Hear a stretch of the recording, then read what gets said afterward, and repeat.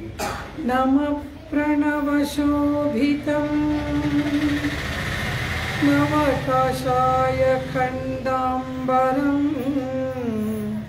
त्रिदण्डपरिमण्डितं त्रिविधतत्त्वनिर्वाहकं दयाञ्चितदृगञ्चलं दलितवादिवद्वैभवं क्षमादिगुणसागरं शरणमेमि रामानुजम् श्रीविष्णुचित्तकुलनन्दन कल्पवल्लीं श्रीरङ्गराज हरिचन्दन योगदृश्यां साक्षात् क्षमां करुणया कमलामिवान्यां गोदामनन्यशरणं प्रपद्ये अनुकलतनुकाण्डालिङ्गनारम्भ शुम्भते प्रतिदिशभुजशाख श्रीसखा नोकहर्दिः स्तननयनगुलुच्छस्फार पुष्पद्विरेफा रचयतु मयि लक्ष्मी कल्पवल्ली कटाक्षान्। हे गोपालक हे कृपाजलनिधे हे सिन्धुकन्यापते हे कंसान्तक हे गजेन्द्र करुणापारीण हे माधवा हे रामानुज हे जगत्त्रय गुरो हे पुण्डरीक क्षमां हे गोपीजननाथ पालय परं जानामि न त्वां विना नीलातुङ्गस्तनगिरितटी सुप्तमुद्बोध्य कृष्णं पारार्थ्यं स्वं श्रुतिशतशिरसिद्धमध्यापयन्ति सोच्छिष्टायां सजिनिगलितं यावलात्कृत्य भुङ्क्ते गोदा तस्यै नमैदमिदं भूय एवास्तु भूयः अन्नवयल पुदुवै आण्डाळरङ्गर्क्कु पन्न तिरुप्पावै पल्पदियं இன்னிசையால் பாடிக் கொடுத்தாள் நற்பாமாலை பூமாலை சூடிக் கொடுத்தாளை சொல்லு சூடிக் கொடுத்த சுடற்கொடியே தொல்பாவை பாடி அருள வல்ல பல்வளையாய் நாடி நீ வெங்கடவர்க்கென்ன விதி என்ன இம்மாத்தம் நாங்கடவா வண்ணமே நல்கு கத்து கரவை கணங்கள் பலகரந்து சத்தார் திரளழியா சன்று சரிச்செய்யும் குத்தமொன்னில்லாத கோவலர்த்தம் பொற்கொடியே புத்தரவல்குல் புனமையிலே போதராய்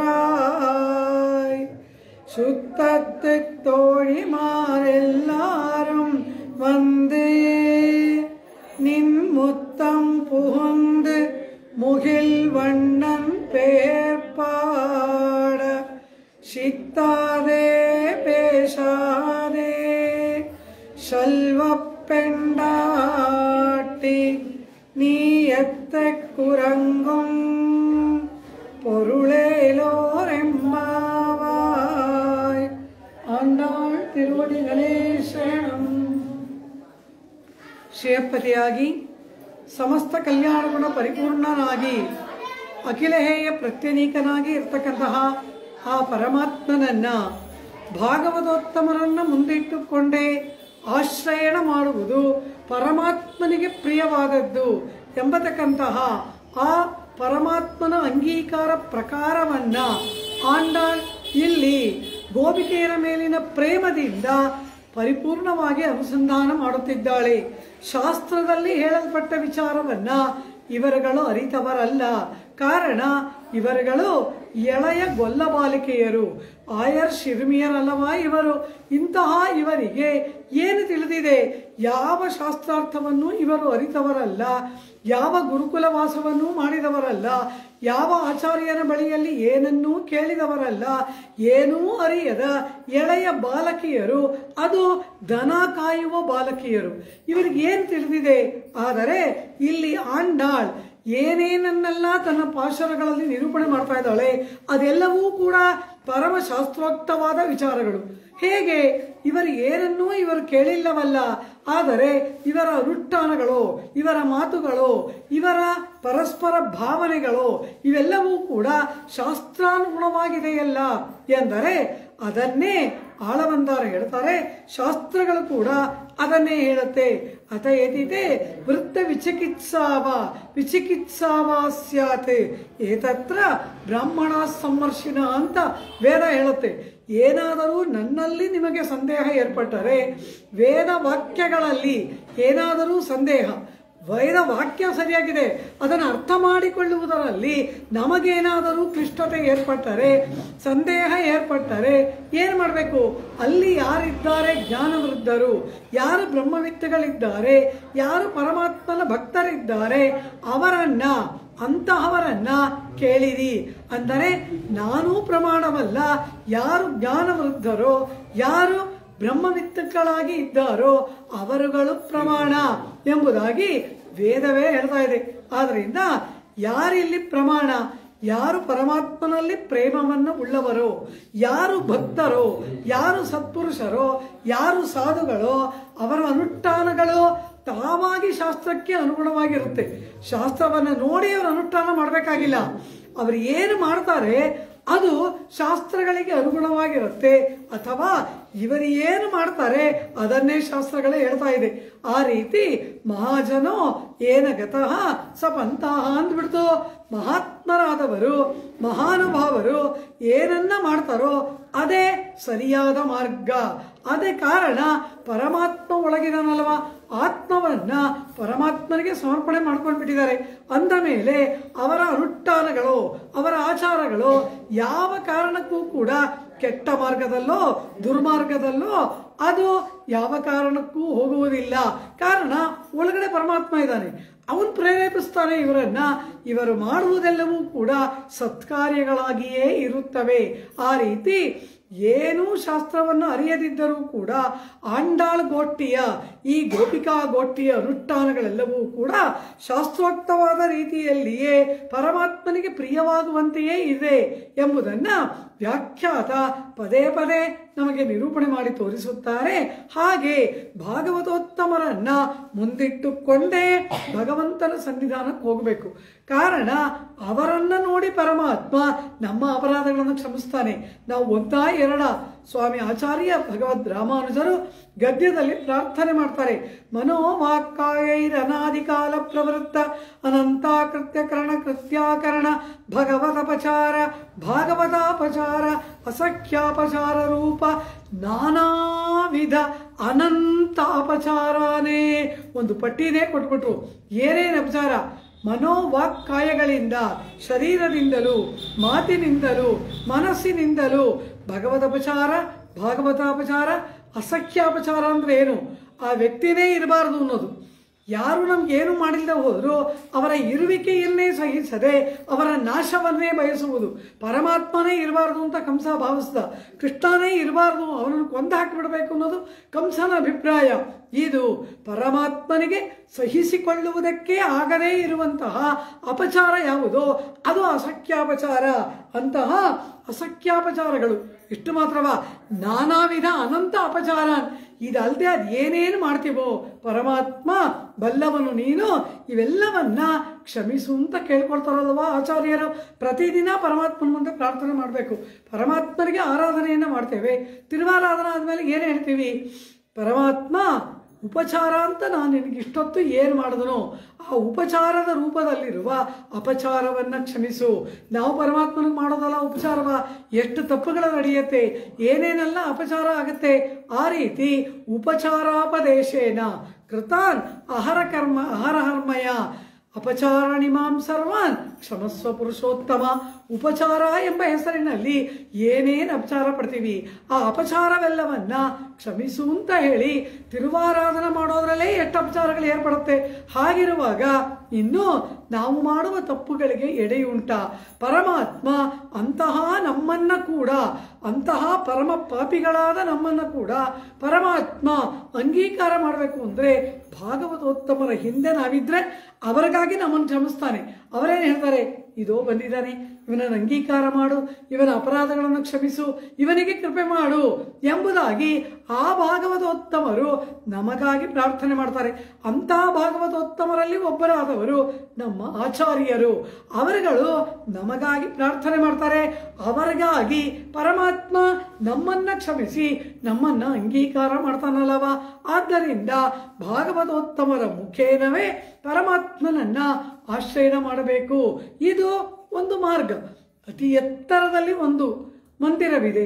ಆ ಮಂದಿರಕ್ಕೆ ನಾವು ಹೋಗಬೇಕಾದ್ರೆ ಎಷ್ಟೋ ಮೆಟ್ಟಿಲುಗಳು. ಕೆಳಗಡೆ ಇರ್ತಕ್ಕಂತಹ ನಾವುಗಳು ನೇರಾಗಿ 60ನೇ ಮೆಟ್ಟಲಿಗೆ ಕಾಲಿಡುವುದಕ್ಕೆ ಸಾಧ್ಯವ? ಹಂತ ಹಂತವಾಗಿ ಹೋಗ್ಬೇಕಲ್ಲವಾ? ಆ ರೀತಿ ಪರಮಾತ್ಮನನ್ನ ನಾವು ಸೇರುವುದಕ್ಕೆ ಇರುವ ಅತಿ ಸುಲಭವಾದ ಸೋಪಾನ ಭಾಗವತೋತ್ತಮರು. ಆದ್ದರಿಂದ ಎಲ್ಲಕ್ಕೂ ಕೂಡ ಭಾಗವತೋತ್ತಮರ ಸಹವಾಸ ಬೇಕು. ಅದನ್ನು ಹೇಳ್ತಾಳೆ ದೇವಿ ಆಂಡಾಳ್. ಎಲ್ಲಕ್ಕೆ ಭಾಗವತೋತ್ತಮರ ಸಹಕಾರ ಬೇಕು. ಪರಮಾತ್ಮ ದೊರೆತರೂ ಭಾಗವತೋತ್ತಮರ ಸಹವಾಸ ಬೇಕು. ಅವನು ದೊರೆಯದೇ ಇರುವ ವಿರಹಾವಸ್ಥೆಯಲ್ಲೂ ಬೇಕು. ಆ ಪರಮಾತ್ಮನನ್ನ ನಾವು ಆಶ್ರಯ ಮಾಡುವುದಕ್ಕೆ ಮುನ್ನವೂ ಅವರು ಬೇಕು. ಎಲ್ಲ ಕಾಲದಲ್ಲಿ ಭಾಗವತೋತ್ತಮರ ಗೋಷ್ಠಿಯೊಡನೆ ಇರುವುದೇ ಆತ್ಮನಿಗೆ ಸ್ವರೂಪ ಎಂಬುದನ್ನ ದೇವಿ ಆಂಡಾಳ್ ಅದ್ಭುತವಾಗಿ ತಿರುಪ್ಪಾವೈ ದಿವ್ಯಶಾಸ್ತ್ರದ 10 ಪಾಶರಗಳು ಪುಲ್ಲುಂ ಶಿಲಂಬಿನ ಹಾಡಿಂದ ಪ್ರಾರಂಭಿಸಿ ಎಲ್ಲೇ ಇಳಂಕಿಳಿಯ ಪರ್ಯಂತ ಅದ್ಭುತವಾಗಿ ನಿರೂಪಣೆ ಮಾಡುತ್ತಾ ಒಂದೊಂದು ಪಾಶರದಲ್ಲಿ ಒಬ್ಬೊಬ್ಬ ವಿಲಕ್ಷಣವಾಗಿ ಇರ್ತಕ್ಕಂತಹ ಭಾಗವತೋತ್ತಮಳನ್ನ, ಅಂದರೆ ಗೋಪಿ ಕನ್ನಿಕೆಯನ್ನ ಆಂಡಾಳ್ ಸುಪ್ರಭಾತ ಹಾಡಿ ಎಚ್ಚರಿಸ್ತಾಳೆ. ಆ ಸುಪ್ರಭಾತ ಹಾಡಿ ಎಚ್ಚರಿಸೋದೇನು? ಕೇವಲ ಬಾಂತ ಕರೆಯೋದಲ್ಲ, ಭಾಗವತರಿಗೆ ಸುಪ್ರಭಾತ ಹಾಡುವ ಕೈಂಕರ್ಯ. ಪರಮಾತ್ಮನಿಗೆ ಸುಪ್ರಭಾತ ಹಾಡುವುದು ಒಂದು ಕೈಂಕರ್ಯವಲ್ಲವ? ಅದನ್ನು ಹೇಳ್ತಾಳೆ 16ನೇ ಪಾಶದಲ್ಲಿ, ತುಯಿಲೆಳಪ್ಪಾಡುವಾನ್, ನಿನಗೆ ಸುಪ್ರಭಾತ ಕೈಂಕರ್ಯ ಮಾಡೋದಕ್ಕೆ ಬಂದಿದ್ದೀವಿ ಅಂತಾಳೆ. ಪರಮಾತ್ಮನಿಗೆ ಸುಪ್ರಭಾತ ಕೈಂಕರ್ಯ ಮಾಡುವುದು ಅಷ್ಟೇ ಅಲ್ಲ, ಭಾಗವತೋತ್ತಮನಿಗೆ ಸುಪ್ರಭಾತ ಕೈಂಕರ್ಯ ಮಾಡುವುದು ಅದು ಎಂತಹ ಪರಮ ಭಾಗ್ಯ. ಆ ಕೈಂಕರ್ಯವನ್ನ ಈಗ ಆಂಡಾಳ್ ನೆರವೇರಿಸುತ್ತಾ ಅದರ ಜೊತೆಯಲ್ಲಿ ಅಪೂರ್ವವಾದ ಪರಮಾತ್ಮನನ್ನ ನಾವು ಅನುಸಂಧಾನ ಮಾಡಿ ಕೈಂಕರ್ಯ ಮಾಡಿ ಅವನನ್ನೇ ಉಪಾಯವಾಗಿ ವರಿಸಿ ಅವನ ಚರಣಾರವಿಂದಗಳ ಕೈಂಕರ್ಯವನ್ನೇ ಉಪೇಯವಾಗಿ ಪುರುಷಾರ್ಥವಾಗಿ ಮಾಡಬೇಕಾದಾಗ ಹೇಗೆ ಮಾಡಬೇಕು, ಯಾವ ರೀತಿ ನಮ್ಮ ಮನೋಭಾವ ಇರಬೇಕು ಎಂಬುದನ್ನು ಆಂಡಾಳ್ ನಿರೂಪಣೆ ಮಾಡ್ತಾಳೆ. ನಾವೇನೋ ಸುಮ್ಮನೆ ದೇವರ ಮುಂದೆ ತೀರ್ತಾ ಇರ್ತೀವಿ, ಹೂ ಇಡ್ತೀವಿ, ದೀಪ ಹಚ್ತೀವಿ, ಊದ್ಗಡೆ ಬೆಳಗ್ತೀವಿ. ಆದರೆ ನಮ್ಮ ಮನಸ್ಸು ಹೇಗಿರಬೇಕು?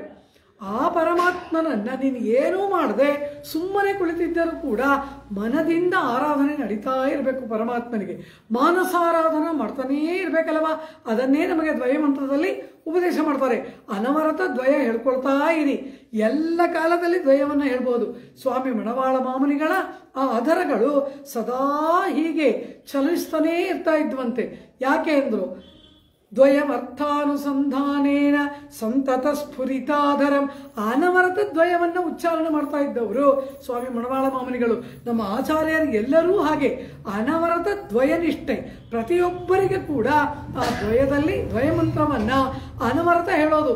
ಆ ಅನುಸಂಧಾನ, ಆ ಮಾನಸಾನುಸಂಧಾನ, ಆ ಭಾವ ಯಾವ ರೀತಿ ಇರಬೇಕು ಇದನ್ನ ಆಂಡಾಳ್ ಪ್ರಧಾನವಾಗಿ ತಿರುಪ್ಪಾವೈಯಲ್ಲಿ ತಾನು ಅನುಷ್ಠಾನ ಮಾಡಿ ನಮಗೆ ಮಾರ್ಗದರ್ಶನ ಮಾಡಿ ಈ 30 ಪಾಶರಗಳು ಏನು ಅಂದ್ರು, 30 ಮೆಟ್ಟಿಲುಗಳು ಏನೂ ಅರಿಯದೆ ಅಜ್ಞರಾಗಿ ಸಂಸಾರ ಸಾಗರದಲ್ಲಿ ಮುಳುಗಿದ ನಮ್ಮನ್ನ ತಾಯಿ ಮಗುವನ್ನ ಕೈ ಹಿಡಿದು ಕರೆದೊಯ್ಯುವಂತೆ.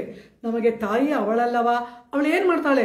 ಆ ಮಗುವಿಗೆ ಆಗ ತಾನೇ ನಡಿಗೆ ಬರುವ ಮಗುವನ್ನ ತಾಯಿ ಕೈ ಹಿಡಿದು ಸರಿಯಾಗಿ ಕರೆದುಕೊಂಡು ಹೋಗುವಂತೆ, ಸರಿಯಾಗಿ ಬೀಳದಂತೆ, ಎಡವದಂತೆ ತಾಯಿ ಕೈ ಹಿಡಿದು ಕರೆದುಕೊಂಡು ಹೋಗುವಂತೆ ದೇವಿ ಆಂಡಾಳ್ ನಮ್ಮನ್ನ ಒಂದೊಂದು ಮೆಟ್ಟಿಲಾಗಿ ಕೈ ಹಿಡಿದು ಹತ್ತಿಸ್ತಾಳೆ.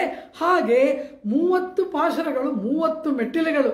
ಪ್ರಥಮ ಪಾಶರದಿಂದ ಬನ್ನಿ ಕೃಷ್ಣಾನುಭವಕ್ಕೆ ಬನ್ನಿ ಅಂತ ಕರೆದು ಬಿಟ್ಟು ಪರಮಾತ್ಮನಾದ ಕೃಷ್ಣನ ಮುಂದೆ 30ನೇ ಪಾಶರದಲ್ಲಿ ನಮ್ಮನ್ನು ಕರ್ಕೊಂಡು ಹೋಗಿ ನಿಲ್ಲಿಸ್ಬಿಡ್ತಾಳೆ. ಒಂದೊಂದು ಪಾಶರ ಒಂದೊಂದು ಮೆಟ್ಟಿಲು, ಆ ಒಂದೊಂದು ಪಾಶರವಾಗಿ ಏರಿ ಏರಿ ಏರಿ ಆ ಒಂದೊಂದು ಪಾಶರದಲ್ಲಿ ಹೇಳಲ್ಪಟ್ಟ ಅನುಸಂಧಾನವನ್ನ ನಾವುಗಳು ಆಂಡಾಳಳ ಕೃಪೆಯಿಂದ ಧಾರಣೆ ಮಾಡಿದ್ದೇ ಆದರೆ ಆ ಒಂದೊಂದು ಪಾಶರ ಒಂದೊಂದು ಸೋಪಾನ ಆ 30ನೇ ಪಾಶರದಲ್ಲಿ ಅವಳ ಜೊತೆಗೆ ನಮ್ಮನ್ನು ಪರಮಾತ್ಮನ ಮುಂದೆ ಕರ್ಕೊಂಡೋಗಿ ನಿಲ್ಲಿಸ್ಬಿಡ್ತಾಳೆ ದೇವಿ ಆಂಡಾಳ್. ಹಾಗೆ ನಮಗೆ ಅನುಸಂಧಾನವನ್ನ, ಅನುಷ್ಠಾನವನ್ನ, ಜ್ಞಾನವನ್ನ, ಆಚಾರ ವಿಚಾರಗಳನ್ನ ಎಲ್ಲವನ್ನ ಆಂಡಾಳ್ 30 ಪಾಶರಗಳಲ್ಲಿ ನಮ್ಮನ್ನ ಪರಿಪಕ್ವ ದಶೆಗೆ ಕರ್ಕೊಂಡು ಹೋಗ್ಬಿಡ್ತಾಳೆ ದೇವಿ ಆಂಡಾಳ್. ಆದ್ರಿಂದಲೇನೆ 30 ತಪ್ಪಾಮೆ ಎಂದ್ರು. ಒಂದು ಮೆಟ್ಲು ಬಿಟ್ಟರು ಕೂಡ ಈ ಮೆಟ್ಲು 4ನೇ ಮೆಟ್ಲು ಬಿಟ್ಬಿಟ್ಟು 6ನೇ ಮೆಟ್ಲಿಗೆ ಕಾಲಿಟ್ರೆ ಜಾರ್ಬಿಡ್ತೀವಿ. 4 ಆದ್ಮೇಲೆ 5ರಲ್ಲೇ ಕಾಲಿಡಬೇಕು. ಕಾರಣ ಕ್ರಮವಾಗಿ ನಾವುಗಳು ಆಗ ಯಾವ ರೀತಿಯ ಜಾರುವಿಕೆಯೂ ಇಲ್ಲದೆ ಎಡವದೆ ನೇರಾಗಿ ಮೇಲೆ ಹೋಗಬಹುದಲ್ಲವಾ. ಅದಕ್ಕಾಗಿ 30 ತಪ್ಪಾಮೆ, ಒಂದನ್ನು ಬಿಡೋ ಹಾಗಿಲ್ಲ. ಕಾರಣ ಅವಳು ನಮ್ಮನ್ನ ಕರೆದೊಯ್ಯುವ ಸೋಪಾನಗಳೇ 30 ಪಾಶರಗಳು. ಅದ್ಭುತವಾಗಿ ಈಗ ನಾವೇ ಚಿಂತನೆ ಮಾಡೋಣ. ಮೊದಲನೆಯ ಪಾಶರವನ್ನು ಕೇಳುವಾಗ ನಮ್ಮ ಮನೋಭಾವ ಹೇಗಿತ್ತು? ಇವತ್ತು ನಾವುಗಳು 11ನೆಯ ಪಾಶರಕ್ಕೆ ಬಂದಿದ್ದೀವಿ. ಇವತ್ತು ನಮ್ಮ ಮನಸ್ಸಿನ ಭಾವನೆ ಹೇಗಿದೆ? ಆಂಡಾಳ್ ನಮ್ಗೆ ಏನೇನೆಲ್ಲ ಹೇಳ್ಕೊಟ್ಟಿದ್ದಾಳೆ, ಯಾವ ರೀತಿ ನಮಗೆ ಕೃಷ್ಣ ಪರಮಾತ್ಮನ ಮೇಲಿನ ಪ್ರೇಮ ಅಧಿಕವಾಗುವ ಹಾಗೆ ಹೇಗೆ ಆಂಡಾಳ್ ನಮ್ಮನ್ನ 11 ಪಾಶದ ತನಕ ಕರೆದಳಲ್ವ. ಮೊದಲನೆಯ ದಿನ ಮಾರ್ಗಳಿ ತಿಂಗಳೇ ಹೇಳುವಾಗ ಮನಸ್ಸು ಹೇಗಿತ್ತು? ಈಗ ಅದಕ್ಕಿಂತ ಎಷ್ಟು ಪಕ್ವವಾಗಿದೆ, ಎಷ್ಟು ಹದವಾಗಿದೆ. 30ನೆಯ ಪಾಶರಕ್ಕೆ ಬರೋದ್ರೊಳಗೆ ಆಂಡಾಳ್ ನಮ್ಮನ್ನ ಪರಿಪೂರ್ಣ ಪ್ರಪನ್ನರಾಗಿ ಮಾಡಿಬಿಡ್ತಾಳೆ. ಅದು ಅವಳ ಪಾಶರದ ವೈಶಿಷ್ಟ್ಯ. ಅದರಲ್ಲಿ ಅಡಗಿರ್ತಕ್ಕಂತಹ ಅಪೂರ್ವವಾದ ಅರ್ಥಗಳ ಒಂದು ವೈಭವ. ಆ ರೀತಿ ಗೋಪಕನ್ನಿಕೆಯರಿಗೆ ಸುಪ್ರಭಾತವನ್ನು ಆಡುತ್ತಾ ಈ ಒಳಗೆ ಮಲಗಿದ್ದಾರೆ ಅವರನ್ನ ಆಂಡಾಳ್ ಎಚ್ಚರಿಸ್ತಾಳೆ ಇದ್ರೆ ಏನರ್ಥ? ಒಳಗೆ ಮಲಗಿರುವ ಬಾಲಕಿಯರಿಗೆ ಏನು ಅಭಿಪ್ರಾಯ? ಕೃಷ್ಣ ಪರಮಾತ್ಮನನ್ನ ಆಶ್ರಯಣ ಮಾಡಿಬಿಟ್ಟಿದ್ದೀವಿ, ಅವನೇ ಸಾಧನ. ನಮ್ಮ ಯಾವ ಪ್ರಯತ್ನದಿಂದಲೂ ನಾವುಗಳು ಪರಮಾತ್ಮನನ್ನ ಪಡೆಯೋದಕ್ಕೆ ಆಗಲ್ಲ. ಕಾರಣ ಏನು ಅಂದರೆ ಈ ಆತ್ಮ ಪರಮಾತ್ಮನಿಗೆ ಶೇಷಭೂತನಾದವನು. ಏನನ್ನ ಮಾಡುವುದಕ್ಕೂ ಕೂಡ ಇವನಿಗೆ ಯಾವ ವಿಧವಾದಂತಹ ಅಧಿಕಾರವೂ ಇಲ್ಲ. ಕಾರಣ ಪರಮಾತ್ಮನಿಗೆ ದಾಸ, ಅವನಿಟ್ಟ ಒಳಕ್ಕೆ ಅವನಿದ್ದಾಗಿರಬೇಕು. ದಾಸಭೂತನಾದ್ದರಿಂದ ಸ್ವಾತಂತ್ರ್ಯವಿಲ್ಲ. ಎರಡನೇದು, ಸ್ವಾತಂತ್ರ್ಯ ವಹಿಸಿ ನಾವು ಮಾಡ್ತೀವಿ ಅಂದ್ರು ಕರ್ಮಜ್ಞಾನ ಭಕ್ತಿ ಯೋಗಾದಿಗಳನ್ನ ಅನುಷ್ಠಾನವನ್ನು ನಾವು ಮಾಡಬೇಕು. ಹಾಗೆ ಮಾಡುವುದಕ್ಕೆ ನಮಗೆ ಶಕ್ತಿಯೋ ಜ್ಞಾನವೋ ನಮಗಿಲ್ಲ. ಸಾಮಾನ್ಯರಾದ ಪಾಮರರು ನಾವು. ಸಂಸಾರದಲ್ಲಿ ಕಟ್ಟುಪಟ್ಟ ನಮಗೆ ಕರ್ಮಜ್ಞಾನ ಭಕ್ತಿ ಯೋಗಾದಿಗಳನ್ನ ಅನುಷ್ಠಾನ ಮಾಡುವಂತೆ ಸ್ವಲ್ಪವೂ ಲೋಪ ಏರ್ಪಡದಂತೆ ಅನುಷ್ಠಾನ ಮಾಡಬೇಕು. ಅದು ಮುಖ್ಯ. ಆ ರೀತಿ ಮಾಡುವ ಶಕ್ತಿಯೋ ಜ್ಞಾನವೋ ನಮಗಿಲ್ಲ. ಒಂದು ಪಕ್ಷ ಜ್ಞಾನ ಇದೆ ಮಾಡ್ತೀವಿ ಅಂತಂದ್ರೂ ಕೂಡ ಅದು ನಮ್ಮ ಸ್ವರೂಪಕ್ಕೆ ಯೋಗ್ಯವಾದದ್ದಲ್ಲ, ನಮ್ಮ ಸ್ವರೂಪಕ್ಕೆ ಅದು ಅರ್ಹವಾದದ್ದಲ್ಲ, ಸ್ವರೂಪ ವಿರೋಧಿ. ಅದನ್ನು ಹೇಳ್ತಾರೆ. ಈ ನಮಗೆ ಶಕ್ತಿ ಇದ್ರೂ ಕೂಡ ಅದನ್ನೆಲ್ಲ ಮಾಡಬೇಡ. ಕಾರಣ ಏನು? ಅದು ಅಹಂಕಾರ ಮಮಕಾರಕ್ಕೆ ಕಾರಣವಾಗುವ ಸ್ವಪ್ರವೃತ್ತಿಗಳು. ಆದ್ದರಿಂದ ಅಹಂಕಾರ ಮಮಕಾರಕ್ಕೆ ಕಾರಣ ಆಗುವ ಎಲ್ಲ ಬಿಟ್ಬಿಡು. ಅಹಂಕಾರ ಮಮಕಾರ ಇಲ್ಲದೆ ಇರೋದು ಯಾವುದು? ಪರಮಾತ್ಮನ ಪಾದಗಳನ್ನು ಹಿಡಿಯೋದು. ಅದನ್ನು ಮಾಡಿಬಿಡು ಅಂದ್ರು. ಈ ರೀತಿ ಅವನೇ ಸಾಧನ. ಆಮೇಲೆ ನಾನು ಮಾಡ್ತೀನಿ ಕರ್ಮಯೋಗ ಜ್ಞಾನಯೋಗ ಭಕ್ತಿ ಯೋಗನಲ್ಲ, ನಾನು ಅನುಷ್ಠಾನ ಮಾಡ್ತೀನಿ ಅಂದರೂ ಕೂಡ ನಮ್ಮ ಪಾಪದ ರಾಶಿ ಎಷ್ಟಿದೆ? ಆ ಪಾಪದ ರಾಶಿಯನ್ನ ನಮ್ಮ ಅನುಷ್ಠಾನದಿಂದ ಕಳೆದುಕೊಳ್ಳೋ ಶಕ್ತಿ ನಮಗಿದೆಯಾ? ಆದ್ರಿಂದ ವಿರೋಧಿಯಾದ ಪಾಪ ಕರ್ಮಗಳನ್ನು ನೋಡಿದ್ರೆ ಅದು ಅಪಾರವಾಗಿದೆ. ಕರ್ಮಜ್ಞಾನ ಭಕ್ತಿಯೋಗಗಳನ್ನು ಅನುಷ್ಠಾನ ಮಾಡುವ ಶಕ್ತಿ ನಮಗಿಲ್ಲ. ಇನ್ನು ಸ್ವರೂಪ ನೋಡಿದ್ರೇನೋ ಏನನ್ನೂ ನಾವು ಮಾಡುವಂತಿಲ್ಲ. ಹೀಗಿರುವಾಗ ನಾವು ಏನು ಅನುಷ್ಠಾನವನ್ನು ಮಾಡುವುದಕ್ಕೆ ಸಾಧ್ಯ? ಆದ್ದರಿಂದ ಪರಮಾತ್ಮನೇ ಸಾಧನ ಅಂತ ಅವನ ಪಾದಗಳನ್ನು ಹಿಡಿದು ಶ್ರೀಮನ್ನಾರಾಯಣ ಚರಣಂ ಶರಣಂ ಪ್ರಪದ್ಯೆ, ನಿನ್ನ ಚರಣಗಳಲ್ಲಿ ನಾನು ಶರಣಾಗತನಾಗಿದ್ದೇನೆ. ಪರಮಾತ್ಮ, ನಿನ್ನ ಚರಣಾರವಿಂದಗಳ ಕೈಂಕರ್ಯವನ್ನ ನಿನ್ನಾನಂದಕ್ಕಾಗಿ ಮಾಡುವಂತೆ ಪುರುಷಾರ್ಥವನ್ನ ಕೊಡು. ಶ್ರೀಮತೆ ನಾರಾಯಣಾಯ ನಮಃ.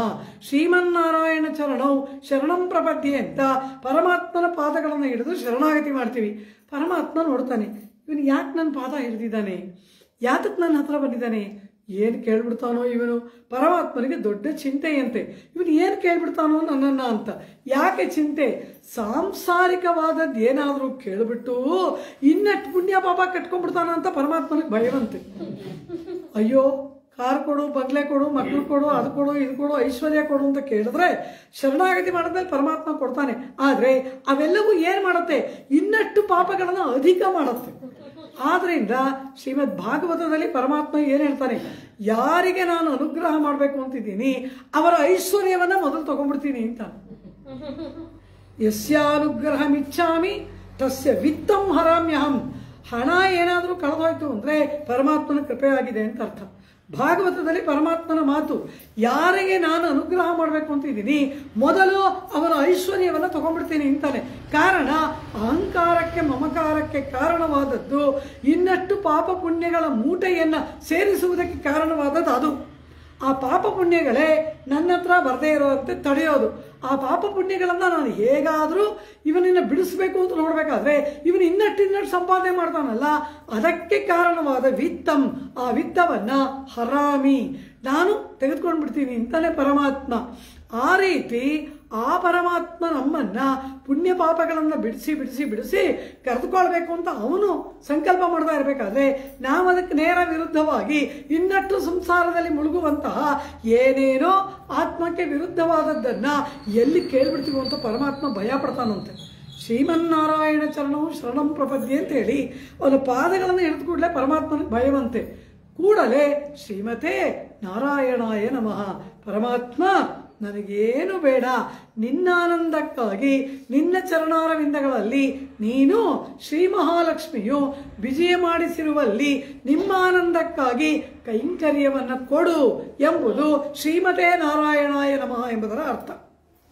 ಮೊದಲನೇದು ಪಾದಗಳಲ್ಲಿ ಶರಣಾಗತಿ. ಶ್ರೀಮತೆ ನಾರಾಯಣಾಯ ನಮಃ ಅಂದರೆ ಏನು? ನಿನ್ನಾನಂದಕ್ಕಾಗಿ ನಿನ್ನ ಚರಣಾರವಿಂದಗಳಲ್ಲಿ ಕೈಂಕರ್ಯವನ್ನು ಕೊಡು. ಹಾಗೆ ಪರಮಾತ್ಮನನ್ನು ಆಶ್ರಯಣ ಮಾಡುವಾಗಲೂ ಶ್ರೀಮನ್ನಾರಾಯಣ, ಪಿರಾಟಿ ಒಡಗೂಡಿದ ಪರಮಾತ್ಮ. ಕೇವಲ ಬ್ರಹ್ಮಚಾರಿ ನಾರಾಯಣ ಸಂಪ್ರದಾಯದಲ್ಲಿ ಇಲ್ಲವೇ ಇಲ್ಲ, ಪಿರಾಟಿ ಒಡಗೂಡಿದ ಪರಮಾತ್ಮ. ಕೈಂಕರ್ಯ ಮಾಡುವಾಗ ಸ್ವಾಮಿ ವೇದಾಂತ ದೇಶಿಕರು ಶ್ರೀಸ್ತುತಿಯಲ್ಲಿ ಹೇಳ್ತಾರೆ, ಭಾವಾರೂಢೌ ಭಗವತಿ ಯುವಾಂ ದೈವತಂ ದಂಪತೀನಃ. ಕೆಲವರು ಬರೀ ದೇವಿ ಉಪಾಸಕರು, ಆ ದೇವಿ ಮಾತ್ರ ನಮಗೆ ಪರಮಾತ್ಮ ತತ್ವ ಅಂತಾರೆ. ಇನ್ನು ಕೆಲವರು ಪರಮಾತ್ಮ ಆ ಪುರುಷೋತ್ತಮ ಅವನು ಮಾತ್ರ ತತ್ವ ಅಂತಾರೆ. ಅಲ್ಲ, ಭಾವಾರೂಢೌ ಭಗವತಿ ಯುವಾಂ ದೈವತಂ ದಂಪತೀನಃ. ನಿಮ್ಮಿಬ್ಬರ ಈ ಮಿಥುನ ಇದೆಯಲ್ಲ ದಂಪತಿಗಳು, ನೀವೇ ನಮಗೆ ಆರಾಧ್ಯ ದೈವ, ನೀವೇ ನಮಗೆ ಉಪಾಸ್ಯವಾದ ದೈವ. ಈ ದಂಪತಿಗಳಿಗೆ ಕೈಂಕರ್ಯ, ಈ ದಂಪತಿಗಳ ಚರಣಾರವಿಂದಗಳಲ್ಲಿ ಶರಣಾಗತಿ, ಆ ದಂಪತಿಗಳಿಗೆ ನಾವುಗಳು ಕೈಂಕರ್ಯ ಮಾಡುವುದು. ಶ್ರೀಮತೆ ನಾರಾಯಣಾಯ ನಮಃ ಅಂದ್ರೆ ಅರ್ಥವೇನು? ಶ್ರೀ ಒಡಗೂಡಿದ ನಾರಾಯಣನಾದವನಿಗೆ ಎಲ್ಲ ಕೈಂಕರ್ಯಗಳು ಎಲ್ಲವೂ ಕೂಡ ಮೀಸಲು. ನಾರಾಯಣಾಯ, ಅವನಾನಂದಕ್ಕಾಗಿ ಅವನಿಗೆ ಕೈಂಕರ್ಯ ಮಾಡೋದು ಅಂದಾಗ ಪರಮಾತ್ಮ ಹಬ್ಬ ಬದುಕಿದೆ ಅಂತಾನಂತೆ. ಸದ್ಯ ಇವನು ಬೇರೆ ಏನೇನೋ ಸಂಸಾರದಲ್ಲಿ ಮುಳುಗುವಂಥದ್ದು ಏನು ಕೇಳದೆ ನನ್ನ ಕೈಂಕರ್ಯವನ್ನು ಕೇಳ್ತಾ ಇದ್ದಾನಲ್ಲ, ಅಸ್ತು ಅಂದ್ಬಿಡ್ತಾನೆ ಪರಮಾತ್ಮ. ಅವನಸ್ತು ಅಂತಾನೋ ಬಿಡ್ತಾನೋ. ಮಹಾಲಕ್ಷ್ಮಿ ಅಸ್ತುತೆ ತಯೈವ ಸರ್ವಂ ಸಂಪತ್ಸ್ಯತೆ, ಎಲ್ಲ ಕೊಟ್ಬಿಡ್ತೀನಿ, ನಮ್ಮ ಯಜಮಾನರ ಕೈಲಿ ಎಲ್ಲ ಕೊಡಿಸ್ತೀನಿ ಅಂತೇಳಿ ಅವಳ ಭಯವನ್ನು ಕೊಟ್ಬಿಡ್ತಾಳಂತೆ. ಗದ್ಯದಲ್ಲಿ ಮೊದಲು ಪಿರಾಟಿಯಲ್ಲಿ ಶರಣಾಗತಿ, ಅವಳಲ್ಲಿ ಶರಣಾಗತಿ ಮಾಡಿ, ಅಮ್ಮ ಪರಮಾತ್ಮನಲ್ಲಿ ಶರಣಾಗತಿ ಮಾಡ್ತೇನೆ, ನೀನು ಅವನು ನಮಗೆ ಒಲಿಯುವಂತೆ ಕೃಪೆ ಮಾಡು ಅಂತಾರೆ ಆಚಾರ್ಯರು. ಅವಳಲ್ಲಿ ಮೊದಲು ಶರಣಾಗತಿ, ಆನಂತರ ಅವಳು ಪುರುಷಕಾರ ಮಾಡಿದ ಮೇಲೆ ಪರಮಾತ್ಮನಲ್ಲಿ ಶರಣಾಗತಿ ಮಾಡಿದಾಗ ಅವಳನ್ನು ಕೇಳ್ತಾರೆ. ಅವಳ ಹತ್ರ ಮೊದಲು ಭಾಷೆ ತಗೊಂಡ್ಬಿಡ್ತಾರೆ. ಸ್ವಾಮಿ ರಾಮಾನುಜರು ಅಸ್ತುತೆ, ನೀವು ಬಯಸೋದಾದ ಸಿಗುತ್ತೆ ಅಂತ ಮೊದಲು ಅಮ್ಮ ಅವ್ರ ಹತ್ರ ಪ್ರತಿಜ್ಞೆ ಮಾಡಿಸ್ಕೊಂಡ್ಬಿಟ್ರು. ಆಮೇಲೆ ಮನೆ ಯಜಮಾನರ ಹತ್ರ ಶರಣಾಗತಿ ಮಾಡ್ತಾರೆ ಆಚಾರ್ಯರು. ಇದೆಲ್ಲವಾ ನಮ್ಮ ಸಂಪ್ರದಾಯ. ಆ ರೀತಿ ಆ ಪರಮಾತ್ಮನನ್ನು ವರ್ಣ ಮಾಡಿದ ಮೇಲೆ ನಾವು ಮಾಡೋ ಅಂಥದ್ದು ಏನಿದೆ? ಏನೂ ಮಾಡಬೇಕಾಗಿಲ್ಲ. ಶರಣಾಗತಿಗೆ ಏನಾದರೂ ಮಾಡಿದ್ರೆ ಶರಣಾಗತಿ ಕೈ ಬಿಟ್ಟು ಹೋಗುತ್ತೆ. ಶಣಲ್ ಕೈಯರ್ಕಂಡ ಬ್ರಹ್ಮಾಸ್ತ್ರಂ ಪೋಲೆ ಪ್ರಪತ್ತಿಯಾನದು ನಳುವಂ. ಆ ರಾಕ್ಷಸರು ಹನುಮಾನನ ಖಡ್ಗದಿಂದ ಕಟ್ಟಿದ್ರು, ಬ್ರಹ್ಮಾಸ್ತ್ರ ಬಿಟ್ಟು ಹೋಯ್ತು. ಆ ರೀತಿ ನಾವೇನಾದರೂ ಸ್ವಪ್ರವೃತ್ತಿ, ನಾನು ಅದು ಮಾಡ್ತೀನಿ ಇದು ಮಾಡ್ತೀನಿ, ನಾನು 48 ದಿನ ದೀಪ ಹಚ್ಚಿದ್ರೆ ನನ್ನ ಮಗಳಿಗೆ ಮದುವೆ ಆಗುತ್ತೆ, 108 ಪ್ರದಕ್ಷಿಣೆ ಮಾಡಿದ್ರೆ ಮಗನಿಗೆ ಮಗು ಹುಟ್ಟುತ್ತೆ, ಇದೆಲ್ಲ ಸಂಪ್ರದಾಯದಲ್ಲಿ ಇಲ್ಲವೇ ಇಲ್ಲ. ಹಾರಕೆ ಅನ್ನೋದೇ ಇಲ್ಲ, ಪ್ರಾರ್ಥಿಸ್ಕೊಳ್ಳೇ ಕೂಡ್ದು. ನಾವು ನೀನು ಅದು ಮಾಡಿದ್ರೆ ನಾನು ಇದು ಮಾಡಿದ್ರೆ ನೀನು ಅದನ್ನು ಕೊಡು, ನೀನು ಅದನ್ನು ಕೊಟ್ಟರೆ ನಾನು ಇದು ಮಾಡ್ತೀನಿ, ಪ್ರಾರ್ಥನೆ ಅನ್ನೋದೇ ಇಲ್ಲ. ಪ್ರಾರ್ಥನೆ ಮಾಡೋದು ಸಂಪ್ರದಾಯ ವಿರುದ್ಧ. ಕೂಡುದು ಅಂದ್ಬಿಟ್ರು ಆಚಾರ್ಯ ರಾಮಾನುಜರು. ಪ್ರಾರ್ಥಿಸ್ಕೊಳ್ಳೋದು, ಹರಿಸ್ಕೊಳ್ಳೋದು ಇದೆಲ್ಲ ಆತ್ಮಸ್ವರೂಪಕ್ಕೆ ವಿರುದ್ಧವಾದದ್ದು, ಪರಮಾತ್ಮನಿಗೆ ಇಷ್ಟವಿಲ್ಲದೇ ಇರುವುದು. ಹಾಗೆ ಬಲಾತ್ಕಾರ ಮಾಡಿ ಪರಮಾತ್ಮನಿಗೆ ಹರಕೆ ಹೊತ್ತು ಏನಾದರೂ ಪಡ್ಕೊಂಡ್ರೂ ಕೂಡ ಅದನ್ನು ನಿಲ್ಲಲ್ಲ, ಅದು ಕೈ ಬಿಟ್ಟು ಹೋಗುತ್ತೆ. ಅದರಿಂದ ಇನ್ನಷ್ಟು ದುಃಖ ಏರ್ಪಡುತ್ತೆ. ಎಷ್ಟೋ ಜನ ಈ ಉಪನ್ಯಾಸ ಮುಗಿದ ಮೇಲೆ ಕೆಲವು ದೃಷ್ಟಾಂತಗಳನ್ನು ಹೇಳ್ತೀನಿ ಏನೇನಾಗಿದೆ ಅಂತ. ಆ ರೀತಿ ಹರಕೆ, ಪ್ರಾರ್ಥನೆ ಇದೆಲ್ಲ ಸಂಪ್ರದಾಯ ವಿರುದ್ಧ. ಒಬ್ಬ ಶ್ರೀ ವೈಷ್ಣವ ಇದು ಏನನ್ನು ಮಾಡ್ಕೊಳ್ಳೋದು, ಪ್ರಾರ್ಥನೆ ಮಾಡ್ಕೊಳ್ಳೋದು, ಹರಿಸ್ಕೊಳ್ಳೋದು, ಪ್ರದಕ್ಷಿಣೆ ಬರ್ತೀನಿ, ದೀಪ ಹಚ್ತೀನಿ, ನಿಂಬೆಹಣ್ಣು ಇಡ್ತೀನಿ, ಇದೆಲ್ಲ ಸ್ವರೂಪ ವಿರುದ್ಧವಾದದ್ದು. ಯಾವಾಗ ಆಚಾರ್ಯರು ಪಂಚ ಸಂಸ್ಕಾರವನ್ನು ಮಾಡಿ ಈ ಆತ್ಮನನ್ನು ಪರಮಾತ್ಮನಿಗೆ ಸಮರ್ಪಣೆ ಮಾಡಿಬಿಟ್ರೋ, ಪರಮಾತ್ಮನ ಪತ್ನಿಯರು ನಾವು. ಈ ಪರಮಾತ್ಮನಿಗೆ ಪತ್ನಿಯಾದ ನಾವು ಇತರ ದೇವತೆಗಳನ್ನು ತಿರುಗಿಯೂ ನೋಡಬಾರ್ದು. ಒಬ್ಬನ ಜೊತೆ ವಿವಾಹ ಆಗ್ಬಿಟ್ಟ ಮೇಲೆ ಬಳೆ ತೆಕ್ಕೊಡ್ತಾನೆ ಅಂತ ಒಬ್ಬ, ಸೀರೆ ತೆಕ್ಕೊಡ್ತಾನೆ ಅಂತ ಒಬ್ಬ, ಹೂ ಕೊಡಿಸ್ತಾನೆ ಅಂತ ಒಬ್ಬ, ಹೀಗೆ ಹೋಗ್ತಾ ಇದ್ರೆ ಅವಳನ್ನು ಏನಂತ ಕರೀತಾರೆ? ಅವಳು ಪತಿವ್ರತೆಯ? ಪರಮಾತ್ಮನಿಗೆ ಆತ್ಮನನ್ನು ಆಚಾರ್ಯರು ಸಮರ್ಪಣೆ ಮಾಡಿಬಿಟ್ರು. ಇನ್ನು ಆ ಪರಮಾತ್ಮನ ಹೊರತಾಗಿ ನಮಗಿನ್ನಾವುದೂ ಉಪಾದೇಯವಲ್ಲ, ಯಾವುದೂ ಉಪಾಯವಲ್ಲ, ಯಾವುದೂ ರಕ್ಷಕವಲ್ಲ. ಅವನೇ ನಾರಾಯಣನೇ ಅಂತ ಮೊದಲನೇ ಭಾಷಣದಲ್ಲೇ ಆಂಡಾಳು ಹೇಳ್ಬಿಟ್ರು. ನಾರಾಯಣನೇ ಅಂದರೆ ಅರ್ಥ ಏನು? ನಾರಾಯಣನ ಹೊರತಾಗಿ ಇನ್ನಾವುದೂ ಕೂಡ ಈ ಆತ್ಮನಿಗೆ ಉಪಾದೇಯವಲ್ಲ. ಈ ಆತ್ಮನಿಗೆ ಆ ಪರಮಾತ್ಮನೇ ಸ್ವಾಮಿಯಾದವನು, ಅವನೇ ಪತಿ. ಆ ಪತಿಯನ್ನ ಒಬ್ಬಳು ಪತಿವ್ರತೆ ವರ್ಷದ ಮೇಲೆ ಒಂದೊಂದಕ್ಕೆ ಒಂದೊಂದು. ಈ ದೇವಸ್ಥಾನಕ್ಕೆ ಹೋದರೆ ಅಮೆರಿಕಾಗೆ ಹೋಗಕ್ಕೆ ವೀಸಾ ಸಿಗುತ್ತೆ, ಆ ದೇವಸ್ಥಾನಕ್ಕೆ ಹೋದರೆ ಮಗನಿಗೆ ಮದುವೆ ಆಗುತ್ತೆ, ಇಲ್ಲಿಗೆ ಹೋದರೆ ಮಗಳಿಗೆ ಮಗು ಹುಟ್ಟುತ್ತೆ. ಇದೆಲ್ಲ ಏನು?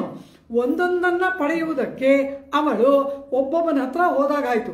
ಆ ಒಂದೊಂದನ್ನು ಪಡೆಯೋದಕ್ಕೆ ಒಬ್ಬೊಬ್ಬನ ಹತ್ರ ಹೋದವಳನ್ನ ನಾವು ನಮ್ಮ ಬಾಯಲ್ಲಿ ಹೇಳಬಾರ್ದು. ಏನಂತ ಕರಿತೀವಿ? ಅದು ಆತ್ಮಕ್ಕೆ ಆಗಬಾರ್ದು. ಆದ್ದರಿಂದಲೇ ಆಚಾರ್ಯರು ಏನು ಹೇಳ್ತಾರೆ? ಪರಮಾತ್ಮನಾದ ನಾರಾಯಣನಿಗೆ ನಾವು ದಾಸಭೂತರು ಅನ್ನೋ ಜ್ಞಾನ ಇದೆಯೋ ಇಲ್ವೋ, ಅವನಿಗೆ ದಾಸರಾಗದೆ ಹೋದ್ರೂ ಪರವಾಗಿಲ್ಲ, ಇತರ ದೇವತೆಗಳಿಗೆ ದಾಸರಾಗಬೇಡಿ. ಭಗವತ್ ಶೇಷತ್ವಕ್ಕೆ ಕಾಟಿಲುಂ ಅನ್ಯಶೇಷತ್ವಂ ಕಳಿಗಯೇ ಪ್ರಧಾನಂ. ಇವನಿಗೆ ದಾಸರಾಗ್ತಿರೋ ಬಿಡ್ತಿರೋ, ಇತರ ದೇವತೆಗಳಿಗೆ ದಾಸರಾಗಬೇಡಿ ಎಂದ್ರು. ಯಾರಿಗೂ ದಾಸರಲ್ಲ ಅಂತಿದ್ಯಾ? ಇವತ್ತು ನನ್ನ ಪಾಡಕ್ಕೆ ನಾನು ಇದ್ದೀನಿ ಅಂದರೆ ಇವತ್ತು ಪರಮಾತ್ಮನಿಂದ ನಾನು ದೂರ ಆಗಿದ್ದೀನಿ. ಒಬ್ಬ ಸ್ತ್ರೀ ಪತಿಯಿಂದ ಯಾವುದೋ ಕಾರಣಕ್ಕೆ ದೂರವಾಗಿ ಇದ್ದಾಳೆ. ಆ ಪತಿ ಆ ಪತ್ನಿ ಆಗ ಅವಳ ಪಾಡಿಗೆ ಅವಳು ಇದ್ರೆ ಯಾವತ್ತೋ ಒಂದಿನ ಪತಿಯನ್ನು ಸೇರುವ ಅವಕಾಶ ಅವಳಿಗಿರುತ್ತೆ. ಅವಳು ಇನ್ನೊಬ್ಬನ ಜೊತೆ ಹೋಗ್ಬಿಟ್ರೆ ಆ ಪತಿ ಜೊತೆ ಹೋಗೋಕ್ಕಾಗುತ್ತಾ? ಮತ್ತೆ ಆ ರೀತಿ ನಾರಾಯಣನಿಗೆ ದಾಸರು ಎಂಬ ಜ್ಞಾನವಿಲ್ಲದೆ ಹೋದ್ರೂ ಪರವಾಗಿಲ್ಲ, ಇತರ ದೇವತೆಗಳ ಬಳಿಗೆ ಹೋಗಬಾರದು. ಈ ಆತ್ಮ ಅವನಿಗೇ ಶೇಷಭೂತವಾದದ್ದು. ಅವನೇ ಪತಿಂ ವಿಶ್ವಸ್ಯ ಆತ್ಮೇಶ್ವರಗಂ. ಅವನೇ ಸಮಸ್ತ ಆತ್ಮಗಳಿಗೆ ಪತಿಯಾದವನು. ಯಾರು? ನಾರಗಳಲ್ಲಿ ಆತ್ಮಗಳು ಸೇರಿದೆ. ನಾರಕ್ಕೆ ಅಯನ ನಾರಾಯಣ, ನಾರಗಳಲ್ಲಿ ಆತ್ಮ ಇದೆ. ಆದ್ದರಿಂದ ಈ ಆತ್ಮಕ್ಕೆ ನಾರಾಯಣ ಆಶ್ರಯನೇ ಹೊರತು ಮತ್ತೊಬ್ಬರು ಆಶ್ರಯವ? ಹಾಗೆ ಆ ಪರಮಾತ್ಮನನ್ನೇ ನಂಬಿ ಅವನೇ ಸಾಧನ, ಅವನೇ ಉಪಾಯ. ಅವನ ಹೊರತಾಗಿ ನಾನಿನ್ನಾವ ಪ್ರಯತ್ನವನ್ನೂ ಮಾಡೋಲ್ಲ ಅಂಥೇಳಿ ಪರಮಾತ್ಮನನ್ನು ಪಡೆಯುವುದಕ್ಕೆ ಎಲ್ಲ ಸ್ವಪ್ರವೃತ್ತಿಗಳನ್ನು ಬಿಟ್ಟಿರುವಿಕೆ ಎಂಬುದೇ ಒಳಗೆ ಮಲಗಿದ್ದಾಳಲ್ಲ ನಿದ್ರೆ, ಅದು. ವಾಳುಂ ಸೋಂಬರೈ ಉಹತ್ತಿ ಪೋಲಂ ಅರಂಗಮಾನ ಅರುಳಾನೆ ಎಂಬುದಾಗಿ ತಿರುಮಾಲೆಯಲ್ಲಿ ತೊಂಡರಡಿಪ್ಪಡಿ ಆಳ್ವಾರರ ಅನುಸಂಧಾನ. ಸೋಂಬರ್ ಅಂದರೆ ಏನು? ಏನು ಮಾಡಲ್ಲ. ಶರಣಾಗತಿ ಅಂದರೆ ನಿವೃತ್ತಿ ಧರ್ಮ.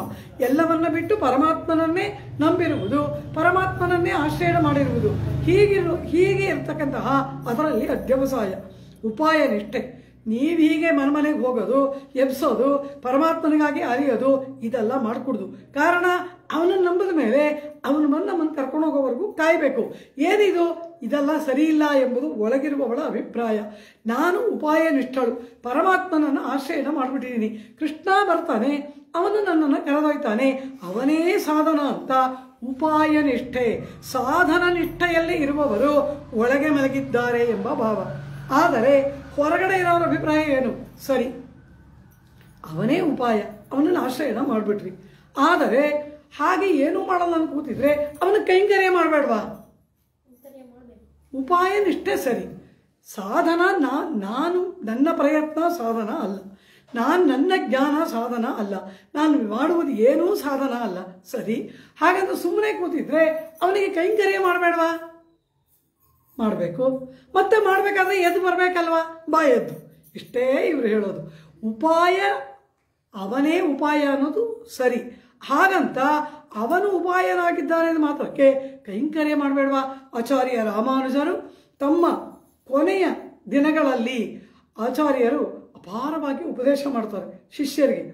ಎಲ್ಲರಿಗೆ ಆಶ್ಚರ್ಯ, ಏನಿದು ಯಾವತ್ತೂ ಹೇಳದ ಇಷ್ಟೊಂದು ಅರ್ಥಗಳನ್ನು ಆಚಾರ್ಯರು ಇವಾಗ ಹೇಳಿದ 3 ದಿನಗಳಿಂದ ಅಪಾರವಾಗಿ ಉಪನ್ಯಾಸಗಳು, ಅಪಾರವಾದ ವಿಶೇಷ ಅರ್ಥಗಳನ್ನೆಲ್ಲ ಆಚಾರ್ಯ ರಾಮಾನುಜರು ಶಿಷ್ಯರಿಗೆ ಉಪದೇಶ ಮಾಡ್ತಾ ಇದ್ದಾರೆ. ಏನಿದು, ಏನು ವಿಶೇಷ ಅಂತ ಅವರನ್ನೇ ಕೇಳ್ತಾರೆ. ಆಚಾರ್ಯವರ್ಯ, ಇಷ್ಟೆಲ್ಲ ಅರ್ಥಗಳನ್ನು ಉಪದೇಶ ಮಾಡೋದಕ್ಕೆ ಕಾರಣ ಏನು ಅಂತ ಆಗ ಅವರು ಹೇಳ್ತಾರೆ, ಶ್ರೀರಂಗನಾಥನನ್ನು ಪ್ರಾರ್ಥನೆ ಮಾಡಿದೆ, ನನ್ನನ್ನು ಸ್ವೀಕಾರ ಮಾಡು ಅಂತ ಪ್ರಾರ್ಥನೆ ಮಾಡಿದೆ. ರಂಗನಾಥ ಇನ್ನು 7 ದಿನಗಳ ನಂತರ ತಮ್ಮನ್ನು ಸ್ವೀಕಾರ ಮಾಡ್ತೀನಿ ಅಂತ ನನಗೆ ಹೇಳಿದ್ದಾನೆ. ಅದರಲ್ಲಿ 3 ದಿನ ಆಗೋಯ್ತು, ಇನ್ನು 4 ದಿನ ಭೂಮಿ ಮೇಲೆ ಇರ್ತೀನಿ. ಆದ್ದರಿಂದ ನಾನು ಈ ಲೋಕವನ್ನು ಬಿಟ್ಟು ಪರಮಪದಕ್ಕೆ ಹೋಗುವ ಕಾಲ ಸಮೀಪಿಸಿದ್ದರಿಂದ ಏನೇನು ಅರ್ಥಗಳನ್ನು ನಿಮ್ಗೆ ಹೇಳಬೇಕೋ ಅದನ್ನೆಲ್ಲ ಹೇಳ್ತಾ ಇದ್ದೀನಿ ಅಂತ. ಅದರಲ್ಲಿ 3 ದಿನ ಆಗೋಗಿದೆ, ಇನ್ನು 4 ದಿನ ಅಂತಿಮ ದಶೆ. ಆಚಾರ್ಯ ಭಗವದ್ ರಾಮಾನುಜರಿಗೆ ಅಂತಿಮ ದಶೆ. ಗುರುಪರಂಪರಾ ಪ್ರಭಾವದಲ್ಲಿ ಇದನ್ನೆಲ್ಲ ನೋಡಬೇಕು. ಪ್ರತಿಯೊಬ್ಬ ಆಚಾರ್ಯರ ದಿನಚರಿ, ಅವರ ಚರಿತ್ರೆಯನ್ನೆಲ್ಲ ನಾವು ತಿಳಿದುಕೊಂಡು ಅದನ್ನು ಮನಸ್ಸಲ್ಲಿ ಧಾರಣೆ ಮಾಡಿಕೊಳ್ಬೇಕು. ಆಚಾರ್ಯ ರಾಮಾನುಜರು ಈ ರೀತಿ ಉಪದೇಶ ಮಾಡಿದಾಗ ಕೊನೆಯಲ್ಲಿ ಅವರು ಒಂದು ಮಾತು ಹೇಳ್ತಾರೆ. ಹೀಗೆ ಅಪಾರವಾಗಿ ಉಪದೇಶಗಳನ್ನು ಮಾಡ್ತಾರೆ ಅವರ ಅಂತಿಮ ಕಾಲದಲ್ಲಿ. ಅದರಲ್ಲಿ ಒಂದು ಹೇಳ್ತಾರೆ, ಪರಮಾತ್ಮನೇ ಸಾಧನ, ಪರಮಾತ್ಮನೇ ಉಪಾಯ ಅನ್ನೋದರಲ್ಲಿ ಸಂದೇಹವಿಲ್ಲ. ನಾನು ಮಾಡೋದ್ರಿಂದ ನನಗೆ ಇದು ಸಿಕ್ತು, ನಾನು ಮಾಡಿದ್ರಿಂದ ಅದಾಯಿತು, ನಾನು ಮಾಡಿದ್ರಿಂದ ಇದಾಯಿತು ಅನ್ನೋದು ಬಿಟ್ಬಿಡಿ. ನಾವು ಮಾಡುವುದರಿಂದ ಏನಿಲ್ಲ, ಎಲ್ಲ ಪರಮಾತ್ಮನ ಕೃಪೆಯಿಂದ ಏರ್ಪಡುವುದಷ್ಟೇ. ಅವನ ಕೃಪೆಯೇ ಸಾಧನ, ಅವನ ಕೃಪೆಯೇ ಉಪಾಯ, ಯಾವುದೂ ಉಪಾಯವಲ್ಲ ಎಂಬುದನ್ನು ಮನದಲ್ಲಿ ಧಾರಣೆ ಮಾಡ್ಕೊಳ್ಳಿ ಅಂತ ಹೇಳಿಬಿಟ್ಟು ತಕ್ಷಣ ಹೇಳ್ತಾರೆ. ಆದರೆ ಅವನ ಕೈಂಕರ್ಯವನ್ನು ಮಾತ್ರ ಬಿಡಬೇಡಿ. ಭಗವತ್ ಭಾಗವತ ಕೈಂಕರ್ಯವನ್ನು ಯಾವ ಕಾಲಕ್ಕೂ ಬಿಡಬೇಡಿ, ಅದನ್ನು ಮಾಡಬೇಕು ಅಂತಾರೆ. ಅಂದರೆ ಏನು? ಉಪಾಯ ನಿಷ್ಠೆ ಬೇಕು, ಕೈಂಕರ್ಯವನ್ನು ಮಾಡಬೇಕು. ಇದು 2 ಆಚಾರ್ಯರ ಉಪದೇಶ. ಇದೇ ಶ್ರೀ ವೈಷ್ಣವ ಸಂಪ್ರದಾಯದ ಸಾರತಮವಾದ ಸೂತ್ರ. ಆಚಾರ್ಯರು ಪರಮಪದಿಸುವ ಕಾಲದಲ್ಲಿ ನಮಗೆ ಕೊಟ್ಟ ಅಂತಿಮವಾದ ಉಪದೇಶ ಏನು? ಅವನೇ ಸಾಧನ, ಅವನ ಕೈಂಕರ್ಯವೇ ಪುರುಷಾರ್ಥ. ನಾನು ಮಾಡುವುದು ಸಾಧನ ಅಂತ ಯಾವತ್ತೂ ತಿಳ್ಕೊಳ್ಬೇಡಿ, ಅವನ ಕೈಂಕರ್ಯವನ್ನು ಯಾವತ್ತೂ ಬಿಡಬೇಡಿ. ಇದು ಆಚಾರ್ಯರ ಅಂತಿಮ ಉಪದೇಶ. ಅಂದ ಮೇಲೆ ಕೈಂಕರ್ಯವನ್ನು ಮಾಡಬೇಕಲ್ಲವ. ಹೀಗೆ ನಾನು ಏನೂ ಮಾಡೋದು ಅಂತ ಕೂತಿದ್ರೆ ಕೈಂಕರ್ಯ ಮಾಡೋದು ಯಾವಾಗ? ಆದ್ದರಿಂದ ಕೈಂಕರ್ಯವನ್ನು ಮಾಡಬೇಕು. ಆ ಕೈಂಕರ್ಯವನ್ನು ಪಡೆಯುವುದರಲ್ಲಿ ನಮಗೆ ತ್ವರೆ ಇರಬೇಕು. ಕೈಂಕರ್ಯ ಮಾಡೋಕ್ಕೆ ಅವಕಾಶ ಬೇಕು. ಪರಮಾತ್ಮ ನಮಗೆ ಅವಕಾಶವನ್ನು ಕೊಡಬೇಕು. ಅಥವಾ ನಾವು ಏನು ಮಾಡಿದ್ರೂ ಕೈಂಕರ್ಯ ಅನ್ನೋ ಭಾವನೆ ನಮಗಿರಬೇಕು. ಪರಮಾತ್ಮನಿಗೆ ಪ್ರಿಯವಾಗುವಂತೆ ಎಲ್ಲವನ್ನ ಮಾಡಿ ಅವನ ಕೈಂಕರ್ಯ ಅಂತ ಭಾವಿಸಬೇಕು. ಆ ರೀತಿ ಇರಬೇಕಾದ್ರೆ ನೀನು ಹೀಗೆ ಮಲಗಿದ್ರೆ ಆಗತ್ತಾ? ಎದ್ದು ಬಾ. ಕೈಂಕರ್ಯ ನಿಷ್ಠೆ, ಕೈಂಕರ್ಯ ತ್ವರೆ ಉಳ್ಳವರ ಮಾತು ಹೊರಗಿನವರ ಮಾತು. ಉಪಾಯದಲ್ಲಿ ನಿಷ್ಠೆ ಇದ್ದು ಆ ಉಪಾಯ ಅವನಾದ ಮೇಲೆ ನಾನು ಮಾಡುವುದು ಏನಿದೆ ಎಂಬುದು ಒಳಗಿರುವ ಒಳಭಾವ. ಈ ರೀತಿಯಾಗಿ ತತ್ವಾರ್ಥಗಳು ಅಡಗಿದ ಪಾಶುರಗಳು ಆಂಡಾಳನ 10 ಸುಪ್ರಭಾತ ಗೀತೆಗಳು. ಯಾವುದನ್ನು ಉಪನಿಷತ್ತು ದೊಡ್ಡ ದೊಡ್ಡ ಮಾತುಗಳಲ್ಲಿ ಮಂತ್ರಗಳಲ್ಲಿ ಹೇಳುತ್ತೋ ಅದನ್ನು ಆಂಡಾಳ್ ಸುಲಭವಾದ ಪಾಶುರಗಳಲ್ಲಿ ನಮ್ಮಂತಹ ಪಾಮರರು ಏನೂ ಅರಿಯದ ಅಜ್ಞಾನಿಗಳು ಕೂಡ ತಿಳಿದುಕೊಳ್ಳುವಂತೆ ಆಂಡಾಳ್ ಹೇಳ್ತಾ ಒಬ್ಬೊಬ್ಬ ಗೋಪಬಾಲಿಕೆಗೂ ಸುಪ್ರಭಾತವನ್ನು ಹಾಡ್ತಾ ಅವಳನ್ನು ಎಚ್ಚರಿಸುತ್ತಾ ನಿನ್ನ ಉಪಾಯ ನಿಷ್ಠೆ ನಾನು ಒಪ್ಕೊಳ್ತೀನಿ, ಆದರೆ ಕೈಂಕರ್ಯದಲ್ಲಿ ತ್ವರೆಬೇಕು, ಈಗಲೇ ಮಾಡಬೇಕು ಅನ್ಬೇಕು, ಕೈಂಕರ್ಯಕ್ಕಾಗಿ ಎದ್ದು ಬರಬೇಕು. ನಾವು ಉಪಾಯ ಆಶ್ರಯನ ಮಾಡೋದೇ ಫಲವನ್ನು ಪಡೆಯೋದಕ್ಕೆ. ಫಲ ಯಾವುದು? ಕೈಂಕರ್ಯವೇ ಫಲ. ಭಗವದ್ಭಾಗವತ ಕೈಂಕರ್ಯವೇ ಫಲ. ಆದ್ದರಿಂದ ಆ ಫಲವನ್ನು ಪಡೆಯುವುದಕ್ಕೆ ಉಪಾಯ ಅನುಷ್ಠಾನ. ಉಪಾಯಾನುಷ್ಠಾನ ಮಾಡ್ತಾ ಇದ್ದೀನಿ ಅಂತ ಕೈಂಕರ್ಯವನ್ನೇ ಬಿಟ್ಬಿಡೋದ? ಹಾಗೆ ಕೂಡದು. ಅವನೇ ಸಾಧನ ಅಂತ ಭಾವಿಸಿ ಆ ಕೈಂಕರ್ಯಕ್ಕಾಗಿ ತ್ವರೆಯಿಂದ ಬಂದು ಕೈಂಕರ್ಯದಲ್ಲಿ ನಾವು ತೊಡಗಬೇಕಲ್ಲವ. ಅದಕ್ಕಾಗಿ ಎದ್ದು ಬಾ ಎಂಬುದು ಹೊರಗೆ ನಿಂತವರ ಅಪೂರ್ವವಾದ ಆತ್ಮನ ಒಂದು ಅನುಸಂಧಾನದ ಪ್ರಕಾರ. ಅದು ಜೀವಾತ್ಮ ಹೇಗಿರಬೇಕು? ಜ್ಞಾನಾನಂದಮಯಸ್ತ್ವಾತ್ಮ ಶ್ರೀಭಾಷ್ಯದಲ್ಲಿ ಆಚಾರ್ಯರು ಬರೀತಾರೆ. ಸ್ವಾಮಿ ರಾಮಾನುಜರು ಬ್ರಹ್ಮಸೂತ್ರಕ್ಕೆ ಭಾಷ್ಯದ ರಚನೆ, ಅದರಲ್ಲಿ ಆತ್ಮನ ಲಕ್ಷಣವನ್ನು ಹೇಳ್ತಾರೆ. ಆತ್ಮ ಹೇಗಿದ್ದಾನೆ? ಆತ್ಮನ ಲಕ್ಷಣ ಏನೆಂದರು? ಜ್ಞಾನ ಆನಂದವ, ಆತ್ಮ ಜ್ಞಾನಾನಂದದಿಂದ ಕೂಡಿದವನು.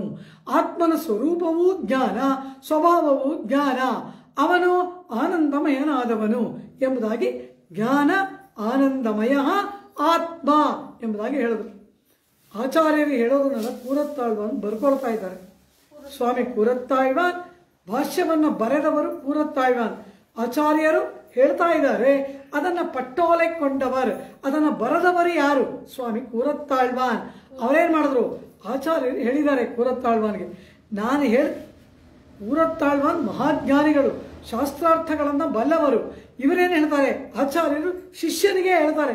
ಕೂರತ್ತಾಳ್ವಾನ್ ವಯಸ್ಸಲ್ಲಿ ದೊಡ್ಡವರು, ಆಚಾರ್ಯ ರಾಮಾನುಜರಿಗಿಂತ ವಯೋವೃದ್ಧರು ಕೂರತ್ತಾಳ್ವಾನ್.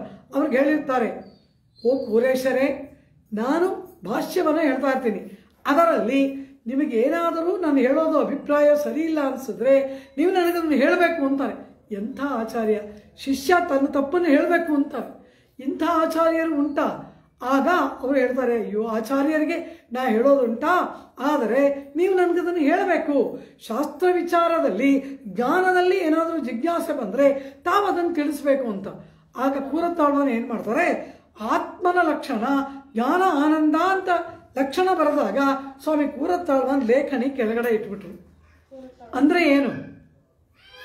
ಇದಕ್ಕಿನ್ನೂ ಕೆಲವು ಸೇರ್ಕೋಬೇಕು, ಇಷ್ಟೇ ಸಾಲದು ಅನ್ನೋದು ಅಭಿಪ್ರಾಯ. ಅದನ್ನು ಆಚಾರ್ಯರಿಗೆ ಹೇಳಬಾರ್ದು, ಶಿಷ್ಯನಲ್ಲವ. ಆಗ ಸ್ವಾಮಿ ಭಗವದ್ ರಾಮಾನುಜರಿಗೆ ತಿಳಿಯಿತು, ಏನಿದು ಲೇಖಣಿಯನ್ನು ಇಟ್ಟದರ ಅರ್ಥವೇನು ಅಂದರೆ ಇಲ್ಲಿ ಏನೋ ಸ್ವಲ್ಪ ಸರಿಯಾಗಿಲ್ಲ, ಬರಿಬೇಕು, ವಿವರಣೆ ಬೇಕು ಅನ್ನೋದು ಅರ್ಥವಾಯಿತು ಅಂದರು. ಆಗ ಆಗಲಿ ಅಪ್ಪಣೆ ಆಗಲಿ ಅಂತಾರೆ ಕೂರತ್ತಾಳ್ವಾನ್. ನೋಡಿ, ಆಚಾರ್ಯರು ಶಿಷ್ಯರನ್ನು ಕೇಳ್ತಾರೆ. ಆಗ ಕೂರತ್ತಾಳ್ವಾನ್ ಏನು ಹೇಳೋದಲ್ಲ, ಅಡಿಯೇನುಳ್ಳಾನ್ ಉಡಲುಳ್ಳಾನ್ ಅಂತ ಹೇಳ್ತಾರೆ ಅಷ್ಟೇ. ಇದು ತಿರುವಾಯ್ಮೊழிಯ ಒಂದು ಪಾಶರದ ಅರ್ಧ ಸಾಲು, ಒಂದು ಪಾಶರದ ಅರ್ಧ ಸಾಲು.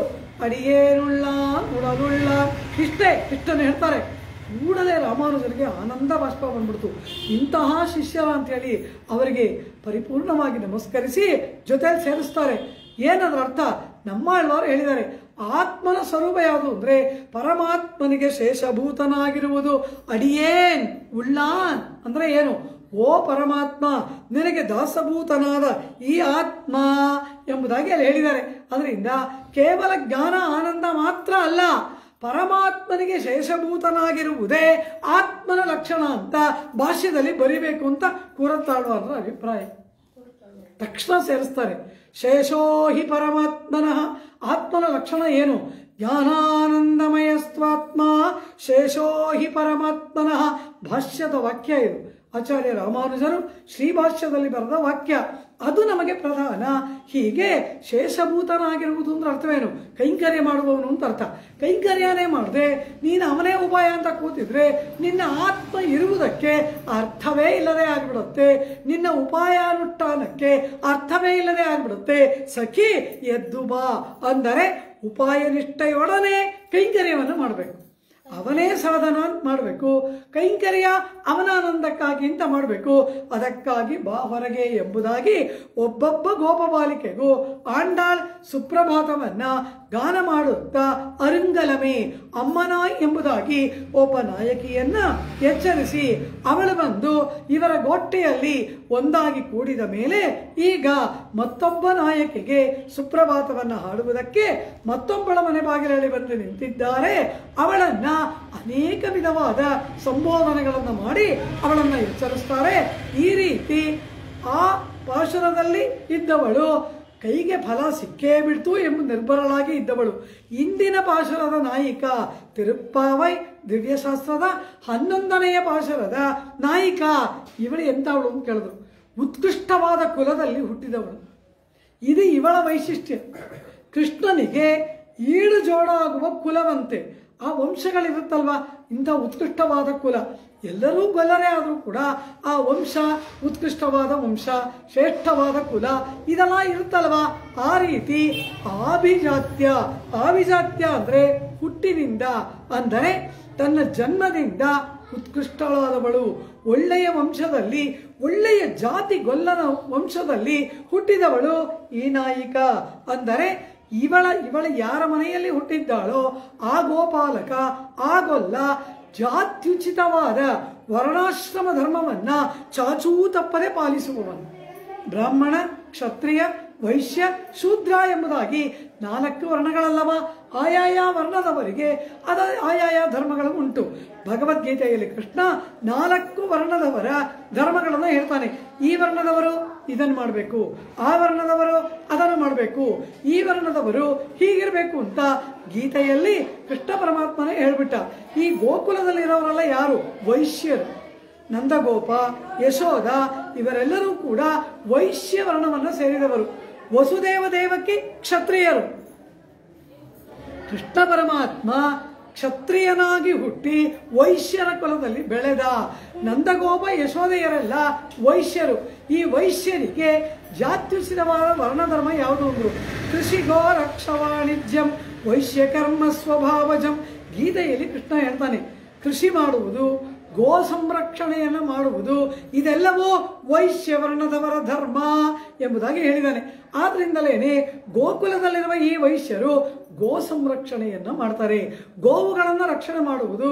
ಆ ರೀತಿ ಪಶುಸಂಗೋಪನೆ ಅಂತ ನಾವು ಏನು ಹೇಳ್ತೀವಿ, ಆ ಪಶುಸಂಗೋಪನೆ ವೈಶ್ಯ ವರ್ಣದವರ ಧರ್ಮ, ಅವರದನ್ನು ಮಾಡಬೇಕು ಎಂಬುದು ಗೀತಾಚಾರ್ಯನಾದ ಪರಮಾತ್ಮ ಹೇಳಿದ ಮಾತು.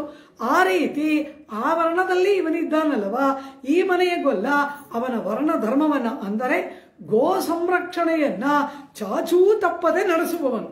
ಅದರಲ್ಲಿ ಒಂದು ಲೋಪವಿಲ್ಲ. ಅವನ ವರ್ಣ ಧರ್ಮವನ್ನ ಬಹಳ ಅಚ್ಚುಕಟ್ಟಾಗಿ ನಿರ್ವಾಹ ಮಾಡತಕ್ಕಂತಹ ಒಳ್ಳೆಯ ವರ್ಣಾಶ್ರಮ ಧರ್ಮವನ್ನ ಅನುಷ್ಠಾನ ಮಾಡತಕ್ಕಂಥ ಅವನ ಮನೆಯ ಕನ್ಯೆಯನ್ನ ಆಂಡಾಳ್ ಸುಪ್ರಭಾತ ಹಾಡಿ ಎಚ್ಚರಗೊಳಿಸುವ ಅದ್ಭುತವಾದ ತಿರುಪ್ಪಾವೈ ದಿವ್ಯಶಾಸ್ತ್ರದ 11ನೆಯ ಪಾಶರವೇ ಕತ್ತೆ ಕರವೈ ಕಣಂಗಳ್ ಪಲಕರಂದೆ ಶತ್ತಾರ್ತಿರಳಿಯ சன்றுசருச்செய்யும் குத்தம் ஒன்னில்லாத ಕೋವಲರ್ಥಂ ಪೊರ್ಕೊಡಿಯೇ. ಕೋವಲರ್ ಗೋಪಾಲಕರು. ಕೋವಲರ್ ಅಂದ್ರೆ ಏನು? ಗೋಪಾಲಕರು. ಕೋವಲರ್ ತಂ ಪೊರ್ಕೊಡಿಯೇ. ಅಂತಹ ಉತ್ಕೃಷ್ಟನಾದ ಕೋವಲರ್ ಗೋಪಾಲಕರ ವಂಶದಲ್ಲಿ ಹುಟ್ಟಿದವಳೇ ಎಂಬುದಾಗಿ ಆಂಡಾಳಿಗಳನ್ನು ಸಂಬೋಧನೆ ಮಾಡ್ತಾಳೆ. ಒಂದೊಂದು ಪಾಶುರದಲ್ಲಿ ಆಯಾಯ ನಾಯಕಿಗೆ ಅದಾದ ಆಯಾಯ ವಿಶೇಷಗಳು. ಏನಂತ ಇವನು ಮಾಡಿದ, ಏನು ವರ್ಣಧರ್ಮವನ್ನ ಇವನು ಅನುಷ್ಠಾನ ಮಾಡಿದ್ದಾನೆ ಅಂತ ಕೇಳಿದ್ರೆ, ಕತ್ತೆ ಕರವೈ ಕಣಂಗಳ್ ಫಲ. ಕತ್ತು ಕರುಗಳನ್ನ, ಕರವೈ ಉಳ್ಳಂತಹ ಹಾಲನ್ನ ಕರೆಯುವ ಹಸುವಿಗೆ ಕರವೈ ಅಂತ ಹೆಸರು. ಹಾಲನ್ನ ಕರೆಯುವ ಹಸು ಕರವೈ. ಹಾಲು ಕೊಡಬೇಕಾದ್ರೆ ಕರು ಇರಬೇಕು. ಅದರಿಂದ ಕತ್ತೆ ಕರವೈ, ಕರುಗಳೊಳಗೂಡಿದ ಹಾಲನ್ನ ಕರೆಯುವ ಕರವೈ. ಕಣಂಗಳ್ ಅಂದ್ರೆ ಗಣಗಳು, ಗುಂಪು. ಕತ್ತೆ ಕರವೈ ಕಣಂಗಳ್. ಕಣ ನಾವು ಗಣ ಅಂತ ಕನ್ನಡದಲ್ಲಿ ಹೇಳೋದು, ಸಂಸ್ಕೃತದಲ್ಲಿ ಹೇಳೋದು, ತಮಿಳಲ್ಲಿ ಕಣಂ ಅಂತಾಗಿದೆ. ಕತ್ತೆ ಕರವೈ ಕಣಂಗಳ್. ಅಂತಹ ಹಾಲನ್ನ ಕೊಡುವ, ಕರುಗಳೊಡಗೂಡಿದ ಹಾಲನ್ನ ಕರೆಯುವಂತಹ ಆ ಹಸುಗಳ ಕಣಂಗಳ್ ಗಣಗಳನ್ನ, ಸಮೂಹವನ್ನ, ಫಲ ಎಣಿಸಲಾರದಷ್ಟು ಉಳ್ಳಂತಹವನು ಈ ಮನೆಯ ಗೊಲ್ಲ. ಕತ್ತು ಕರವೈ ಕಣಂಗಳ್ ಫಲ ಅಂದ್ರೆ ಎಷ್ಟು? ಇವನ ಮನೇಲಿ ಎಷ್ಟು ಹಸು ಇದೆ ಅಂದ್ರೆ ಅವನಿಗೆ ಗೊತ್ತಿಲ್ವಂತೆ. ವ್ಯಾಖ್ಯಾತ ಹೇಳ್ಬಿಟ್ರು ಒಂದೇ ಮಾತು, ಎಷ್ಟು ಹಸು ಇದೆ ಈ ಗೋಪಾಲಕರ ಮನೇಲಿ ಅಂದ್ರು. ಆಕಾಶದಲ್ಲಿ ಎಷ್ಟು ನಕ್ಷತ್ರ ಇದೆಯೋ ಅಷ್ಟು ಹಸು ಇದೆಯಂತೆ. ಸಮುದ್ರ ತೀರದಲ್ಲಿ ಎಷ್ಟು ಮರಳಿನ ಕಣ ಇದೆಯೋ ಅಷ್ಟು ಹಸು ಇದೆಯಂತೆ. ಆಮೇಲೆ ಪರಮಾತ್ಮನಲ್ಲಿ ಎಷ್ಟು ಗುಣ ಇದೆಯೋ ಅಷ್ಟು ಹಸು ಇದೆಯಂತೆ. ನಮ್ಮಲ್ಲಿ ಎಷ್ಟು ದೋಷಗಳಿದೆಯೋ ಅಷ್ಟು ಹಸು ಇದೆಯಂತೆ. ಅಂದ್ರೆ ಏನರ್ಥ? ಎಣಿಸೋದಕ್ಕಾಗಲ್ಲ ಅಂತ ಅರ್ಥ. ಕತ್ತೆ ಕರವೈ ಕಣಂಗಳ್ ಫಲ ಅಂದರೆ ಎಣಿಸಲಾರದಷ್ಟು ಹಸುಗಳು ಎಣಿಸಲಾರದಷ್ಟಲ್ಲ, ಹಸುಗಳ ಗಣಗಳೇ ಎಣಿಸಲಾರದಷ್ಟು. ಕಣಂಗಳ್ ಫಲ, ಆ ಸಮೂಹಗಳೇ ಎಣಿಸೋಕ್ಕಾಗಲ್ವಂತೆ. ಒಂದೊಂದು ಸಮೂಹದಲ್ಲಿ 10,000 ಇರ್ಬೋದು. ಅಂಥ ಸಮೂಹಗಳು ಎಷ್ಟು ಅಂದರೆ ಎಷ್ಟೋ ಲಕ್ಷಾಂತರ ಗೋವುಗಳಿಗೆ ಈ ಮನೆಯ ಗೊಲ್ಲ ಒಡೆಯನಾಗಿದ್ದಾನೆ. ಇವನು ಜಾತಿ ಇಡಯನ್ ಅಂತಾರೆ. ಒಳ್ಳೆಯ ವೈಶ್ಯ ಧರ್ಮದ ಅನುಷ್ಠಾನವನ್ನು ಉಳ್ಳವನು ಇವನು. ಕತ್ತು ಕರಮೈ ಕಣಂಗಳ್ ಫಲ. ಇಂತಹ ಅಪರಿಮಿತವಾದ ಗೋ ಸಂಪತ್ತಿಗೆ ಒಡೆಯನಾದ ಇವನು ಅಷ್ಟೂ ಹಸುಗಳನ್ನ ಕರಂದು, ಕತ್ತು ಕರವೈ ಕಣಂಗಳ್ ಫಲ ಕರಂದೆ. ಇವನ ಮನೆ ಹೇಗಿದೆ? ಆ ಹಸುಗಳ ಗೋಠಗಳೆಲ್ಲ ಸ್ವಚ್ಛವಾಗಿದೆ, ಹಸು ಕರುಗಳೆಲ್ಲ ಒಳ್ಳೆ ದಟ್ಟಪುಟ್ಟವಾಗಿ ಆನಂದದಿಂದ ಇದೆ. ಅಷ್ಟೂ ಹಸುಗಳನ್ನ ಕಾಲ ಕಾಲಕ್ಕೆ ಕರೀತಾನಂತೆ. ಆ ಹಸುಗಳ ಕೆಚ್ಚಲಲ್ಲಿ ಹಾಲು ತುಂಬಿಕೊಂಡ್ರೆ ಅವುಗಳಿಗೆ ಭಾರ ಅಬ್ಬಾ ಅಂತ ಕೂಕೊಳ್ಳುತ್ತೆ. ಆ ಕಾಲಕ್ಕೆ ಹಾಲನ್ನು ಕರಿಬೇಕು. ಕರು ಎಷ್ಟು ಕುಡಿಯತ್ತೆ ಅಷ್ಟು ಕರಕ್ಕೆ ಕುಡಿಸ್ಬಿಡ್ಬೇಕು. ಉಳಿದ ಹಾಲನ್ನ ಕರಿಬೇಕು. ಇಲ್ಲದೆ ಹೋದ್ರೆ ಹಸುವಿಗೆ ಅನಾರೋಗ್ಯ ಬಂದ್ಬಿಡುತ್ತೆ. ಆ ಹಸುವನ್ನು ರಕ್ಷಿಸಬೇಕು. ಕಾಲ ಕಾಲಕ್ಕೆ ಅವುಗಳಿಗೆ ಏನೇನು ಬೇಕೋ ಅವೆಲ್ಲವನ್ನ ಮಾಡಬೇಕು. ಗೋಷ್ಠ ಶುದ್ಧವಾಗಿರಬೇಕು. ಕಾಲ ಕಾಲಕ್ಕೆ ಅವುಗಳಿಗೆ ಮೇವು ಕೊಡಬೇಕು, ನೀರು ಕೊಡಬೇಕು. ಕಾಲ ಕಾಲಕ್ಕೆ ಹಸುಗಳಿಗೆ ಸ್ನಾನಾದಿಗಳನ್ನು ಮಾಡಿಸ್ಬೇಕು. ಅವುಗಳನ್ನು ಕಾಲ ಕಾಲಕ್ಕೆ ಕರಿಬೇಕು. ಅವಾಗ ಆವಾಗ ಮೈಯೆಲ್ಲ ತಡವಬೇಕು. ಇದೆಲ್ಲ ಮಾಡಬೇಕಲ್ಲವ. ಈ ರೀತಿ ಗೋ ಸಂರಕ್ಷಣೆ ಅವನ ವರ್ಣಧರ್ಮ. ಆ ವರ್ಣಧರ್ಮವನ್ನ ಚಾಚೂ ತಪ್ಪದೆ ಪಾಲಿಸುತ್ತಿರುವವನು ಈ ಮನೆಯ ಗೊಲ್ಲ ಎಂಬುದನ್ನ ಕತ್ತು ಕರವೈ ಕಣಂಗಳ್ ಫಲ ಕರಂದೆ ಎಂಬುದಾಗಿ ಹೇಳ್ತಾಳೆ. ಅಷ್ಟೂ ಹಸುಗಳನ್ನ ಕರಿತಾನಂತೆ. ಈ ಒಬ್ಬನೇ ಗೊಲ್ಲ ಲಕ್ಷಾಂತರ ಹಸುಗಳನ್ನ ಕರಿತಾನ? ಸಾಧ್ಯನ? ಒಂದು 3-4 ಹಸು ಹಾಲು ಕರಿಯೋಷ್ಟೊತ್ತಿಗೆ ಕೈ ಬಿದ್ದೋಗುತ್ತೆ. ಇಷ್ಟೊಂದು ಹಸುಗಳನ್ನ ಇವನೊಬ್ಬನೇ ಹಾಲು ಕರಿತಾನ? ಇದು ಎಲ್ಲಾದ್ರೂ ನಡೆಯೋಕ್ಕೆ ಸಾಧ್ಯವ? ಮನುಷ್ಯರಿಗಾಗೋ ಮಾತಾಡಿ ಏನೋ ಭಾಷಣ ಹೇಳಿದಾಳೆ ವ್ಯಾಖ್ಯಾನ ಮಾಡಬೇಕು ಅನ್ನೋಕ್ಕೋಸ್ಕರ ಹೇಳಬಾರ್ದು. ಅದೆಲ್ಲ ಅರ್ಥ ಇಲ್ಲಿ. ಕರಂದು ಅಂದ್ರೆ ಏನು? 3ನೇ ಭಾಷಣದಲ್ಲೇ ಆಂಡಾಳೆ ಹೇಳ್ಬಿಟ್ಲು. ಏನಂತ? ವಾಂಗ ಕುಡಂ ನಿರೈ ಶೀರ್ತ ಮುಲೈ ಪತ್ತಿ ವಂಗ ಕುಡಂ ನಿರೈಕ್ಕಂ ವಳ್ಳಲ್ ಪೆರುಂ ಪಶುಕ್ಕಳ್ ಎಂಬುದಾಗಿ. ಆ ಹಸುಗಳು ಶೀರ್ತ ಮುಲೈ ಪತ್ತಿ, ಆ ಹಸುಗಳ ಕೆಚ್ಚಲನ್ನ ಕರಿಬೇಕಾಗೇ ಇಲ್ವಂತೆ ಗೋಕುಲದಲ್ಲಿ. ಸುಮ್ಮನೆ ಹೀಗೆ ಮುಟ್ಟಿದ್ರು ಸಾಕು ಹಾಲು ಪ್ರವಾಹವಾಗಿ ಹರಿಯುತ್ತಂತೆ.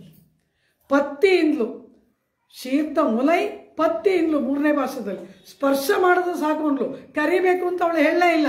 ಸ್ಪರ್ಶ ಮಾಡಿದ್ರೇನೆ ಬಿಂದಿಗೆ ಗಟ್ಟಲೆ ಹಂಡೆ ಗಟ್ಟಲೆ ಹಾಲನ್ನು ಕೊಡುವಂತಹ ಒಳ್ಳಲ್ ಪೆರುಂ ಪಶುಕ್ಕಳ್, ಉದಾರಿಯಾದ ಅತಿ ದೊಡ್ಡದಾದ ದಟ್ಟಪುಟ್ಟವಾದ ಹಸುಗಳು ಎದ್ದಾಳಲ್ಲವ.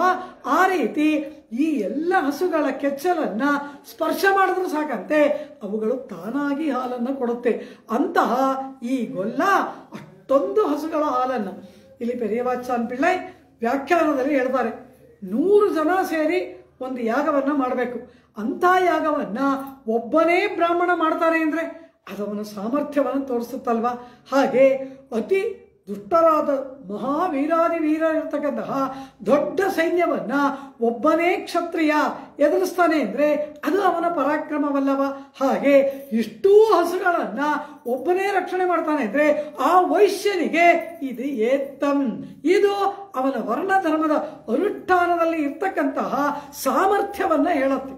ಇಷ್ಟೂ ಗೋವುಗಳನ್ನ ಒಬ್ಬನೇ ರಕ್ಷಣೆ ಮಾಡ್ತಾನಲ್ಲವ, ಇದು ಅವನ ಸಾಮರ್ಥ್ಯ.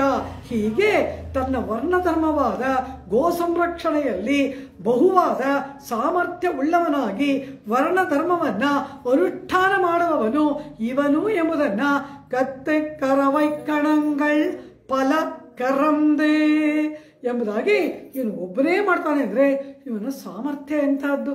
ಸರಿ, ಇವನು ಕೇವಲ ಇಷ್ಟು ಮಾತ್ರ ಮಾಡುವವನ? ಇದು ಇವನ ವರ್ಣಧರ್ಮ ಆಯಿತು. ಹಾಗಾದರೆ ಅವನು ಆ ವರ್ಣಧರ್ಮವನ್ನ ಮಾಡುವುದರಲ್ಲಿ ಬೇರೆ ಏನು ಇವರು ಮಾಡೋಲ್ವಾ ಅಂತ ಕೇಳಿದ್ರೆ, ಶತ್ತಾರ್ತಿರಲಣಿಯ ಶಂದ್ರ ಶರಿಚ್ಚಯ್ಯಂ ಶತ್ತಾರ್, ಶತ್ರುಗಳ ತಿರಲ್ ಬಲವು ಅಡಿಯ ನಾಶವಾಗುವಂತೆ ಶರಚ್ಚಯ್ಯಂ ಯುದ್ಧ ಮಾಡ್ತಾರಂತೆ, ಹೋರಾಟ ಮಾಡ್ತಾರಂತೆ ಈ ಗೊಲ್ಲರು. ಶತ್ತಾರ್ತಿರಲಣಿಯ ಅಂದ್ರು ಯಾರು ಶತ್ರುಗಳು? ಈ ಗೋಕುಲ ಎಂಬತಕ್ಕಂತಹ ಗೋವುಗಳು ತುಂಬಿದ ಒಂದು ಗ್ರಾಮದಲ್ಲಿ ಇರ್ತಕ್ಕಂತಹ ಆ ಗೋವಿನಂತೆಯೇ ಪರಮ ಸಾಧುಗಳಾದ ಗೋಪಾಲಕರಿಗೆ ಯಾರು ಶತ್ರುಗಳು? ಏನೋ ರಾಜ್ಯ ಆಳ್ತಾನೆ ಅಂದರೆ ರಾಜನಿಗೊಬ್ಬ ಶತ್ರು ಬರ್ತಾನೆ, ಇನ್ಯಾವುದೋ ಒಬ್ಬ ಐಶ್ವರ್ಯ ಸಂಪಾದನೆ ಮಾಡಿದ್ದಾನೆ ಅಂದರೆ ಅವನಿಗೊಬ್ಬ ಶತ್ರು ಬರ್ತಾನೆ. ಈ ಹಸು ಕರುಗಳನ್ನು ಮೇಯಿಸಿಕೊಂಡು ಒಂದು ಗ್ರಾಮದಲ್ಲಿ ಇರುವ ಇವರಿಗೆ ಯಾರು ಶತ್ರುಗಳು? ಶತ್ತಾರ್ತಿರಲಳಿಯ ಎಂಬುದಾಗಿ ಹೇಳುವಾಗ ಶತ್ರುಗಳು ಎರಡು ವಿಧವಾಗಿ ಇದಾರಂತೆ. ಹೇಗೆ ಅಂದರು, ಪರಮಾತ್ಮನನ್ನ ಯಾರು ದ್ವೇಷಿಸ್ತಾರೆ ಅವರು ಭಾಗವತರಿಗೆ ಶತ್ರುಗಳು. ಭಕ್ತರಿಗೆ ಯಾರು ಶತ್ರು? ಪರಮಾತ್ಮನ ಭಕ್ತರಿದ್ದಾರೆ, ಅವರು ಪರಮಾತ್ಮನ ಭಕ್ತರು, ಯಾರಿಗೂ ಕೇಳ ಬಯಸಲ್ಲ. ಇವರಿಗೆ ಯಾರು ಶತ್ರು ಅಂದರು, ಯಾರು ಪರಮಾತ್ಮನನ್ನ ದ್ವೇಷಿಸ್ತಾರೆ ಅವರು ಭಕ್ತರಿಗೆ ಶತ್ರುಗಳು. ಪರಮಾತ್ಮನಿಗೆ ಯಾರು ಶತ್ರು? ಸಮೋಹಂ ಸರ್ವಭೂತೇಶು ನ ಮೇ ದ್ವೇಷ್ಯೋಸ್ತಿ ನ ಪ್ರಿಯ. ನನಗೆ ಎಲ್ಲ ಭೂತರಾಶಿಗಳಲ್ಲಿ ಸಮಾನವಾದ ಪ್ರೇಮ, ನನಗೆ ಶತ್ರುಗಳೂ ಇಲ್ಲ ಮಿತ್ರರೂ ಇಲ್ಲ. ನಮೇ ದ್ವೇಷ್ಯ ನ ಪ್ರಿಯ ಎಂಬುದಾಗಿ ಕೃಷ್ಣ ಪರಮಾತ್ಮ ಗೀತೆಯಲ್ಲಿ ಹೇಳ್ತಾನೆ. ಹೀಗೆ ಅವನಿಗೆ ಶತ್ರುಗಳೇ ಇಲ್ಲವಲ್ಲ ಅಂದ ಮೇಲೆ ಭಗವಂತನಿಗೆ ಯಾರು ಶತ್ರು ಅಂದರು? ಭಕ್ತರಿಗೆ ಭಾಗವತರಿಗೆ ಯಾರು ಹಿಂಸೆ ಮಾಡ್ತಾರೆ ಅವರು ಭಗವಂತನಿಗೆ ಶತ್ರುಗಳು. ಭಕ್ತರಿಗೆ ಕೇಡು ಮಾಡುವವರು ಭಗವಂತನಿಗೆ ಶತ್ರುಗಳು, ಭಗವಂತನನ್ನು ದ್ವೇಷಿಸುವವರು ಭಕ್ತರಿಗೆ ಶತ್ರುಗಳು. ಈ ಗೋಕುಲದಲ್ಲಿ ಇರುವವರಿಗೆ ಯಾರು ಶತ್ರು ಅಂದರು? ಈ ಕಂಸನಿಗೆ ಆಪತ್ತನ್ನು ತಂದೊಡ್ಡುವುದಕ್ಕಾಗಿ ಬೆಳಗ್ಗೆ ಮಧ್ಯಾಹ್ನ ಸಾಯಂಕಾಲ ಒಬ್ಬೊಬ್ಬರನ್ನಾಗಿ ಕಳಿಸ್ತಾನಲ್ಲ ಕಂಸ, ಆ ಕಂಸನ ಕಡೆಯವರೇ ಈ ಗೊಲ್ಲರಿಗೆ ಶತ್ರುಗಳು. ಇವ್ರಿಗೆ ಬೇರೆ ಏನೂ ಇಲ್ಲ. ಕೃಷ್ಣನಿಗೆ ಆಪತ್ತು ಮಾಡ್ತೀಯಾ, ಕೃಷ್ಣನಿಗೆ ಆಪತ್ತನ್ನು ತಂದೊಡ್ತೀಯಾ. ಬೆಳಗ್ಗೆ ಒಬ್ಬ ಬರ್ತಾನೆ, ಮಧ್ಯಾಹ್ನ ಒಬ್ಬ ಬರ್ತಾನೆ, ಸಾಯಂಕಾಲ ಒಬ್ಬ ಬರ್ತಾನೆ. ಒಂದು ಹುಲ್ಲಲ್ಲಿ ಒಬ್ಬ ಅಸುರ, ಒಂದು ಬಂಡಿ ಅದರಲ್ಲೊಬ್ಬ ಅಸುರ, ಒಂದು ಗಾಳಿ ಬೀಸತ್ತೆ ಅದರಲ್ಲೊಬ್ಬ ಅಸುರ, ಒಂದು ಹಾವು ಬರುತ್ತೆ ಅದರಲ್ಲೊಬ್ಬ ಅಸುರ, ಒಂದು ಕುದುರೆ ನಿಂತಿದೆ ಅದೊಂದು ಅಸುರ. ಕಂಡದ್ದಲ್ಲ ಆಸುರಮಯವಾಗಿ ಬಿಟ್ಟಿದೆ ಅಲ್ಲವಾ ಗೋಕುಲದಲ್ಲಿ. ಯಾವುದ್ರಲ್ಲಿ ಯಾವ ರಾಕ್ಷಸ ಇಲ್ಲ ಅನ್ನೋದೇ ಹುಡುಕ್ಬೇಕು. ಒಂದು ಕೊಕ್ಕರೆ ನಿಂತಿದೆ ಅದರಲ್ಲೊಬ್ಬ ಅಸುರ, ಬಕಾಸುರ. ಒಂದ ಎರಡ ಕಂಡದ್ದರಲ್ಲೆಲ್ಲ ಆಸುರಮಯ. ಈ ರೀತಿ ಕಂಸನ ಅನುಚರರು ಮತ್ತೆ ಕಂಸನು ಇವರುಗಳೇ ಈ ಮನೆಯ ಗೊಲ್ಲರಿಗೆ ಶತ್ರುಗಳು. ಶತ್ತಾರ್ ಆ ರೀತಿ ಕೃಷ್ಣನಿಗೆ ಆಪತ್ತನ್ನು ಉಂಟು ಮಾಡುವುದಕ್ಕಾಗಿ ಕಂಸ ಯಾರ್ಯಾರನ್ನ ಕಳಿಸ್ತಾನೆ. ಒಬ್ಬರು ಗೋಕುಲದ ಒಳಗೆ ಬರೋ ಹಾಗಿಲ್ಲ. ಬಾಗಿಲಲ್ಲೇ ಇವರೆಲ್ಲ ದೊಣ್ಣೆ ಲಾಠಿ ಎಲ್ಲ ಕೈಯಲ್ಲಿ ಹಿಡ್ಕೊಂಡು ನಿಂತಿರ್ತಾರಂತೆ. ಬಂದರೆ ಅವ್ರನ್ನ ಅಲ್ಲೇ ಚಚ್ಚಿ ಹಾಗೆ ಕಳಿಸ್ಬಿಡ್ತಾರಂತೆ. ಗೋಕುಲದ ಒಳಗೆ ಅವ್ರು ಬರಲೇಬಾರದು. ಆ ರೀತಿ ಕೃಷ್ಣನನ್ನ ರಕ್ಷಣೆ ಮಾಡತಕ್ಕಂತಹ ಪರಮ ಕೃಷ್ಣ ಪ್ರೇಮವನ್ನು ಉಳ್ಳವರು. ಈ ಗೊಲ್ಲರ ಮಹಾ ಸೌಭಾಗ್ಯ ಏನು? ಕೃಷ್ಣನಲ್ಲಿರುವ ಅಸೀಮವಾದ ಪ್ರೇಮ. ಆ ಕೃಷ್ಣನ ಮೇಲಿನ ಪ್ರೇಮವೇ ಇವರ ಆ ಕಂಸನ ಮೇಲಿನ ದ್ವೇಷವಾಗಿ ಮಾರ್ಪಟ್ಟಿದೆ ಎಂಬುದಾಗಿ ಆಂಡಾಳು ಹೇಳ್ತಾಳೆ. ಶತ್ತಾರ್ತಿರಲಳಿಯ ಅಪರಿಮಿತವಾದ ಗೋವುಗಳನ್ನು ಒಬ್ಬನೇ ಕರೆಯುವುದು ಮಾತ್ರವಲ್ಲ, ಅಷ್ಟೂ ಆ ಕೃಷ್ಣನಿಗೆ ಬರುವ ಆಪತ್ತುಗಳನ್ನು ಇವರುಗಳು ಪೂರ್ಣವಾಗಿ ನಿರಸನ ಮಾಡತಕ್ಕಂತಹ, ಅವರನ್ನ ಚೆನ್ನಾಗಿ ಚಚ್ಚಬಲ್ಲಂತಹ ಸಾಮರ್ಥ್ಯವನ್ನು ಕೂಡ ಉಳ್ಳವರು. ಕತ್ತೆ ಕರವೈ ಕಣಗಳಂತಾಳೆ. ಇವರಿಗೆಲ್ಲ ಆ ಪರಮಾತ್ಮನಿಗೂ ಕೂಡ, ಆ ಪರಮಾತ್ಮನಾದ ಕೃಷ್ಣನಿಗೂ ಕೂಡ ಕರುಗಳನ್ನು ಕಂಡ್ರೆ ತುಂಬ ಇಷ್ಟ ಅಂತೆ. ದೊಡ್ಡ ಹಸುಗಳನ್ನು ಮೇಯಿಸಲ್ವಂತೆ. ವ್ಯಾಸರು ಭಾಗವತದಲ್ಲಿ ಹೇಳ್ತಾರೆ, ಎಲ್ಲಿದ್ದಾನೆ ಕೃಷ್ಣ ಅಂದ್ರು, ವತ್ಸ ಮಧ್ಯಗತಂ ಬಾಲಂ, ಕರುಗಳ ಮಧ್ಯದಲ್ಲಿ ಇದಾನಂತೆ. ಕಂಡ್ರು ಮೇಯ್ತು ವಿಳಯಾಡಂ, ಕರುಗಳನ್ನು ಮೇಯಿಸುವುದರಲ್ಲಿ ಇವನಿಗೆ ಆನಂದವಂತೆ. ದೊಡ್ಡ ಹಸುಗಳನ್ನು ಮೇಯಿಸೋದ್ರಲ್ಲಿ ಅಷ್ಟು ಆಸೆ ಇಲ್ವಂತೆ. ಯಾಕೆ ಅಂದರೆ ಆ ದೊಡ್ಡ ಹಸುಗಳಿಗೆ ಗೊತ್ತಂತೆ ಎಲ್ಲಿ ಹುಲಿ ಬರುತ್ತೆ, ಎಲ್ಲಿ ಚಿರತೆ ಬರುತ್ತೆ, ಹೇಗೆ ತನ್ನನ್ನು ಕಾಪಾಡ್ಕೋಬೇಕು ಅನ್ನೋದು ಗೊತ್ತಂತೆ. ಈ ಎಳೆಯ ಕರುಗಳಿಗೆ ಏನು ಗೊತ್ತಿಲ್ಲ ಅಲ್ವಾ. ಆದ್ರಿಂದ ಆ ಕರುಗಳನ್ನು ಇವನಿಗೆ ರಕ್ಷಣೆ ಮಾಡೋದ್ರಲ್ಲಿ ಆಸೆ ಅಂತೆ. ಅಂದ್ರೆ ಅರ್ಥ ಏನು? ನಮ್ಮನ್ನ ನಾವು ಕಾಪಾಡ್ಕೋತೀವಿ ಅಂದ್ರೆ ಅವನ ಕೈ ಬಿಟ್ಬಿಡ್ತಾನೆ. ಕರುಗಳ ಹಾಗೆ ನನ್ನನ್ನು ರಕ್ಷಣೆ ಮಾಡ್ಕೊಳ್ಳೋಕೆ ನನಗೆ ಗೊತ್ತಿಲ್ಲ ಅಂದರೆ ಅವನು ಬಂದು ರಕ್ಷಣೆ ಮಾಡ್ತಾನೆ. ಕರುಗಳ ಹಾಗೆ ನಾವಿರಬೇಕು. ಹಸುಗಳನ್ನು ಮೇಯಿಸಿ ಅವನಿಗೆ ಸಮಾಧಾನ. ವತ್ಸ ಮಧ್ಯ ಗತಂಬಾಲಂ ಎಂಬುದಾಗಿ ಇಟ್ಟಮಾನ ಪಶುಕ್ಗಳೈ ಇನಿದು ಮರಿತು ನೀರು ಹುಟ್ಟಿ.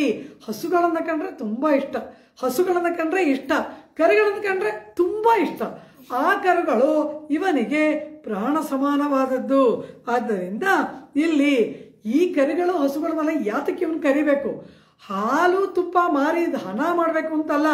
ಕರೀದೆ ಹೋದರೆ ಆ ಹಸುಗಳ ಕೆಚ್ಚಲಲ್ಲಿ ಹಾಲು ತುಂಬಿಕೊಂಡು ಅವುಗಳಿಗೆ ನೋವಾಗುತ್ತಲ್ಲ ಅಂತ ಕರಿಬೇಕಂತೆ. ಆ ರೀತಿ ಗೋ ಸಂರಕ್ಷಣೆಯನ್ನು ಮಾಡುವ ಈ ಗೊಲ್ಲರು ಕೇವಲ ಅಷ್ಟು ಮಾತ್ರವಲ್ಲ, ಈ ಹಸುಗಳು ಗೋಕುಲದಲ್ಲಿ ಯಾವಾಗಲೂ ಹೀಗೆ ಇರುತ್ತವಂತೆ. ಆ ಹಸುಗಳು ಯಾವಾಗಲೂ ಯಮನದಲ್ಲಿ ಇರುತ್ತಂತೆ. ಕರುಗಳನ್ನು ಪ್ರಸವಿಸ್ತಾ ಇರುತ್ತೆ, ಹಾಲು ಕೊಡ್ತಾ ಇರುತ್ತೆ.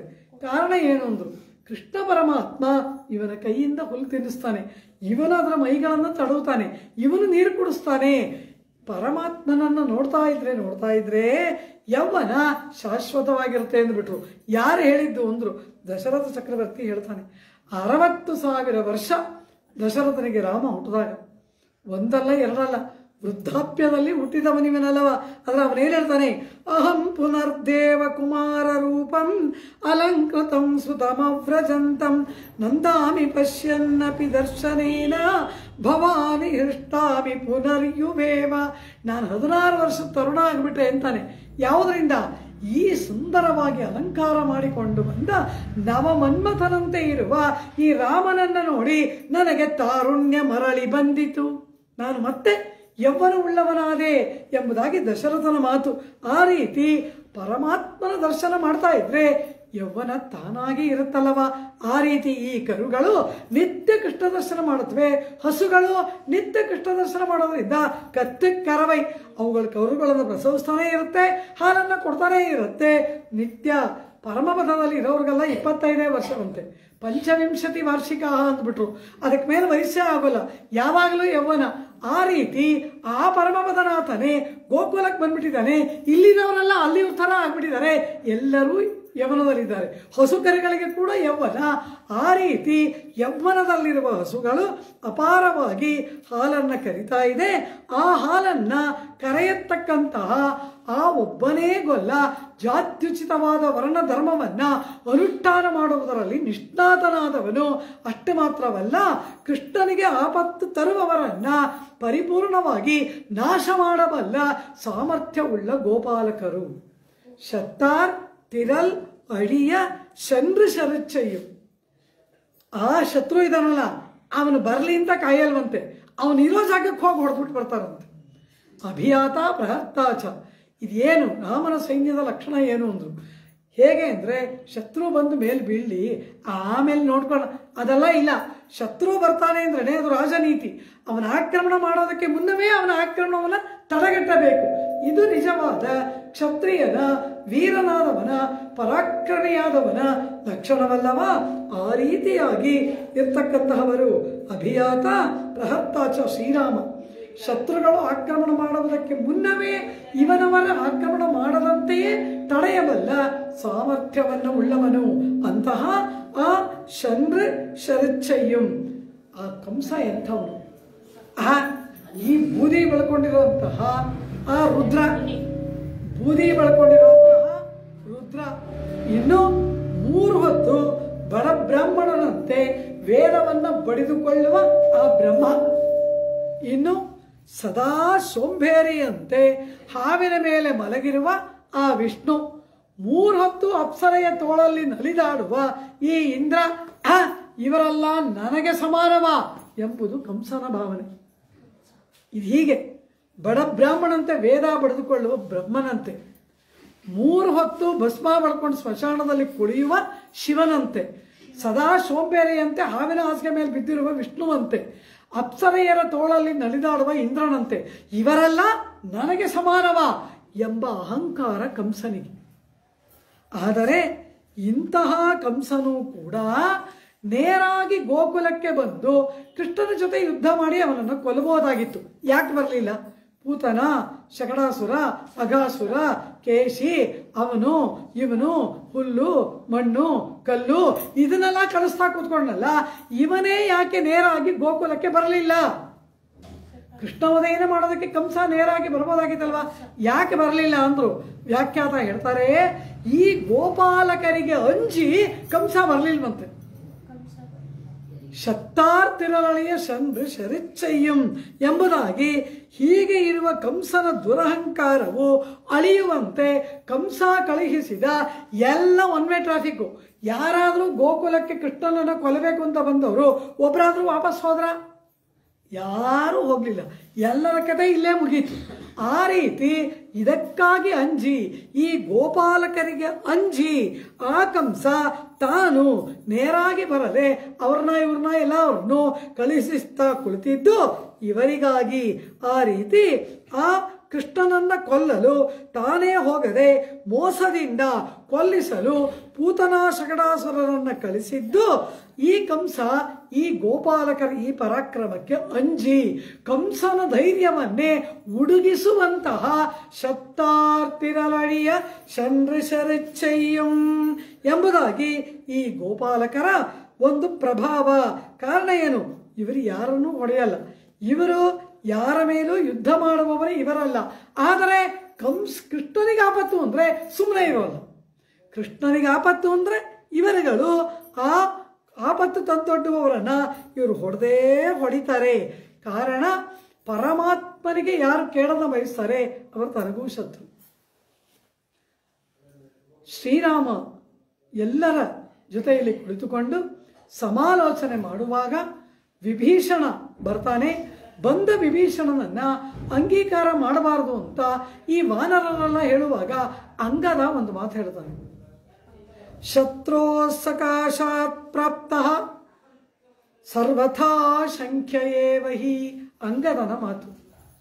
ಶತ್ರು ಪಕ್ಷದಿಂದ ಬಂದಿರುವ ಇವನು ಸಂದೇಹಾಸ್ಪದನಾದವನು ಎಂಬುದಾಗಿ ಆ ಅಂಗದನ ಮಾತು. ಶತ್ರುವಿನ ಪಕ್ಷದಿಂದ ಇವನು ಬಂದಿದ್ದಾನೆ ಅಂತ ಹೇಳ್ತಾನೆ. ಅದು ಹೇಗೆ ಅಂದ್ರು? ಈ ಅಂಗದ ಯಾರು? ವಾಲಿಯ ಪುತ್ರ. ವಾಲಿಯು ರಾವಣನು ಪರಮ ಮಿತ್ರರು. ಎಂಥ ಮೈತ್ರಿ ಗೊತ್ತಾ? ನನ್ನ ರಾಜ್ಯ ನಿನ್ನ ರಾಜ್ಯ, ನಿನ್ನ ರಾಜ್ಯ ನನ್ನ ರಾಜ್ಯ, ನಿನ್ನ ಐಶ್ವರ್ಯವೆಲ್ಲ ನಂದು, ನಂದಲ್ಲ ನಿಂದು, ನಿನ್ನ ಪತ್ನಿ ನನ್ನ ಪತ್ನಿ, ನನ್ನ ಪತ್ನಿ ನಿನ್ನ ಪತ್ನಿ. ಇದೆಲ್ಲಾದ್ರೂ ಉಂಟ? ಇನ್ನು ಏನಾದರೂ ನಂದು ನಿಂದು ಅನ್ಬೋದು. ಪತ್ನಿಯರು ನಂದು ನಿಂದು ಅಂತ ಹೇಳ್ತಾರ. ಆ ರೀತಿಯಾದ ಸ್ನೇಹವಂತೆ ವಾಲಿಗೂ ರಾವಣನಿಗೂ. ಈ ವಾಲಿಯ ಮಗ ಈ ಅಂಗದ ಏನ್ ಹೇಳ್ಬೇಕು? ರಾವಣನ ಕಡೆಯಿಂದ ಬಂದಿದ್ದಾನೆ ಅಂದ್ರೆ ಮಿತ್ರ ಪಕ್ಷ ಅಂತ ಹೇಳ್ಬೇಕು. ಯಾಕಂದ್ರೆ ನಮ್ಮ ತಂದೆಗೆ ವಾಲಿಯಾದವನಿಗೆ ರಾವಣ ಮಿತ್ರ. ರಾವಣನ ಕಡೆಯಿಂದ ಬಂದವನು ಅನ್ಬೇಕಾದ್ರೆ ಮಿತ್ರನ ಕಡೆಯಿಂದ ಬಂದವನು ಅಂತ ಹೇಳ್ಬೇಕು. ಅಂಗದ ಏನ್ ಹೇಳ್ತಾನೆ? ಶತ್ರು ಸಂಕಾಶಾತ್ ಪ್ರಾಪ್ತ, ಶತ್ರುವಿನ ಪಕ್ಷದಿಂದ ಬಂದವನು ಅಂತಾನೆ. ಅಂಗದನಿಗೆ ರಾವಣ ಶತ್ರುವ ಇಲ್ವಲ್ಲ? ಯಾಕೆ ಹೇಳ್ದ? ರಾಮನಿಗೆ ಶತ್ರುವಾದ್ದರಿಂದ ನನಗೂ ಶತ್ರು. ಅಂಗದನಿಗೆ ರಾವಣ ಶತ್ರು ಅಲ್ಲ, ಆದರೆ ರಾಮನಿಗೆ ಅಂಗದ ಶತ್ರುವಾಗಿದ್ದಾನಲ್ಲವಾ? ಆದ್ದರಿಂದ ರಾಮನಿಗೆ ಯಾರು ಕೇಳನ್ನು ಬಯಸ್ತಾರೋ ಅವರು ನನಗೂ ಶತ್ರು ಎಂಬುದಾಗಿ ಈ ಅಂಗದ ಭಾವಿಸಿದನಲ್ಲವ. ಹೀಗೆ ಪರಮಾತ್ಮನಿಗೆ ಯಾರು ಶತ್ರುವೋ ಅವರನ್ನ ಇವನು. ಪರಮಾತ್ಮನಿಗೆ ಎಲ್ಲವೂ ಅವನ ಸೃಷ್ಟಿ. ಹಿರಣ್ಯ ರಾವಣಾದಿಗಳು ಕೂಡ ಪರಮಾತ್ಮನ ಸೃಷ್ಟಿ. ಹಿರಣ್ಯನನ್ನ ಪರಮಾತ್ಮ ಯಾಕೆ ಸೀಳಿದ ಅಂದ್ರೆ ಪರಮಭಕ್ತನಾದ ಪ್ರಹ್ಲಾದನಲ್ಲಿ ಅಪಚಾರ ಪಟ್ಟ. ಆದ್ದರಿಂದ ಪ್ರಹ್ಲಾದನಲ್ಲಿ ಅಪಚಾರ ಪಟ್ಟಿದ್ದಕ್ಕಾಗಿ ಹಿರಣ್ಯನನ್ನ ಪರಮಾತ್ಮ ಸೀಳಿದ. ಕಾರಣ ಭಾಗವತರಲ್ಲಿ ಅಪಚಾರ ಪಟ್ರೆ ಭಗವಂತನಿಗೆ ಕೋಪ ಬರುತ್ತೆ, ಭಗವಂತನಲ್ಲಿ ಅಪಚಾರ ಪಟ್ರೆ ಭಾಗವತನಿಗೆ ಕೋಪ ಬರುತ್ತೆ. ಆ ರಾವಣ ಅಪಚಾರ ಪಟ್ಟಿದ್ದರಿಂದ ಅಂಗದ ಆ ರಾವಣನನ್ನ ಶತ್ರು ಅಂತ. ಅಂಗದನಿಗೂ ರಾವಣನಿಗೂ ಶತ್ರುತ್ವವೇ ಇಲ್ಲ. ಆದರೂ ಕೂಡ ಅಂಗದ ಅವನನ್ನ ಶತ್ರು ಎಂಬುದಾಗಿ ಹೇಳುವುದಕ್ಕೆ ಕಾರಣ ರಾಮನಿಗೆ ಶತ್ರುವಾದದ್ದರಿಂದ. ರಾಮನಿಗೆ ಶತ್ರುವಲ್ಲ, ರಾವಣ ರಾಮನನ್ನ ಶತ್ರುವಾಗಿ ಭಾವಿಸಿದ. ರಾವಣನ ಶತ್ರು ಅನ್ಲಿಲ್ಲ, ರಾವಣ ರಾಮನನ್ನ ಶತ್ರು ಅಂದ. ಆ ರೀತಿ ಆ ಭಾಗವತೋತ್ತಮರು ಇವರುಗಳು ಆ ಕಂಸನ ಕಡೆಯವರನ್ನ ಚೆನ್ನಾಗಿ ಎಲ್ಲ ಕಾಲಕ್ಕೂ ಕೂಡ ಶಿಕ್ಷಿಸತಕ್ಕಂತಹವರು. ಹೀಗೆ ಅವರನ್ನ ಆ ಗೋಪಾಲಕರಿಗೆ ಅಂಜಿ ಏನು ಮಾಡಲಾಗದೆ ಕಂಸ ತಾನು ನೇರಾಗಿ ಬರದೆ ಇವರೆಲ್ಲರನ್ನ ಆ ಕಂಸ ಕೃಷ್ಣನ ಮೇಲೆ ಮೋಸದಿಂದ ವಂಚನೆಯಿಂದ ಕೊಲ್ಲುವುದಕ್ಕೆ ಕಳುಹಿಸಿದ ಎಂಬುದಾಗಿ ಆಂಡಾಳು ಹೇಳ್ತಾಳೆ. ಹೀಗೆ ಶತ್ತಾರ್ತಿರಲಳಿಯ ಶರಿಚ್ಚಯ್ಯಂ ಎಂದು ಹೇಳುವಾಗ ಇಲ್ಲಿ ಒಂದು ಪ್ರಶ್ನೆ ಬರುತ್ತೆ. ಏನು ಪ್ರಶ್ನೆ? ಇವರನ್ನೆಲ್ಲ ಇವನು ಯಾರು? ವರ್ಣಧರ್ಮವನ್ನು ಚೆನ್ನಾಗಿ ಅನುಷ್ಠಾನ ಮಾಡುವವನು. ಅಂದರೆ ಗೋ ಸಂರಕ್ಷಣೆ, ಏನೇನು ವೈಶ್ಯ ವರ್ಣಧರ್ಮವಿದೆ ಅದನ್ನು ತಪ್ಪದೆ ಪರಮಾತ್ಮನಿಗೆ ಪ್ರಿಯವಾಗುವಂತೆ ಆಚರಣೆ ಮಾಡುವವರು. ಈಗ ಈ ಕಂಸನಿಂದ ಕಡೆಯಿಂದ ಕಳುಹಿಸಲ್ಪಟ್ಟವರು ಕೃಷ್ಣನಿಗೆ ಆಪತ್ತು ತರೋರ ಜೊತೆ ಇವರು ಯುದ್ಧ ಮಾಡ್ತಾರೆ, ಅವರ ಬಲವು ಅಡಗುವಂತೆ ಯುದ್ಧ ಮಾಡ್ತಾರೆ ಅಂತ ಹೇಳ್ತಾಳಲ್ಲ, ಇದು ತಪ್ಪಲ್ಲವ? ಯುದ್ಧ ಯಾರ ಧರ್ಮ? ಕ್ಷತ್ರಿಯನ ಧರ್ಮ. ವೈಶ್ಯರು ಯುದ್ಧ ಮಾಡೋ ಹಾಗಿಲ್ಲ, ಬ್ರಾಹ್ಮಣ ಯುದ್ಧ ಮಾಡೋ ಹಾಗಿಲ್ಲ. ಇವರು ವೈಶ್ಯರು, ಇವರು ಗೋ ಸಂರಕ್ಷಣೆಯನ್ನು ಮಾಡ್ತಾ ಇದ್ದಾರೆ. ಇವರು ಹೋಗಿ ಯುದ್ಧ ಮಾಡ್ತಾರೆ ಅಂದರೆ ವರ್ಣ ಧರ್ಮದ ಲೋಪ ಬಂತಲ್ಲವ? ನಮ್ಮ ಧರ್ಮವನ್ನು ಬಿಡೋದು ಒಂದು, ಇನ್ನೊಬ್ಬರ ಧರ್ಮವನ್ನು ಮಾಡೋದೊಂದು, ಎರಡು ದೋಷ ಬಂದ್ಬಿಡ್ತು. ಇನ್ನೊಂದನ್ನು ಮಾಡಬೇಕಾದ್ರೆ ನಂದನ್ನು ನಾನು ಬಿಡಬೇಕು. ಅಲ್ಲಿಗೆ ಏನಾಯಿತು? ಕೃತ್ಯ ಅಕರಣ. ನನ್ನ ಧರ್ಮವನ್ನು ಮಾಡದೇ ಇರೋದು ಕೃತ್ಯ ಅಕರಣ. ಅದು ಮಾಡಬಾರದನ್ನು ಮಾಡೋದು, ಯಾವುದು ಅಕೃತ್ಯವೋ ಅದನ್ನು ಮಾಡಿದಂತಾಯಿತು, ಯಾವುದು ಕೃತ್ಯವೋ ಅದನ್ನು ಬಿಟ್ಟಂತಾಯಿತು. ಎರಡು ದೋಷ, ಕೃತ್ಯ ಅಕರಣ, ಕೃತ್ಯಾಕರಣ, ಅಕೃತ್ಯಕರಣ, ಕೃತ್ಯಾಕರಣ ದೋಷಗಳನ್ನು ಗದ್ಯದಲ್ಲಿ ಹೇಳ್ತಾರೆ. ಮಾಡು ಅಂತ ಹೇಳಿದ್ದನ್ನ ಬಿಡಬಾರ್ದು, ಮಾಡಬಾರ್ದು ಅಂತ ಹೇಳಿದ್ದನ್ನ ಮಾಡಿಕೂಡ್ದು. ನಾವು ಎರಡೂ ವಿಪರೀತ. ಏನು ಮಾಡಬಾರ್ದು ಅಂತಾರೆ ಅದನ್ನೆಲ್ಲ ಮಾಡ್ತೀವಿ. ಅಲ್ಲಿ ಇಲ್ಲಿ ಪಕ್ಕದಲ್ಲಿ ರಸ್ತೆ ಎರಡು ಪಕ್ಕದಲ್ಲಿ ಸಿಗೋದೆಲ್ಲ ತಿನ್ನಬೇಡ ಅನ್ನತ್ತೆ, ನಮಗದೇ ಬೇಕು, ನಮಗೆ ಅದನ್ನು ತಿಂದ್ರೇ ಆನಂದ. ಪರಮಾತ್ಮನ ಪ್ರಸಾದದಲ್ಲಿ ಏನಿದೆ? ದಿನ ಪೊಂಗಲು ಬೇಡ ಅಂತೀವಿ. ಇದು ನಮ್ಮ ಸ್ವಭಾವ. ಕಾರಣ ನಮ್ಮ ಸತ್ವರಜಸ್ತಮೋ ಗುಣಗಳ ಪ್ರಭಾವ ನಮ್ಮ ಕಡೆ ಅದು ಎಳೆಯುತ್ತೆ. ಸತ್ವಗುಣ ನಮಗೆ ಬೇಕಿಲ್ಲ, ನಮಗೆ ರಜಸ್ತಮೋ ಗುಣಗಳು ಬೇಕು. ಆ ಆಹಾರ ತಿಂದು ಬರಬಾರದ ಬುದ್ಧಿ ಎಲ್ಲ ಬಂದು ಸತ್ವಗುಣ ಕೆಟ್ಟು ಹೋಗಿ ಪರಮಾತ್ಮನಿಂದ ದೂರ ಆಗೋದಕ್ಕೆ ಏನು ಬೇಕೋ ಅಷ್ಟು ಆಗುತ್ತೆ. ಇದು ಅಕೃತ್ಯಕರಣ. ಮಾಡಬೇಡ ಅನ್ನೋದನ್ನು ನಾವು ಮಾಡ್ತೀವಿ. ಕೃತ್ಯ ಅಕರಣ, ಇದನ್ನೇ ಮಾಡು. ನಿತ್ಯ ಶುದ್ಧವಾಗಿ ಪ್ರಸಾದವನ್ನು ಮಾಡು, ಪರಮಾತ್ಮನಿಗೆ ನೈವೇದ್ಯ ಮಾಡು, ಅದನ್ನು ಭುಜಿಸುವುದ್ರೆ ನಮಗದು ಬೇಕಿಲ್ಲ. ಇದು ಕೃತ್ಯ ಅಕರಣ. ಮಾಡಬೇಕಾದ್ದನ್ನು ಬಿಡೋದು, ಮಾಡಲೇಬಾರದನ್ನು ಮಾಡೋದು. ಈ ರೀತಿ ವೈಶ್ಯವರ್ಣ ಧರ್ಮ ಗೋ ಸಂರಕ್ಷಣೆ. ಇವನು ಯುದ್ಧ ಮಾಡ್ತಾನೆ ಅಂದರೆ ಏನಾಯಿತು? ಈ ಗೋ ಸಂರಕ್ಷಣೆ ಬಿಟ್ಟೋಯ್ತು. ಅದನ್ನು ಮಾಡೋಕ್ಕೋದ್ರೆ ಇದನ್ನು ಮಾಡೋರು ಯಾರು? ಅದು ಇವನಿಗೆ ಸರಿಯಾಗಿ ಬರೋಲ್ಲ. ಕಾರಣ ಏನು? ಇವನು ಕ್ಷತ್ರಿಯನಲ್ಲದೆ ಇರೋದ್ರಿಂದ ಆ ಒಂದು ಅಭ್ಯಾಸ, ಅಸ್ತ್ರಶಸ್ತ್ರಗಳ ಅಭ್ಯಾಸ ಇಲ್ಲದೆ ಇರೋದ್ರಿಂದ ಇವನಿಗೆ ಯುದ್ಧ ಮಾಡೋಕ್ಕೆ ಬರೋಲ್ಲ. ಗೋ ಸಂರಕ್ಷಣೆ ಬಿಟ್ಟೋಯ್ತು. ಎರಡು, ಕ್ಷತ್ರಿಯ ಧರ್ಮವೂ ಕೆಟ್ಟೋಯ್ತು, ವೈಶ್ಯ ಧರ್ಮವೂ ಕೆಟ್ಟೋಯ್ತು, ವರ್ಣ ಧರ್ಮ ಹಾಳಾಯಿತು. ವರ್ಣಾಶ್ರಮ ಧರ್ಮವನ್ನು ಕೆಡಿಸಿದರೆ ಪರಮಾತ್ಮನಿಗೆ ಬಹಳ ಕೋಪ. ಚಾತುರ್ವರ್ಣ್ಯಂ ಮಯಾ ಸೃಷ್ಟಂ ಅಂತಾನೆ. 4 ವರ್ಣಗಳನ್ನು ನಾನು ಸೃಷ್ಟಿ ಮಾಡಿದ್ದೀನಿ, ವರ್ಣಾಶ್ರಮ ಧರ್ಮ ಪರಿಪಾಲನೆ ಮಾಡಬೇಕು ಅನ್ನೋದು ನನ್ನ ಆಜ್ಞೆ ಅಂತಾನೆ ಪರಮಾತ್ಮ. ವರ್ಣಾಶ್ರಮ ಧರ್ಮ ಬಿಟ್ಟವರನ್ನ ಪರಮಾತ್ಮ ಯಾವ ಕಾರಣಕ್ಕೂ ಮನ್ನಿಸಲಾರ. ಆ ರೀತಿ ಇರುವಾಗ ಈ ಮನೆಯ ಗೊಲ್ಲ ಗೋ ಸಂರಕ್ಷಣೆಯನ್ನು ಬಿಟ್ಬಿಟ್ಟು ಯುದ್ಧ ಮಾಡ್ತಾನೆ ಅಂದರೆ ಇದು ಅಪರಾಧವಲ್ಲವ? ದೋಷ ಬರಲಿಲ್ಲವ? ಇವರಿಗೆ ದೋಷ ಏರ್ಪಡ್ತು. ತನ್ನ ವರ್ಣಧರ್ಮವನ್ನು ಬಿಟ್ಟ ಇನ್ನೊಂದು ವರ್ಣಧರ್ಮದ ಅನುಷ್ಠಾನ ಮಾಡ್ತಾ ಇದ್ದಾನೆ, ಇವನಿಗೆ ದೋಷ ಬಂತಲ್ಲವಾ? ಆಂಡಾಳ್ ಹೇಳ್ತಾಳೆ, ಇಲ್ಲ ಅಂದ್ಬಿಟ್ರು. ಈ ಮನೆಯ ಗೊಲ್ಲನಿಗೆ ಆ ದೋಷ ಬರೋಲ್ಲ, ಈ ಗೊಲ್ಲನಿಗೆ ಅಂತ ದೋಷ ಬರೋಲ್ಲ. ಕುತ್ತಮೊನ್ನಿಲ್ಲಾದ ಕೋವಲರ್. ಕುತ್ತಂ ದೋಷವು ಇಲ್ಲದ ಅಲ್ಲ, ಒಂದ್ರಿಲ್ಲದ ದೋಷದ ಲೇಷವೂ ಇಲ್ವಂತೆ. ತಿಲ ಮಾತ್ರ ಕೂಡ ಈ ಗೋಪಾಲಕರಿಗೆ ದೋಷ ಇಲ್ಲ. ಕುತ್ತಮಿಲ್ಲಾದ, ಕುತ್ತಮೊಂದ್ರಿಲ್ಲಾದ, ಕುತ್ತಮೊಂದ್ರುಮ್ಮಿಲ್ಲಾದ. ಒಂದು ಲೇಷ, ಒಂದು ಎಳ್ಳು ಕಾಳಿನಟ್ಟು ಕೂಡ ಈ ಗೋಪಾಲಕರಿಗೆ ದೋಷ ಇಲ್ಲ ಅಂದ್ಬಿಟ್ಲು. ಕುತ್ತಮೊಂದಿಲ್ಲಾದ ಕೋವಲರ್. ದೋಷದ ಲೇಷವು, ದೋಷದ ಸ್ಪರ್ಶವೂ ಇಲ್ಲದ ಕೋವಲರ್ ಗೋಪಾಲಕರು ಎಂಬುದಾಗಿ ಆಂಡಾಳು ಹೇಳ್ತಾಳು. ಅದೇ ಹಾಗೆ ವರ್ಣಧರ್ಮಗಳನ್ನು ಬಿಟ್ಟವರಿಗೆ ದೋಷ ಬರುತ್ತಲ್ವ? ಇನ್ನೊಂದು ವರ್ಣಧರ್ಮವನ್ನು ಅನುಷ್ಠಾನ ಮಾಡಿದ್ರೆ ದೋಷ ಅಂತ ಶಾಸ್ತ್ರ ಹೇಳಿದೆಯಲ್ಲ, ಅದು ಇವ್ರಿಗೆ ಮಾತ್ರ ಯಾಕೆ ಬರೋಲ್ಲ? Every rules has got its own exception. ಪ್ರತಿಯೊಂದು ನಿಯಮಗಳಿಗೂ ಕೂಡ ಒಂದೊಂದು ಪರವಾನಗಿ ಉಂಟು, ಒಂದೊಂದು ಎಕ್ಸೆಪ್ಷನ್ ಇರುತ್ತೆ, ಎಕ್ಸೆಂಪ್ಷನ್ಸ್ ಇರುತ್ತೆ. ಆ ರೀತಿ ಈ ಗೊಲ್ಲರ ವಿಷಯದಲ್ಲೂ ಕೂಡ ಅದು ಉಂಟು ಅಂದುಬಿಟ್ಲು. ಅದೇನು ಅಂತ ಕೇಳಿದ್ರೆ, ಯಾವ ರೀತಿ ವರ್ಣಾಶ್ರಮ ಧರ್ಮಾನುಷ್ಠಾನವನ್ನು ಪರಮಾತ್ಮನ ಕೈಂಕರ್ಯ ಅಂತ ನಾವು ಮಾಡಬೇಕು. ಓ ನಾನೆಲ್ಲ ಅಗ್ನಿಹೋತ್ರ ಮಾಡ್ತಾ ಇದ್ದೀನಿ, ನಾನು ಪಂಚಮಹಾಯಜ್ಞ ಮಾಡ್ತೀನಿ, ನಾನಿದು ಅದೆಲ್ಲವೂ ವ್ಯರ್ಥ. ನಾನು ಮಾಡ್ತೀನಿ ಅನ್ನೋ ಭಾವ ನಿನಗೆ ಯಾವಾಗ ಬಂತು ಅದಷ್ಟು ಕೂಡ ಬೂದಿಯಲ್ಲಿ ಹೋಮ ಮಾಡಿದಂತೆ. ಪರಮಾತ್ಮನ ಕೈಂಕರ್ಯವಾಗಿ ಪರಮಾತ್ಮ ಮಾಡಿಸ್ತಿದ್ದಾನೆ ಎಂಬ ವಿನಯದಿಂದ ಮಾಡಬೇಕು. ನಾನು ಮಾಡ್ತಾ ಇದ್ದೀನಿ ಅಂತ ಅಹಂಕಾರವೋ ಮಾಡದೇ ಇರುವವರನ್ನು ಕೆಳಮಟ್ಟವಾಗಿ ಕಾಣುವುದೋ ಕೂಡುದು. ಅದೆಲ್ಲ ಪರಮಾತ್ಮನಿಗೆ ಇಷ್ಟವಾಗದ ವಿಷಯ. ನೀನು ಮಾಡ್ತಾ ಇದೀಯಾ, ನೀನು ಮಾಡು, ಅದನ್ನು ಭಗವತ್ ಕೈಂಕರ್ಯ ಅಂತ ತಿಳ್ಕೊಂಡು ನೀನು ಮಾಡು. ನಾ ಮಾಡ್ತಾ ಇದ್ದೀನಿ ಅಹಂಕಾರದಿಂದ ಮಾಡಬೇಡ. ಪರಮಾತ್ಮ ಮಾಡಿಸ್ತಾ ಇದ್ದಾನೆ. ಪರಮಾತ್ಮನ ಸೇವಾರೂಪವಾಗಿ ಕೈಂಕರ್ಯ ರೂಪವಾಗಿ ನೀನು ಮಾಡು. ನಿನ್ನಿಂದ ಪರಮಾತ್ಮ ಹಾಗೆ ಕೈಂಕರ್ಯ ಮಾಡಿಸ್ಕೋತಾ ಇದ್ದಾನೆ, ಇನ್ನೊಬ್ಬರಿಂದ ಇನ್ನೊಂದು ಥರ ಮಾಡಿಸ್ಕೋತಾನೆ. ಅದನ್ನು ಮಾಡದವರನ್ನು ದೂಷಿಸ್ಕೊಡು. ಅದನ್ನು ಪರಮಾತ್ಮ ನೋಡ್ಕೊಡ್ತಾನೆ. ನಾವ್ಯಾರು ದೂಷಿಸುವುದಕ್ಕೆ? ಕುತ್ತ ಮೊನ್ನಿಲ್ಲಾದ ಅಂತ ಹೇಳುವಾಗ ಯಾವುದಿದೆ ಇದರಲ್ಲಿ ಅಂದರೆ, ನಾವು ಮಾಡುವುದರಲ್ಲಿ ದೋಷವಿದೆ, ನಾವು ಮಾಡುವುದು ಸರಿಯಾಗಿದೆ, ಇದು ಪುಣ್ಯ ಇದು ಪಾಪ ಅಂತ ನಿರ್ಧಾರ ಮಾಡೋನು ಯಾರು? ಪರಮಾತ್ಮ. ಕರ್ಮಾಧ್ಯಕ್ಷೋ ಧರ್ಮಾಧ್ಯಕ್ಷ.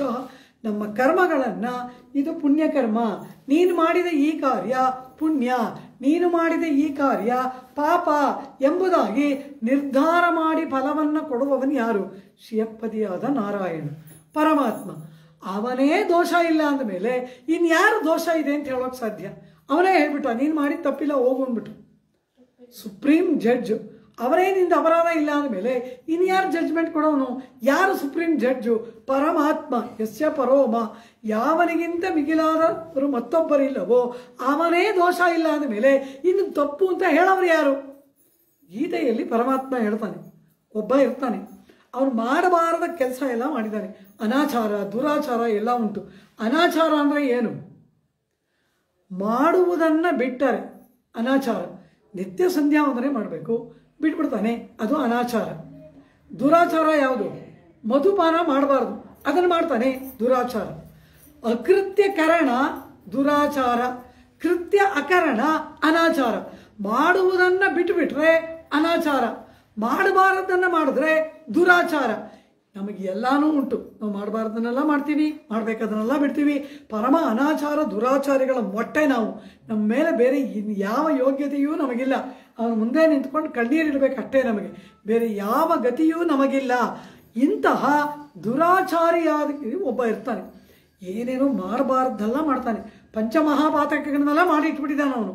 ಆದರೆ ಎಂದೋ ಒಂದು ದಿನ ಪರಮಾತ್ಮನ ಅನುಗ್ರಹದಿಂದ ಆಚಾರ್ಯರ ಪರಮಕೃಪೆಯಿಂದ ಅವನಿಗೊಂದು ಸದ್ಬುದ್ಧಿ ಬರುತ್ತೆ. ಇಷ್ಟು ದಿನ ತಾನು ಮಾಡಿದ ತಪ್ಪು, ಇಷ್ಟು ದಿನ ತಾನು ನಡ್ಕೊಂಡ ನಡವಳಿಕೆ ತಪ್ಪು, ಇದೆಲ್ಲ ಆತ್ಮ ಸ್ವರೂಪಕ್ಕೆ ಉಚಿತವಲ್ಲ, ಪರಮಾತ್ಮನಿಗೆ ಪ್ರಿಯವಲ್ಲ ಎಂಬುದು ಒಂದು ದಿನ ಅವನಿಗೆ ಏರ್ಪಡುತ್ತೆ.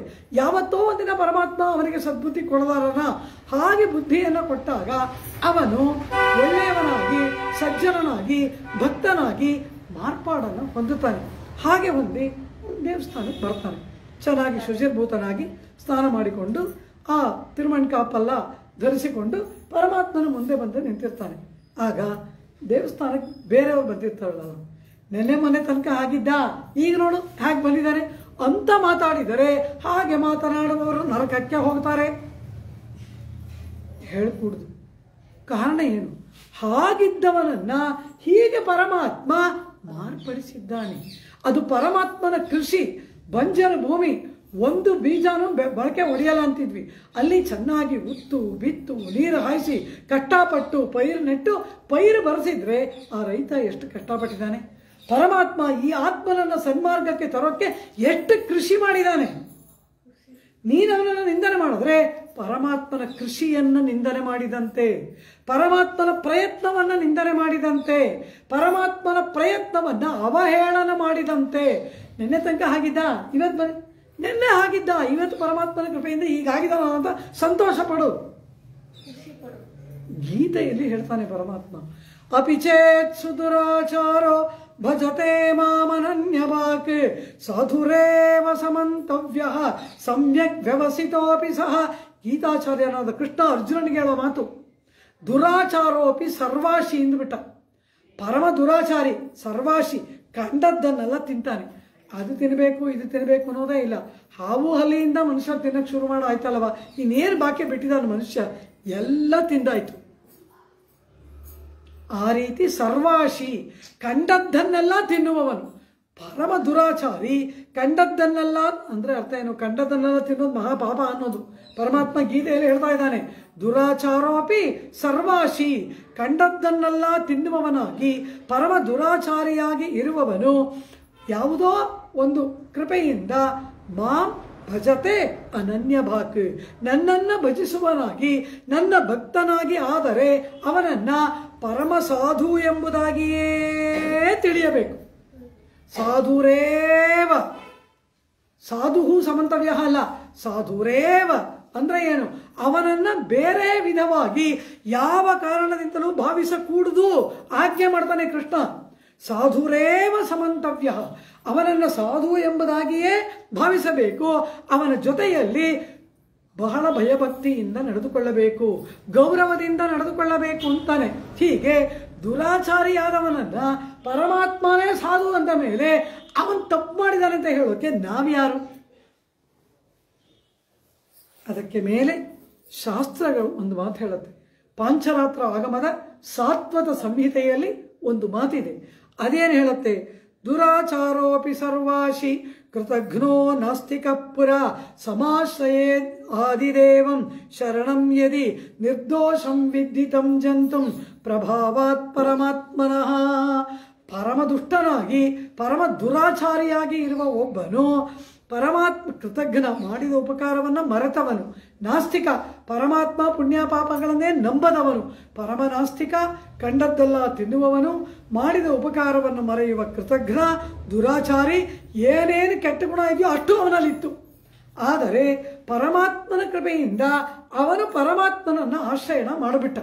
ಸಂಶಯೇ ಯದಿ ಆದಿದೇವಂ, ಆದಿಮೂಲನಾದ ಆ ಪರಮಾತ್ಮನನ್ನ ಅವನ ಆಶ್ರಯಣ ಮಾಡಿಬಿಟ್ರೆ ನಿರ್ದೋಷಂ ವಿದ್ಧಿತಂ ಜಂತಂ, ಅವನಲ್ಲಿ ಯಾವ ದೋಷವೂ ಇಲ್ಲದವನು ಎಂಬುದಾಗಿಯೇ ತಿಳಿಯಬೇಕು.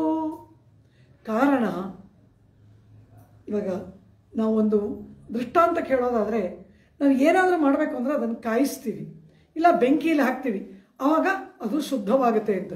ಚಿನ್ನದಲ್ಲಿ ಕಲ್ಮಶ ಸೇರಿದ್ರೆ ಅದನ್ನು ಬೆಂಕಿಯಲ್ಲಿ ಹಾಕಿ ಕಾಯಿಸಿ ಕಾಯಿಸಿ ಕಾಯಿಸಿ ಅದರ ಜೊತೆ ಬೆರ್ತಿರೋ ಬೇರೆ ಬೇರೆ ಲೋಹಗಳು ಕಶ್ಮಲಗಳು ಎಲ್ಲ ತೆಗೆದುಬಿಟ್ಟು ಆ ಅಪ್ಪಟ ಚಿನ್ನವನ್ನು ಅಕ್ಕಸಾಲಿ ಮೇಲೆತ್ತುತ್ತಾನೆ. ಹೇಗೆ ಮಾಡ್ತಾನೆ? ಅದನ್ನು ಬೆಂಕಿಯಲ್ಲಿ ಹಾಕ್ತಾನೆ. ಹಾಗೆ ಈ ಚಿನ್ನವನ್ನು ಬೆಂಕಿಯಲ್ಲಿ ಹಾಕಿದರೆ ಹೇಗೆ ಅದರ ದೋಷಗಳು ಹೋಗ್ಬಿಡುತ್ತೋ ಆ ರೀತಿ ಎಂಥ ಪಾಪಿಯಾದವನು ಕೂಡ ಪರಮಾತ್ಮನೆಂಬ ಮಹತ್ತರವಾದ ತೇಜಸ್ಸಿನೊಡನೆ ಸಂಬಂಧ ಪಡೆದರೆ ಅವನ ದೋಷಗಳೆಲ್ಲ ಹೋಗ್ಬಿಡುತ್ತೆ. ಅದು ಯಾವುದರಿಂದ? ಇವನಿಂದ ಅಲ್ಲ, ಪ್ರಭಾವಾತ್ ಪರಮಾತ್ಮನಃ, ಪರಮಾತ್ಮನ ಪ್ರಭಾವದಿಂದ ಇವನ ದೋಷಗಳು ಇಲ್ಲವಾಗುತ್ತದೆ. ಆದ್ದರಿಂದ ಹಾಗೆ ಆ ಒಂದು ಕಾಲದಲ್ಲಿ ದುಷ್ಟನಾದವನು ಈಗ ಸಾಧುವಾಗಿ ಮಾರ್ಪಟ್ಟಿದ್ದರೆ ಅದು ಪರಮಾತ್ಮನ ಪ್ರಭಾವದಿಂದ ಅಂತ ಭಾವಿಸಿ ಅವನನ್ನ ದೋಷವಿಲ್ಲದವನು ಎಂಬುದಾಗಿಯೇ ತಿಳಿಬೇಕೆ ಹೊರತು ಹಳೆ ಕಥೆಯನ್ನೆಲ್ಲ ಮಾತಾಡಿ ಅವನ ಹತ್ರ ಅಪಚಾರ ಪಡಬಾರದು. ನಿರ್ದೋಷಂ ವಿದ್ಧಿತಂ ಜಂತುಂ ಪ್ರಭಾವಾತ್ ಪರಮಾತ್ಮನಃ, ಪರಮಾತ್ಮನ ಪ್ರಭಾವದಿಂದ ಅವನನ್ನ ದೋಷವಿಲ್ಲದವನು ಎಂಬುದಾಗಿ ತಿಳಿಬೇಕು. ಆದ್ದರಿಂದ ಅದಕ್ಕೆ ಮೇಲೆ ಪರಮಾತ್ಮನಿಗಾಗಿ ಅಂತ ಯಾರು ಏನು ಮಾಡಿದ್ರೂ ಕೂಡ ಅದರಲ್ಲಿ ದೋಷವಿಲ್ಲ. ಈ ಗೋಪಾಲಕರೆಲ್ಲ ತಮ್ಮ ದ್ವೇಷಕ್ಕಾಗ ಕಂಸನ ಸೈನಿಕರೊಡನೆ ಹೋರಾಡ್ತಾರೆ. ಯಾರಿಗಾಗಿ ಹೋರಾಡ್ತಾರೆ? ಕೃಷ್ಣನಿಗಾಗಿ. ಎಲ್ಲವೂ ಕೃಷ್ಣನಿಗಾಗಿ ಮಾಡ್ತಾರೆ. ಅವರು ಮಾಡುವ ಸಕಲವೂ ಕೃಷ್ಣನಿಗಾಗಿ ಮಾಡೋದ್ರಿಂದ ಅವರ ಮಾಡುವ ಕಾರ್ಯದಲ್ಲಿ ದೋಷವೇ ಇಲ್ಲ. ಇವರು ಯುದ್ಧ ಮಾಡಿದ್ರು ಇವ್ರಿಗೆ ಯಾಕೆ ದೋಷವಿಲ್ಲ ಅಂತ ಕೇಳಿದ್ರೆ ಕೃಷ್ಣನಿಗಾಗಿ ಮಾಡಿದ್ದು, ಪರಮಾತ್ಮನಿಗಾಗಿ ಮಾಡಿದ್ದರಿಂದ ಪರಮಾತ್ಮನ ಸಂಬಂಧ ಇದ್ದು ಇವರ ಕ್ರಿಯೆಗಳೆಲ್ಲವೂ ನಡೆಯುವುದರಿಂದ ಇದರಲ್ಲಿ ಯಾವ ದೋಷವೂ ಇಲ್ಲ. ಆದ್ದರಿಂದ ಪರಮಾತ್ಮನಿಗಾಗಿ ಮಾಡುವುದರಿಂದ ಕೃಷ್ಣನ ಮೇಲಿನ ರಕ್ಷಣೆ. ಇವರು ಏನು ಮಾಡ್ತಾ ಇದ್ದಾರೆ? ಹೇಗೆ ಕೃಷ್ಣ ಪರಮಾತ್ಮನನ್ನು ರಕ್ಷಿಸುವುದಕ್ಕಾಗಿ ಇವರು ಮಾಡ್ತಾ ಇದ್ದಾರೆ. ಎಂಥ ಒಳ್ಳೆಯ ಭಾವ! ಎಲ್ಲರನ್ನ ರಕ್ಷಣೆ ಮಾಡುವವನು ಪರಮಾತ್ಮ, ಅವನು ನಮಗೆ ರಕ್ಷಕ. ಆದರೆ ಇವರು ಪ್ರೇಮ ಎಷ್ಟಿದೆ ಅಂದರೆ ಅವನು ರಕ್ಷಕ ಅನ್ನೋದೇ ಮರ್ತು ಹೋಗುತ್ತೆ. ನಾವು ಅವನಿಗೆ ರಕ್ಷಕರು ಎಂಬ ಮಟ್ಟಿಗೆ ಇವರ ಪ್ರೇಮ ಅಪಾರವಾದದ್ದು. ಆ ಪ್ರೇಮ, ಕೃಷ್ಣನ ಮೇಲಿನ ಪ್ರೇಮ ತುಂಬಿದವರಿವರಾದ್ದರಿಂದ ಕುತ್ತಮೊನ್ನಿಲ್ಲದ ಇವರಿಗೆ ಒಂದೇ ಒಂದು ದೋಷವೂ ಇಲ್ಲ. ಕಾರಣ ಇವರು ಏನು ಮಾಡಿದ್ರು ಕೃಷ್ಣ ಪ್ರೇಮವೆಂಬ ಅಗ್ನಿ ಇವರ ದೋಷಗಳನ್ನೆಲ್ಲ ಭಸ್ಮ ಮಾಡಿಬಿಡುತ್ತೆ. ಆ ಪ್ರೇಮ ಕೃಷ್ಣ ರಕ್ಷಕ. ಏನಾದರೂ ಆಪತ್ತು ಬಂತ ಕೃಷ್ಣ ಕೃಷ್ಣ ಅಂತಾರೆ, ಕಾಡ್ಗಿಚ್ಚು ಹತ್ಕೊಂಡ್ಬಿಡ್ತು. ಎಲ್ಲ ಗೋಪಬಾಲಕರು ಕೃಷ್ಣ ಕೃಷ್ಣ ಅಂದ್ಬಿಟ್ರು. ಹೀಗೆ ಬೊಗಸೆಯಲ್ಲಿ ಹಿಡಿದು ಕಾಡ್ಗಿಚ್ಚನ್ನು ಕುಡಿದ್ಬಿಟ್ಟ. ಆಪತ್ತು ಬಂದರೆ ಕೃಷ್ಣ ಅಂತಾರೆ, ಆದರೆ ಕಂಸನ ಅನುಚರರು ಬಂದರೆ ಕೃಷ್ಣನ ಏನಾಗ್ಬಿಡ್ತು ಅಂತ ಅನ್ಸುತ್ತಾರೆ. ಅದು ಜ್ಞಾನ ದಶೆ, ಇದು ಪ್ರೇಮ ದಶೆ. ಈ ರೀತಿ ಕೃಷ್ಣನ ಮೇಲಿನ ಪ್ರೇಮ ತುಂಬಿಕೊಂಡು ಇವರ ಕಾರ್ಯಗಳು ನಡೆಯುವುದರಿಂದ ಇವರಿಗೆ ದೋಷವಿಲ್ಲ ಅಂದ್ಬಿಟ್ಲು ಆಂಡಾಳ್. ಪರಮ ಭಾಗವತೋತ್ತಮರಲ್ಲವ, ಪರಮಾತ್ಮನ ರಕ್ಷಣೆಗಾಗಿ ಇವರಿದ್ದಾರೆ. ಒಂದು ದೃಷ್ಟಾಂತಗಳು, ಹಲವಾರು ದೃಷ್ಟಾಂತಗಳನ್ನು ನಾಲಾಯಿರ ದಿವ್ಯ ಪ್ರಬಂಧ ವ್ಯಾಖ್ಯಾನದಲ್ಲೆಲ್ಲ ಸ್ವಾಮಿ ನಂಬಿಳ್ಳೈ, ಸ್ವಾಮಿ ಪೆರಿಯವಾಚಾನ್ ಪಿಳ್ಳೈ, ಅಣಹೇಳು ಮಣವಾಳ ಪೆರುಮಾಳ್ ನಾಯನಾರ್ ಇವರೆಲ್ಲ ಕೊಡ್ತಾರೆ. ಒಬ್ಬ ಹಸುವನ್ನು ಕೊಲ್ಲುವುದಕ್ಕೆ ಹೋಗ್ತಾ ಇರ್ತಾನೆ. ಹಸು ಪಾಪ ಚೆನ್ನಾಗಿ ದಷ್ಟಪುಷ್ಟವಾಗಿ ಹಾಲು ಕುಡಿಯೋ ಹಸು, ಅದನ್ನು ಕಡಿಯೋಕ್ಕೆ ಒಬ್ಬ ಹೋಗ್ತಾ ಇರ್ತಾನೆ. ಅಲ್ಲೊಬ್ಬ ಬ್ರಾಹ್ಮಣ ಬರ್ತಾ ಇರ್ತಾನೆ. ಆ ಬ್ರಾಹ್ಮಣ ಈ ಹಸುವನ್ನು ಕಡಿಯುವವನನ್ನು ಏನು ಮಾಡಬೇಕು, ಆ ಕಡಿಯುವವನ ತಲೆಯನ್ನು ಇವನು ಕಡಿಬೇಕು, ಇಲ್ಲ ಅವನಿಗೆ ಹೊಡಿಬೇಕು. ಅಯ್ಯೋ ನಾನು ಬ್ರಾಹ್ಮಣ, ನಾನು ಹೊಡಿಬಾರ್ದು, ನಾನು ಕೊಲ್ಲಬಾರ್ದು ಅಂದರೆ ಅದು ತಪ್ಪು.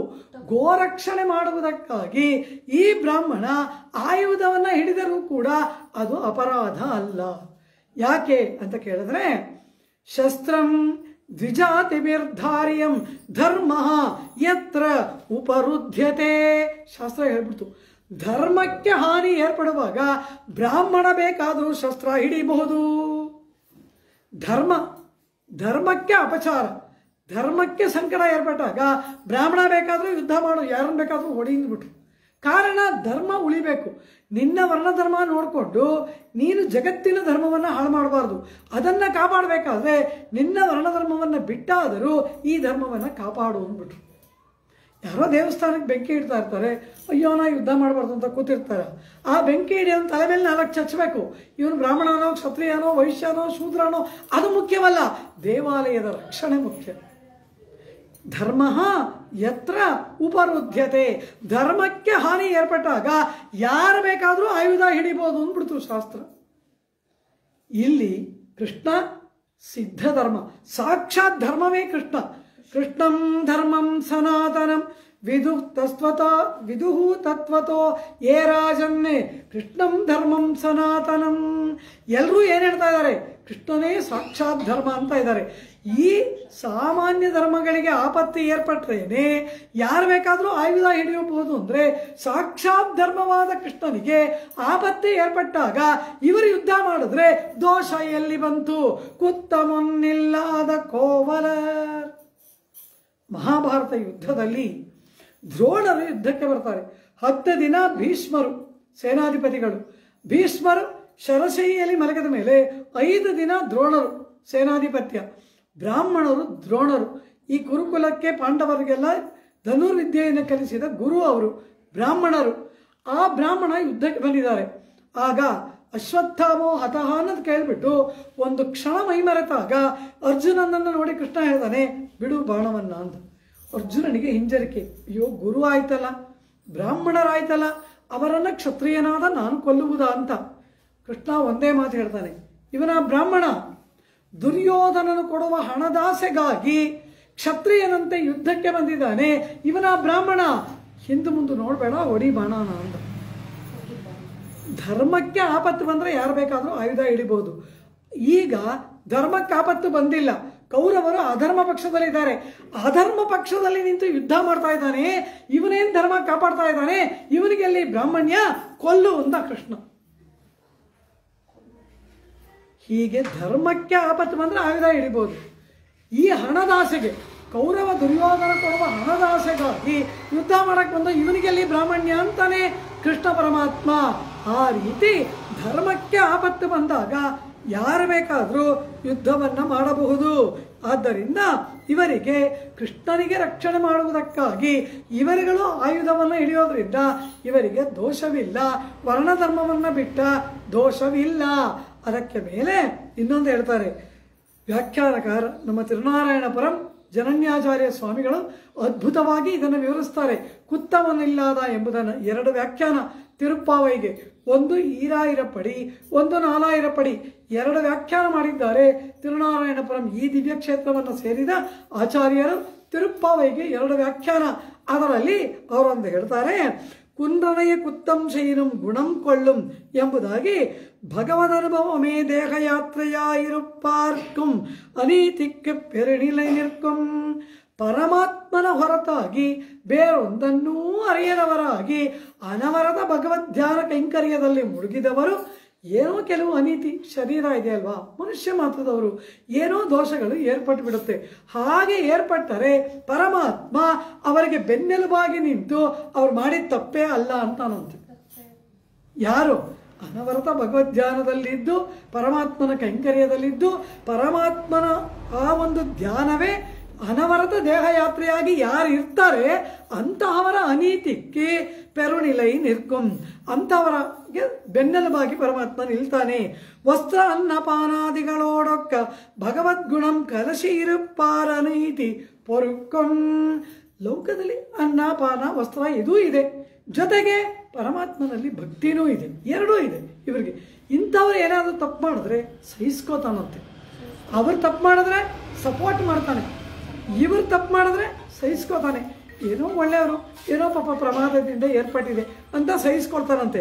ಹೀಗಿಲ್ಲದೆ ಕೇವಲ ಲೌಕಿಕ ಭೋಗದಲ್ಲೇ ಮುಳುಗಿ ತಮ್ಮ ಭೋಗಕ್ಕಾಗಿ ಮಾಡಬಾರದನ್ನು ಯಾರು ಮಾಡ್ತಾರೆಯೋ ಅವರ ಆ ಕಾರ್ಯಗಳು ಪರಮಾತ್ಮನಿಗೆ ಅಸಖ್ಯವಾಗಿರುತ್ತೆ, ಅವರನ್ನು ಶಿಕ್ಷಿಸ್ತಾನೆ. ಅಲ್ಲಾದಾರ ನೀತಿ ಎಂಬೆರುಮಾನಕ್ಕೆ ಅಸಖ್ಯವಾಗಿರುಕ್ಕುಂ. ಹೀಗೆ ಇವರೆಲ್ಲ ಯಾರು? ಮೊದಲನೇ ಗುಂಪಿಗೆ ಸೇರಿದವರು. ಕೃಷ್ಣನಾಮವೇ, ಕೃಷ್ಣ ಕೈಂಕರ್ಯವೇ, ಆ ಭಗವದ್ಧ್ಯಾನವೇ, ಭಗವದ್ ಅನುಭವವೇ ಇವರಿಗೆ ದೇಹಯಾತ್ರೆ. ಕೃಷ್ಣಾನುಭವವನ್ನೇ ದೇಹಯಾತ್ರೆಯಾಗಿ ಉಳ್ಳವರು ಈ ಗೊಲ್ಲರು. ಇವರು ಆಯುಧವನ್ನು ಹಿಡಿದರೂ ಕೂಡ ಇವರ ವರ್ಣಧರ್ಮಕ್ಕೆ ಲೋಪ ಬರಲಿಲ್ಲ. ಕಾರಣ ಪರಮಾತ್ಮನಾದ ಕೃಷ್ಣನನ್ನೇ ನೆನೆಯುವವರು. ಕೃಷ್ಣನಿಗಾಗಿ ಮಾಡಿದ್ದರಿಂದ ಇವರ ಅನೀತಿ, ಇವರು ಆಯುಧ ಹಿಡಿದಿದ್ದನ್ನು ಪರಮಾತ್ಮ ಅಪರಾಧವಾಗಿ ಭಾವಿಸಲಿಲ್ಲ. ಬದಲಾಗಿ ತನ್ನನ್ನು ರಕ್ಷಣೆ ಮಾಡುವ ಅವರ ಪ್ರೇಮವನ್ನು ಕಂಡು ಆನಂದವನ್ನು ಪಡೋದ್ರಿಂದ ಕುತ್ತಮೊನ್ನಿಲ್ಲದ ಕೋವಲರ್, ದೋಷದ ಲೇಷವೂ ಇಲ್ಲದೆ ಇರ್ತಕ್ಕಂಥ ಅವರು. ಪರಮಾತ್ಮನೇ ದೋಷ ಇಲ್ಲ ಅಂದಮೇಲೆ ಇನ್ನು ನಾವ್ಯಾರು ದೋಷ ಇದೆ ಅಂತ ಹೇಳೋಕ್ಕೆ? ಆದ್ದರಿಂದ ಕೃಷ್ಣ ಪರಮಾತ್ಮನ ದೃಷ್ಟಿಯಲ್ಲಿ ದೋಷವಿಲ್ಲದವರು. ಎನ್ನಡಿಯಾರ್ ಅದು ಶೈಯಾರ್, ಶೈದಾರೇಲ್ ನன்று ಶೈದಾರ್, ತಾಮರೆಯಾಳಾಗಿಲುಂ ಶಿದಹುರೆಗಿಲುಂ. ಮಹಾಲಕ್ಷ್ಮಿ ನಮ್ಮ ಅಪರಾಧವನ್ನು ಮುಚ್ಚಿಟ್ಟು ಪರಮಾತ್ಮನ ಜೊತೆಲಿ ಶಿಫಾರಸ್ ಮಾಡೋಳು. ಕೆಲವು ಸಾರಿ ಅವಳೇ ಹೇಳ್ತಾಳಂತೆ, ಪರಮಾತ್ಮ ಅಂಗೀಕಾರ ಮಾಡಬೇಡ, ಪರಮ ಪಾಪಿ ಅಂದರೆ ಪಾಪಿನಾ, ನನ್ನನ್ನು ಆಶ್ರಯಣ ಮಾಡಿದವನು ಅವನು ಮಾಡಿದ್ರೆ ಅದು ಒಳ್ಳೇದೇ ಮಾಡಿರ್ತಾನೆ, ಬಿಡು ನೀ ಸುಮ್ಮನಿರು ಅಂತಾನಂತೆ ಪರಮಾತ್ಮ. ಹೀಗೆ ಪರಮಾತ್ಮ ಅವನ ಭಕ್ತರ ಮೇಲೆ ಭಾವಿಸುವಾಗ ಕುತ್ತಮನ್ನಿಲ್ಲದ ಕೋವಲರ್ಥಂ ಪೊರ್ಕೊಡಿಯೇ, ಇಂತಹ ಉತ್ಕೃಷ್ಟನಾದ ಗೊಲ್ಲ, ಗೋರಕ್ಷಣೆಯಲ್ಲಿ ಅತ್ಯಂತ ಸಾಮರ್ಥ್ಯವುಳ್ಳವನು, ಕೃಷ್ಣನನ್ನು ರಕ್ಷಣೆ ಮಾಡಿ ಕೃಷ್ಣನ ಅನುಗ್ರಹಕ್ಕೆ ಪಾತ್ರನಾದಂತಹ ಒಳ್ಳೆಯ ಗೊಲ್ಲನ ಮನೆಯಲ್ಲಿ ಹುಟ್ಟಿದಂತಹ ಕೋವಲರ್ಥಂ ಪೊರ್ಕೊಡಿಯೇ, ಆ ಗೋಪಾಲಕರ ವಂಶದಲ್ಲಿ ಹುಟ್ಟಿದ ಹೊನ್ನಿನ ಬಳ್ಳಿಯೇ, ಹೇಮಲತೆಯೇ ಅಂತಾಳೆ. ಅಂದರೆ ಏನು? ಅವಳ ಸೌಂದರ್ಯವನ್ನು ವರ್ಣನೆ ಮಾಡ್ತಾಳೆ. ಒಬ್ಬರ ಶರೀರದ ಬಗ್ಗೆ ಮಾತಾಡಬೇಕಾದ್ರೆ ಎರಡು ವಿಷಯ. ಯಾವುದು? ಅವರ ಶರೀರ ಪೂರ್ತಿ ಏನೋ ಒಂಥರ ಒಂದು ಆಕರ್ಷಕವಾದ ಒಂದು ಅಂಶ ಇರುತ್ತೆ, ಅದಕ್ಕೆ ಲಾವಣ್ಯ ಅಂತ ಹೆಸರು. ಒಂದು ಒಳ್ಳೆಯ ಮುತ್ತಿದೆ, ಆ ಮುತ್ತನ್ನು ಹಿಂಗಿಂಗಂದ್ರೆ ಅದ್ರ ಒಳಗಡೆ ಏನೋ ನೀರು ಓಡಾಡಂಗೆ ಕಾಣುತ್ತಲ್ಲ, ಹಾಗೆ ಇವರ ಇಡೀ ಶರೀರದಲ್ಲಿ ಯಾವುದೋ ಒಂದು ಪ್ರಕಾಶ, ಒಂದು ಆಕರ್ಷಣೆ, ಒಂದು ಪ್ರಭೆ ಇರುತ್ತೆ. ಅದನ್ನು ಲಾವಣ್ಯ ಅಂತ ಕರೀತಾರೆ. ಅಂದರೆ ಪರಿಪೂರ್ಣವಾಗಿ ಸಮುದಾಯ ಶೋಭೆ, ಒಟ್ಟಿನ ಒಂದು ಸೌಂದರ್ಯ. ಆದರೆ ಅವ್ರ ಮೂಗನ್ನು ನೋಡಿದ್ರೆ ಅವ್ರ ಮೂಗೇನೋ ಒಂಥರ ಇರುತ್ತೆ, ಅವ್ರ ಕಿವಿ ಸರಿಯಾಗಿರಲ್ಲ ಅಥವಾ ನಡಿಗೆ ಸರಿಯಾಗಿರಲ್ಲ, ಆದರೂ ಒಟ್ಟು ಮೇಲೆ ಅವ್ರು ಏನೋ ಒಂಥರ ಆಕರ್ಷಕವಾಗಿರ್ತಾರೆ. ಈ ಒಟ್ಟು ಮೇಲೆ ಸೌಂದರ್ಯ ಇದೆಯಲ್ಲ ಅದು ಲಾವಣ್ಯ. ಪುತ್ತರವಲ್ಗುಲ್ ಪುನಮೈಲೇ ಪೋದರಾಯ್. ಪುತ್ತರವಲ್ಗುಲ್, ಪುತ್ತು ಅಂದರೆ ಹಾವಿನ ಹುತ್ತ, ಅರವು ಅಂದರೆ ಹಾವು. ಹುತ್ತದ ಒಳಗಡೆ ಪ್ರವೇಶ ಮಾಡುವ ಆ ಹಾವಿದೆಯಲ್ಲ, ಹಾಗೆ ಹೋಗುವಾಗ ತುಂಬ ತುಂಬ ಸಣ್ಣಕ್ಕಾಗಿ ಒಳಗಡೆ ನುಸುಳುತ್ತಂತೆ. ಅಂದರೆ ಎಷ್ಟು ಸಣ್ಣ ಆಗುತ್ತೆ ಅಂದರೆ ಅದು ಇರೋದೇ ಕಾಣಲ್ಲ, ಹಾಗೆ ಎಲ್ಲ ಹಿಡ್ಕೊಂಡು ಆ ರೀತಿಯಾದ ಸೊಂಟವನ್ನು ಕಟಿಪ್ರದೇಶವನ್ನು ಉಳ್ಳವಳೆ. ಸ್ತ್ರೀಯರಿಗೆ ಸೊಂಟ ಆಗಿರ್ಬೇಕಂತೆ, ಇದೆಯೋ ಇಲ್ವೋ ಅನ್ನೋದೇ ಗೊತ್ತಾಗಬಾರ್ದಂತೆ. ಮೇಲೊಂದು ಭಾಗ ಕೆಳಗೊಂದು ಭಾಗ ಇರೋದ್ರಿಂದ ಮಧ್ಯ ಸೊಂಟ ಇದೆ ಅಂತ ಊಹೆ ಮಾಡಬೇಕಂತೆ. ಆ ರೀತಿಯಾಗಿ ಕಟಿಪ್ರದೇಶವನ್ನು ಉಳ್ಳವಳೆ ಎಂಬುದಾಗಿ ಹೇಳ್ತಾಳೆ. ಇದು ಅವಯವ ಸೌಂದರ್ಯ. ಒಂದೊಂದು ಅವಯವ, ಕೆಲವರು ನೋಡಿದ್ರೆ ಅವ್ರ ಮೂಗು ಎಷ್ಟು ಚೆನ್ನಾಗಿದೆ, ಅವ್ರ ಬಾಯಿ ಎಷ್ಟು ಚೆನ್ನಾಗಿದೆ, ಅವರು ಕೈಕಾಲುಗಳು ಬೆರಳುಗಳು ಎಷ್ಟು ಚೆನ್ನಾಗಿದೆ. ಇದು ಒಂದೊಂದು ಅವಯವದ ಶೋಭೆ. ಈ ಒಂದೊಂದು ಅವಯವದ ಶೋಭೆಗೆ ಸೌಂದರ್ಯ ಅಂತ ಹೆಸರು. ಒಟ್ಟು ಮೇಲಿನ ಸೌಂದರ್ಯಕ್ಕೆ ಲಾವಣ್ಯ ಅಂತ ಹೆಸರು. ಪರಮಾತ್ಮನನ್ನು ಹೇಳುವಾಗ ಲಾವಣ್ಯ ಸೌಂದರ್ಯ ಅವನಿಗೆ ಎರಡೂ ಉಂಟು. ಸಮುದಾಯ ಶೋಭೆಯೂ ಉಂಟು, ಅವಯವ ಶೋಭೆಯೂ ಉಂಟು. ಅವಯವ ಅಂದರೆ ಅಂಗ ಪ್ರತ್ಯಂಗಗಳು. ಪ್ರತಿಯೊಂದು ಅಂಗ ಪ್ರತ್ಯಂಗವು ಅದ್ಭುತವಾಗಿದೆ, ಸುಂದರನಾಗಿದ್ದಾನೆ. ಲಾವಣ್ಯವೂ ಇದೆ, ಸಮುದಾಯ ಶೋಭೆ. ಪರಮಾತ್ಮ ಸಮುದಾಯ ಶೋಭೆ, ಅವಯವ ಶೋಭೆ ಎರಡರಿಂದ ಕೂಡಿದವನು ಪರಮಾತ್ಮ. ಲಾವಣ್ಯ ಸೌಂದರ್ಯ ಮಹೋದಧೆ. ಈ ಗೊಲ್ಲಬಾಲಿಕಾ ಹಾಗಿದ್ದಾಳಂತೆ. ಇವಳು ಹೇಗಿದ್ದಾಳೆ? ಅವಳನ್ನು ಒಟ್ಟು ಸೌಂದರ್ಯವನ್ನು ಏನು ಹೇಳಿದ್ರು? ಪೊರ್ಕೊಡಿಯೇ, ಹೊನ್ನಿನ ಬಳ್ಳಿಯೇ, ಲಾವಣ್ಯದಿಂದ ಬಳುಕುವವಳೆ, ಕಂಗೊಳಿಸುವವಳೆ ಎಂಬುದಾಗಿ ಕರೆದ್ರು. ಅದು ಲಾವಣ್ಯ. ಈಗ ಅವಳ ಕಟಿಪ್ರದೇಶವನ್ನು, ತಲೆ ಕೂದಲನ್ನು ವರ್ಣನೆ ಮಾಡ್ತಾರೆ. ಪುತ್ತರ ಅಲ್ಗುಲ್, ಪುತ್ತು ಹುತ್ತದ ಒಳಗೆ, ಅರವು ಪ್ರವೇಶಿಸುವ ಹಾವಿನಂತೆ, ಅಲ್ಗುಲ್ ಕಟಿಪ್ರದೇಶವನ್ನು ಉಳ್ಳವಳೆ ಅಂದರೆ ಅವಳ ಒಂದು ಅವಯವ ಶೋಭೆ. ಅದನ್ನು ಹೇಳ್ತಾರೆ ಸೌಂದರ್ಯದಿಂದ ಕೂಡಿದವಳೆ. ಪುನಮೈಲೆ, ನೆಲದಲ್ಲಿ ಕಾಲೂರಿ ನಿಂತ ನವಿಲು ತನ್ನ ದೊಡ್ಡದಾಗಿ ಹರಡಿದ ಗರಿ ಇದೆಯಲ್ಲ, ಅದನ್ನು ಹಿಂಗೆ ಒಟ್ಟಿಗೆ ಸೇರಿಸ್ಕೊಂಡ್ಬಿಡುತ್ತೆ. ಆ ಒಟ್ಟಿಗೆ ಸೇರಿಸಿದಾಗ ಎಷ್ಟು ದಟ್ಟವಾಗಿದೆ. ಅಂತಹ ತಲೆ ಕೂದಲನ್ನು ಉಳ್ಳವಳೆ. ಅದ್ಭುತವಾದ ಕೇಶ ಸೌಂದರ್ಯ. ಪುನಮೈಲೆ, ಆ ರೀತಿ ನವಿಲು ನಾಟ್ಯವಾಡಿದರೆ ಕೃಷ್ಣನಿಗೆ ಆನಂದ ಕಾಡಲಿ. ಹಾಗೆ ನಿನ್ನ ಸೌಂದರ್ಯದಿಂದ ಕೃಷ್ಣನಿಗೆ ಆನಂದವನ್ನು ಉಂಟು ಮಾಡುವವಳೇ.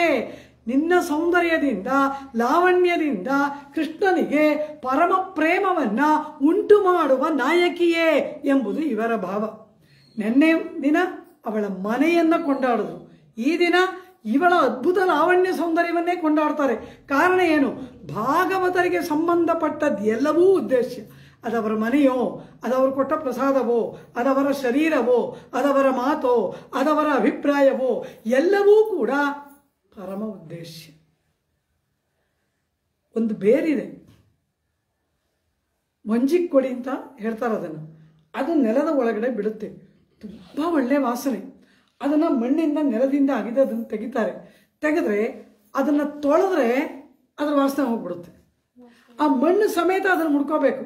ಸುಮ್ಮನೆ ಏನೋ ಮೇಲಿರೋ ಮಣ್ಣು ಒದ್ರು ಬಿಟ್ಟು ಅದನ್ನು ಹಾಗೆ ಮುಡ್ಕೊಂಡ್ರೇನಾ ಅದು ವಾಸನೆ. ಅದನ್ನೇನಾದರೂ ಮಣ್ಣು ಅಂತ ತೊಳೆದು ಬಿಟ್ರೆ ಅದರ ವಾಸನೆ ಎಲ್ಲ ಹೋಗ್ಬಿಡುತ್ತೆ. ವೇರ್ ಪತ್ತು ಚೂಡುವಾರ್ ಮಣ್ ಪತ್ತೋಡೆ, ವೇರ್ ಸೂಡುವಾರ್ ಮಣ್ ಪತ್ತೋಡೆ ಸೂಡುಮಾ ಪೋಲೆ. ಆ ಬೇರನ್ನು ಮುಡ್ಕೋಬೇಕು ಆಸೆಗೆ, ವಾಸನೆ ಆಸೆಗೆ ಅಂದರೆ ಆ ಮಣ್ಣಿನ ಸಮೇತ ಮುಡ್ಕೋಬೇಕು. ಹಾಗೆಯೇ ಭಾಗವತೋತ್ತಮರ ಆ ಜ್ಞಾನ ಅನುಷ್ಠಾನಗಳು ನಮಗೆ ಬೇಕು ಅಂದರೆ ಅವರ ಶರೀರದ ಸಮೇತವೇ ನಾವು ಅದನ್ನು ಸ್ವೀಕಾರ ಮಾಡಬೇಕು. ಶರೀರ ಮಣ್ಣು, ಪಂಚಭೌತಿಕವಾದದ್ದು. ಆದರೆ ಆ ಶರೀರ ಬಿಟ್ಟುಬಿಟ್ರೆ ಆ ಭಾಗವತರು ನಮಗೆ ಸಿಗ್ತಾರ? ಪರಮಾತ್ಮನೇ ನಮ್ಮಾಳ್ವಾರರನ್ನ ಅವರ ಈ ಭೌತಿಕ ಶರೀರದೊಡನೆ ಪರಮಪದಕ್ಕೆ ಕರ್ಕೊಂಡು ಹೋಗ್ತೀನಿ ಅಂತಾನೆ. ಆಳ್ವೀರ್ ಬನ್ನಿ ಹೋಗೋಣ ಪರಮಪದಕ್ಕೆ ಅಂತ. ಹೀಗೇನಾ ಅಂತಾರೆ. ಹೌದು, ಈ ಶರೀರದಿಂದಲೇ, ಈ ಮನುಷ್ಯ ಶರೀರದಿಂದಲೇ ನಿಮ್ಮನ್ನು ಪರಮಪದಕ್ಕೆ ಕರ್ಕೊಂಡು ಹೋಗ್ತೀನಿ ಅಂತಾನೆ ಪರಮಾತ್ಮ. ಏನು ಪರಮಾತ್ಮ, ನಿನಗೇನಾದರೂ ಬುದ್ಧಿ ಕೆಟ್ಟು ಹೋಗಿದೆಯಾ ಅಂತಾರೆ ಆಳ್ವಾರರು. ಏನು ಕೇಳ್ತಾರೆ? ಈ ಶರೀರ ಪರಮಪದಕ್ಕೆ ಬರೋದಾ? ಇದೆಲ್ಲ ಅಲ್ಲಿಗೆ ಬರಬಾರ್ದು. ನೀರಲ್ಲಿರಬೇಕಾದ್ರೆ ನೀರಿಗೆ ಅನುಗುಣವಾದ ಶರೀರ ಬೇಕು. ಆಕಾಶದಲ್ಲಿ ಹಾರಾಡುವಾಗ ಅದಕ್ಕೆ ಅನುಗುಣವಾದ ಶರೀರ ಬೇಕು. ಈ ಶರೀರ ಪರಮಪದಕ್ಕೆ ಕೂಡೋದಲ್ಲವ? ಹಾಗಿರ್ಬೇಕಾದ್ರೆ ಈ ಶರೀರ ಪರಮಪದಕ್ಕೆ ಕರ್ಕೊಂಡು ಹೋಗ್ತೀನಿ ಅಂತೀಯಲ್ಲ, ಕೂಡುದು ಅಂತಾರೆ ಆಳ್ವಾರರು. ಯಾಕೆ ಹಾಗೆ ಹೇಳ್ದ ಅಂದ್ರು, ಪರಮಾತ್ಮನಿಗೆ ಆ ಆಳ್ವಾರರ ಭಕ್ತಿ ಜ್ಞಾನ ಅದನ್ನೆಲ್ಲ ನೋಡಿ ಅಟ್ಟ ಆಸೆ ಅಂತೆ. ಆ ಭಕ್ತಿ ಜ್ಞಾನಗಳು ಪರಿಮಳಿಸಿದ್ದು ಈ ಶರೀರದಲ್ಲಲ್ವಾ? ಆದ್ರಿಂದ ಈ ಶರೀರ ಸಮೇತ ಕರ್ಕೊಂಡು ಹೋಗ್ಬೇಕು ಅಂತಾನೆ ಪರಮಾತ್ಮ. ಆಗ ಆಳ್ವಾರ ನಾಲೆಯಲಾರು ಅರಿವಿತ್ತು. ಅವನಿಗೆ 24 ತತ್ವಗಳನ್ನೆಲ್ಲ ಹೇಳ್ತಾರೆ. ಇದೆಲ್ಲ ಪರಂಪರೆಗೆ ಬರಬಾರದು ಪಂಚಭೂತಗಳು ಅಂತ ಹೇಳಿ ಪರಮಾತ್ಮನಿಗೆ ಉಪದೇಶ ಮಾಡ್ತಾರಂತೆ ಆಳ್ವಾರರು. ಯಾಕಟ್ಟಾಸೆ ಪರಮಾತ್ಮನಿಗೆ? ಈ ಶರೀರದಲ್ಲವಾ ಈ ಭಕ್ತಿ ಜ್ಞಾನ ವೈರಾಗ್ಯಗಳು ಪರಿಮಳಿಸಿದ್ದು, ಆದ್ರಿಂದ ಶರೀರ ಸಮೇತ ಕರ್ಕೊಂಡು ಹೋಗ್ತೀನಿ ಅಂತ ಪರಮಾತ್ಮನಿಗೆ ಭಕ್ತ ಭಾಗವತರ ವಿಷಯದಲ್ಲಿ ಆ ಶರೀರ ಅಷ್ಟೊಂದು ಉಪಾದೇಯವಾದಾಗ ನಮಗೆ ಭಾಗವತರ ಶರೀರ ಅವರು ಉಪಾದೇಯವಲ್ಲವ. ಆತ್ಮ ಬೇರೆ ಶರೀರ ಬೇರೆ ಮಾಡೋಕ್ಕಾಗತ್ತ? ಅದರ ಸಮೇತ ತಾನೇ ನಾವು ಅವರನ್ನು ಸ್ವೀಕಾರ ಮಾಡಬೇಕು. ಹಾಗೆ ಒಳಗಿರುವ ಉಪಾಯ ನಿಷ್ಠೆ ಉಳ್ಳವಳಾಗಿ ಪರಮಾತ್ಮನೇ ಉಪಾಯವಾದ್ದರಿಂದ ನಾನು ಮಾಡುವುದು ಏನೂ ಇಲ್ಲ ಎಂಬ ಪರಮಾತ್ಮನಲ್ಲಿ ಅಚಲ ವಿಶ್ವಾಸದಿಂದ ಕೂಡಿರುವ ಪರಮ ಭಾಗವತೋತ್ತಮೆಯಾದ ಅವಳನ್ನ ಅವಳ ಶರೀರದಿಂದಲೇ ಆಂಡಾಳ್ ಆ ಪ್ರಾರ್ಥನೆ ಮಾಡ್ತಾ ಅದನ್ನೇ ಉಪಾದೇಯವಾಗಿ ಪೂಜೆ ಮಾಡುವಂತೆ ಕೊಂಡಾಡ್ತಾಳೆ. ಪೊರ್ಕೊಡಿಯೇ ಕುತ್ತಮೊನ್ನಿಲ್ಲಾದ ಕೋವಲರ್ಥಂ ಪೊರ್ಕೊಡಿಯೇ ಪುತ್ತರವಲ್ಗುಲ್ ಪುನಮೈಲೇ ಪೋದರಾಯ್ ಎದ್ದು ಬಾ ನಮ್ಮ ಗೊಟ್ಟಿಯೊಡನೆ ಸೇರುವವಳಾಗು. ಸೇರಿ ಏನ್ ಮಾಡಬೇಕು? ಜ್ಞಾನಿಯೈ ಶರೀರತ್ತೋಡೆ ಆದರಿಕ್ಕ ವೇಂಡುಂ. ಜ್ಞಾನಿಯಾದವನಿದ್ದಾನೆ ಸ್ವಾಮಿ ನಮ್ಮ ಆಳ್ವಾರ್. ಅವ್ರನ್ನ ನಾವು ಯಾಕೆ ನಮಸ್ಕಾರ ಮಾಡಬೇಕು? ಅವ್ರು ಹೇಗಿದ್ದಾರೆ ಹಾಗೆ ನಮಸ್ಕಾರ ಮಾಡಬೇಕು. ಶರೀರದಿಂದ ಆತ್ಮ ಬೇರೆ ಮಾಡೋಕ್ಕಾಗುತ್ತಾ? ಜ್ಞಾನಿಯೈ ಶರೀರತ್ತೋಡೆ ಆದರಿಕ್ಕ ವೇಂಡಂ ಎಂಬ ಹಾಗೆ ಒಳಗಿರುವ ಭಾಗವತೋತ್ತಮೆಯನ್ನ ಅವಳ ಆ ದಿವ್ಯಮಂಗಳ ವಿಗ್ರಹದೊಡನೆ ಕೊಂಡಾಡುತ್ತಾ ಆಂಡಾಳ್ ಪಾಸುರವನ್ನು ಹಾಡ್ತಾಳೆ.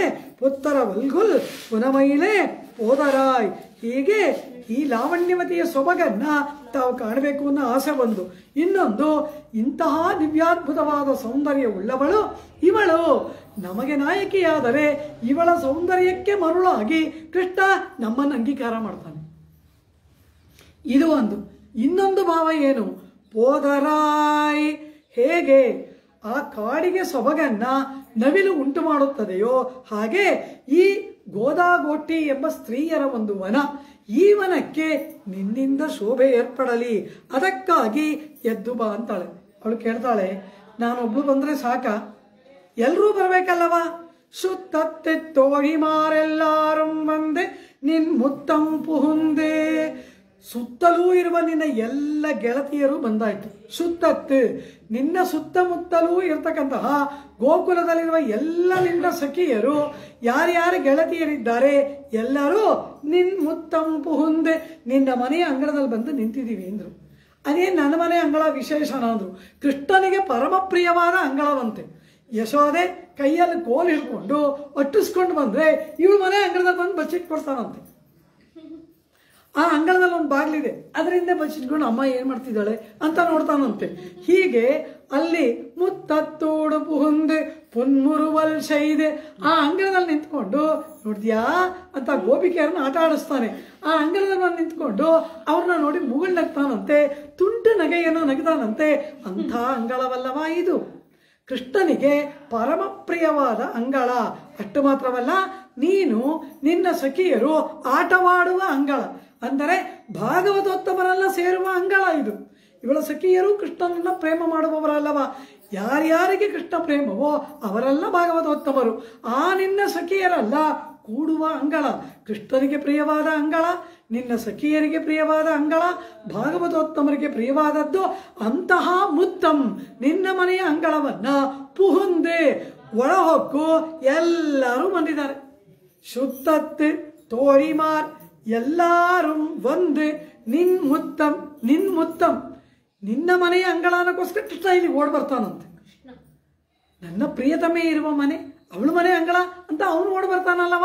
ಹಾಗೆ ಭಾಗವತೋತ್ತಮಳಾದ ನೀನಿದೆಯಾ ಅಂತ ಎಲ್ಲರೂ ನಾವೆಲ್ಲ ಬಂದಿದೀವಲ್ವಾ. ಆದ್ದರಿಂದ ಪರಮ ಉಪಾದೇಯವಾದ ನಿನ್ನ ಅಂಗಳವನ್ನ ಪುಹುಂದೆ ಸುತ್ತತ್ತೆ ತೋಳಿಮಾರ್ ಎಲ್ಲಾರು ಬಂದೆ ನಿನ್ ಮುತ್ತಂ ಪುಹುಂದೆ. ನೀನ್ ಒಬ್ಳನ್ ಬಿಟ್ಟು ಎಲ್ಲರೂ ಬಂದಿದ್ದೀವಿ, ನೀನು ಒಬ್ಳು ಮಾತ್ರ ಒಳಗಡೆ ಮಲಗಿದೀಯ. ಎಲ್ಲರೂ ಬಂದಂದ್ರೆ ಏನು? ಎಕ್ಸೆಪ್ಟ್ ಯು ಅಂತ ಅರ್ಥ. ಎಲ್ಲರೂ ಬಂದಾಯ್ತು, ಇಷ್ಟು ಜನ ಬಂದ್ರು, ನೀನು ಮಾತ್ರ ಇನ್ನೂ ಒಳಗಡೆ ಮಲಗಿದೆಯಲ್ಲ. ಎದ್ದು ಬಾ ಪೋದರಾಯ್, ಹೊರಕ್ಕೆದ್ದು ಬಾ ಎಂಬುದಾಗಿ ಕರೀತಾಳೆ. ಹೀಗೆ ಹೇಳಿದಾಗ ನಿನ್ ಮುತ್ತಂ ಪುಹುಂದೆ, ನನ್ನ ಮನೆ ಅಂಗಳಕ್ಕೇನೋ ಬಂದ್ವಿ, ಈಗ ನಾವೆಲ್ಲ ಏನು ಮಾಡಬೇಕು ಅಂತ ಕೇಳ್ತಾಳೆ ಒಳಗಿರೋಳು. ಮುಗಿಲ್ ಮಣ್ಣನ್ ಪೇರ್ಪಾಡ ನೀಲಮೇಘ ಶ್ಯಾಮ. ಮುಗಿಲ್ ಅಂದ್ರೆ ಮೋಡಗಳು. ಮೋಡದಂತೆ ಮೈಬಣ್ಣವುಳ್ಳ ಸರ್ವಾಂಗ ಸುಂದರನಾದ ನೀಲಮೇಘ ಶ್ಯಾಮಲನಾದ ಆ ಕೃಷ್ಣ ಪರಮಾತ್ಮನ ನಾಮ ಸಂಕೀರ್ತನೆ ಮಾಡಬೇಡವಾ? ಪೇರ್ಪಾಡಿ ಅವನಿಗೆ ಆನಂದ ಆಗುತ್ತೆ. ಅವನ ನಾಮವನ್ನ ಹೇಳಿದ್ರೆ ಅವನಿಗೆ ಆನಂದ. ಕೃಷ್ಣ ಪರಮಾತ್ಮನಿಗೆ ಆನಂದ ಉಂಟು ಮಾಡುವುದೇ ನಮ್ಮ ಕೈಂಕರ್ಯವಲ್ಲವ? ಅದನ್ನು ಮಾಡಕ್ಕಾಗಿ ಎದ್ದು ಬಾ. ಒಳಗಡೆ ಕೃಷ್ಣನೇ ಉಪಾಯ ಅಂತ ಕೂತಿದೀಯ. ಹಾಗೆ ಕೂತಿದ್ರೆ ಅವನ ನಾಮ ಸಂಕೀರ್ತನೆ ಯಾರು ಮಾಡ್ತಾರೆ? ಅವನಿಗೆ ಆನಂದ ಉಂಟು ಮಾಡೋರು ಯಾರು? ಉಪಾಯ ನಿಷ್ಠೆ ಬೇಕು. ನಾನು ಮಾಡುವುದು ಸಾಧನವಲ್ಲ. ನಾನು ಮಾಡುವ ನಾಮ ಸಂಕೀರ್ತನೆ ಸಾಧನ ಅಲ್ಲ. ಆದರೆ ನಾಮ ಸಂಕೀರ್ತನೆ ಮಾಡಬೇಡವಾ? ಮಾಡಬೇಕು. ಹೇಗೆ ಮಾಡಬೇಕು? ಅವನ ಕೈಂಕರ್ಯ ಅಂತ ಮಾಡಬೇಕು. ನಾಮ ಸಂಕೀರ್ತನೆ ಮಾಡುವುದು ಸಾಧನ ಅಲ್ಲ. ನಾನು ನಾಮ ಸಂಕೀರ್ತನೆ ಮಾಡಿ ಒಂದು ಪ್ರಯೋಜನ ಕೊಡು ಅಂತ ಕೇಳೋದಲ್ಲ. ನಾಮ ಸಂಕೀರ್ತನೆ ಮಾಡುವುದರಿಂದ ಅವನಿಗೆ ಆನಂದ ಏರ್ಪಡುವುದರಿಂದ ಅದು ಒಂದು ಕೈಂಕರ್ಯ. ಅದನ್ನು ಮಾಡಕ್ಕೆ ಬರಬೇಡವಾ ನೀನು? ಕೃಷ್ಣನೇ ಉಪಾಯ, ಅವನೇ ಬರಲಿ ಅಂತ ಕೈ ಕಟ್ಕೊಂಡು ಕೂತಿರೋದ? ಅವನ್ ಪೇರ್ಪಾಡ ನಾಮ ಸಂಕೀರ್ತನೆ ಎಂಬ ಕೈಂಕರ್ಯ ಮಾಡುವುದಕ್ಕಾಗಿ ಪೋದರಾಯ್ ಎದ್ದು ಬಾ ಹೊರಗೆ.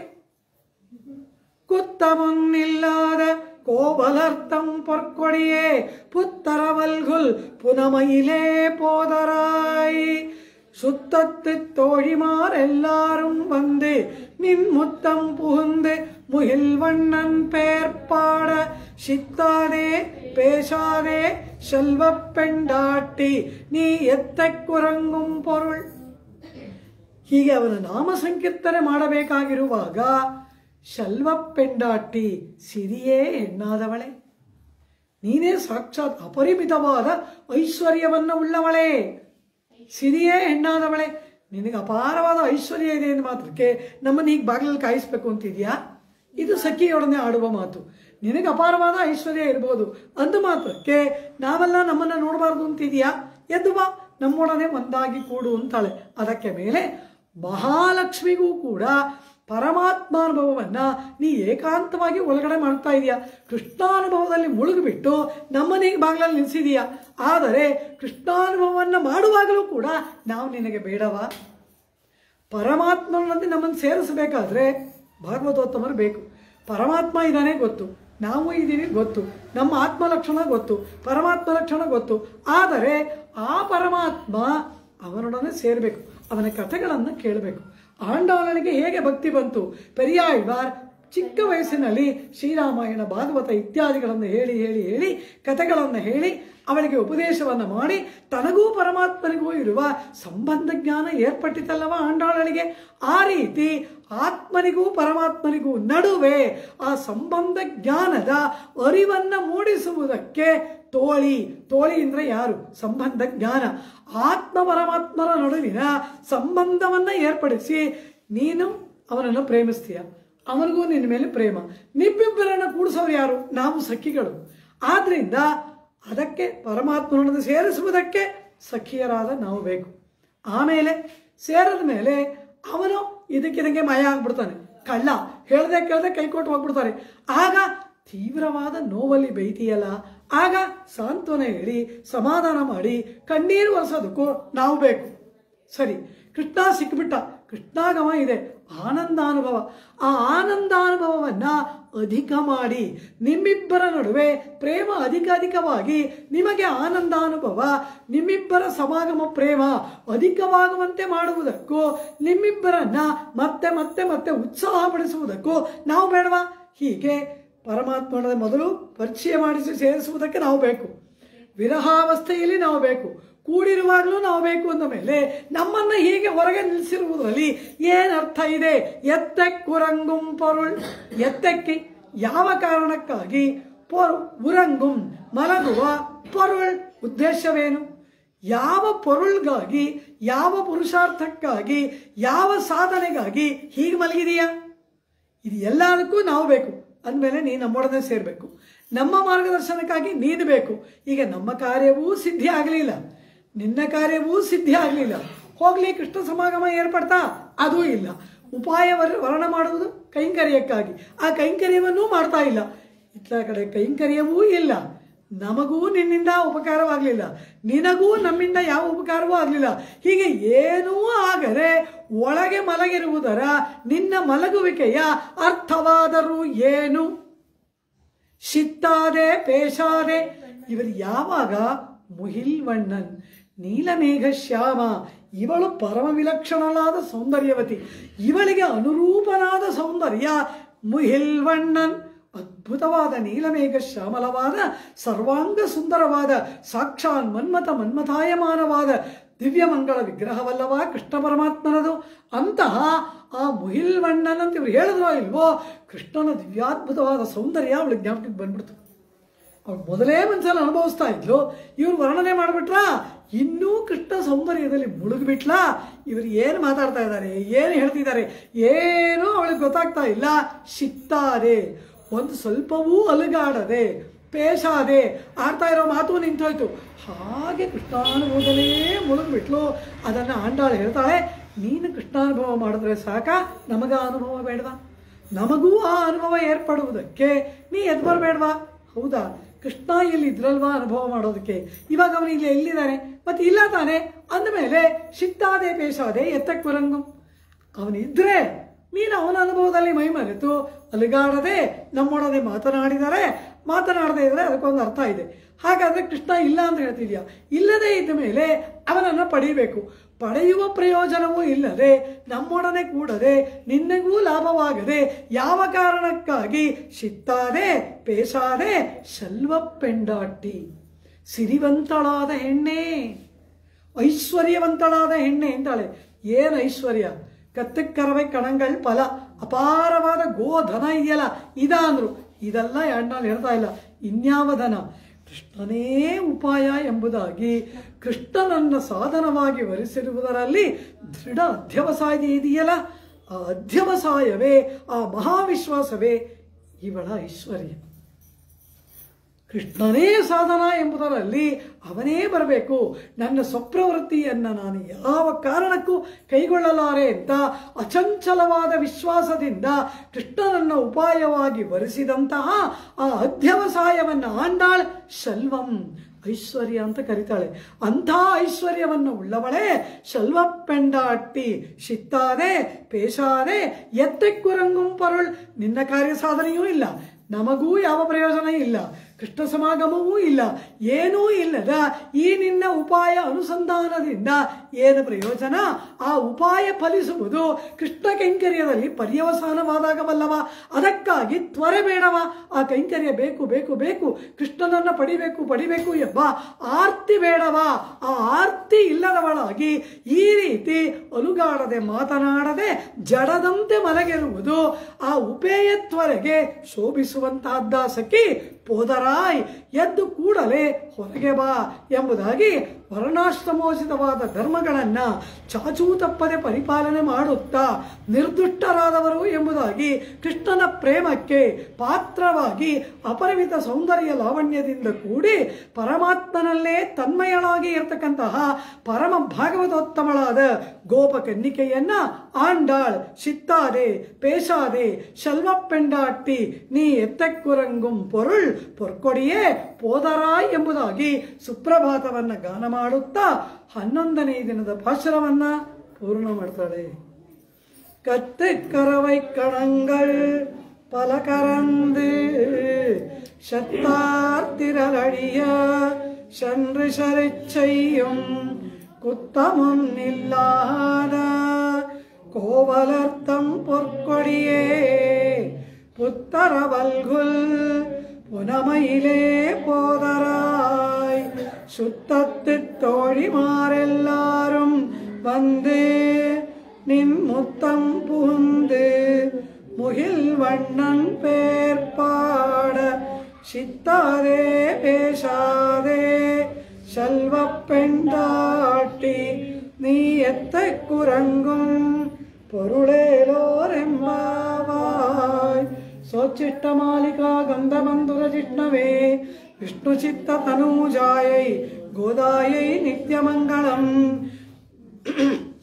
मादृशा किंचनत्राण बद्धकंकणपाणये विष्णुचित्ततनूजायै गोदायै नित्यमंगलम् श्रीमत्यै विष्णुचित्तार्य मनोनन्दनहेतवे नन्दनन्दनसुन्दर्यै गोदायै नित्यमंगलम् திருவாடிப்பூரத்தில் ஜகத்குதித்தாள் வாழியே, திருப்பாவை 30 சப்பினாள் வாழியே, பெரியாழ்வார் பெற்றெடுத்த பெண் பிள்ளை வாழியே, பெரும்பூதூர் மாமுனிக்கு பின்னானாள் வாழியே, 143 உரைத்தாள் வாழியே, உயரங்கற்கே கண்ணி உகம் களித்தாள் வாழியே, மறுவாரம் திருவல்லி வடநாடி வாழியே, வன்புதுவனார் கோதை மலர்பதங்கள் வாழியே.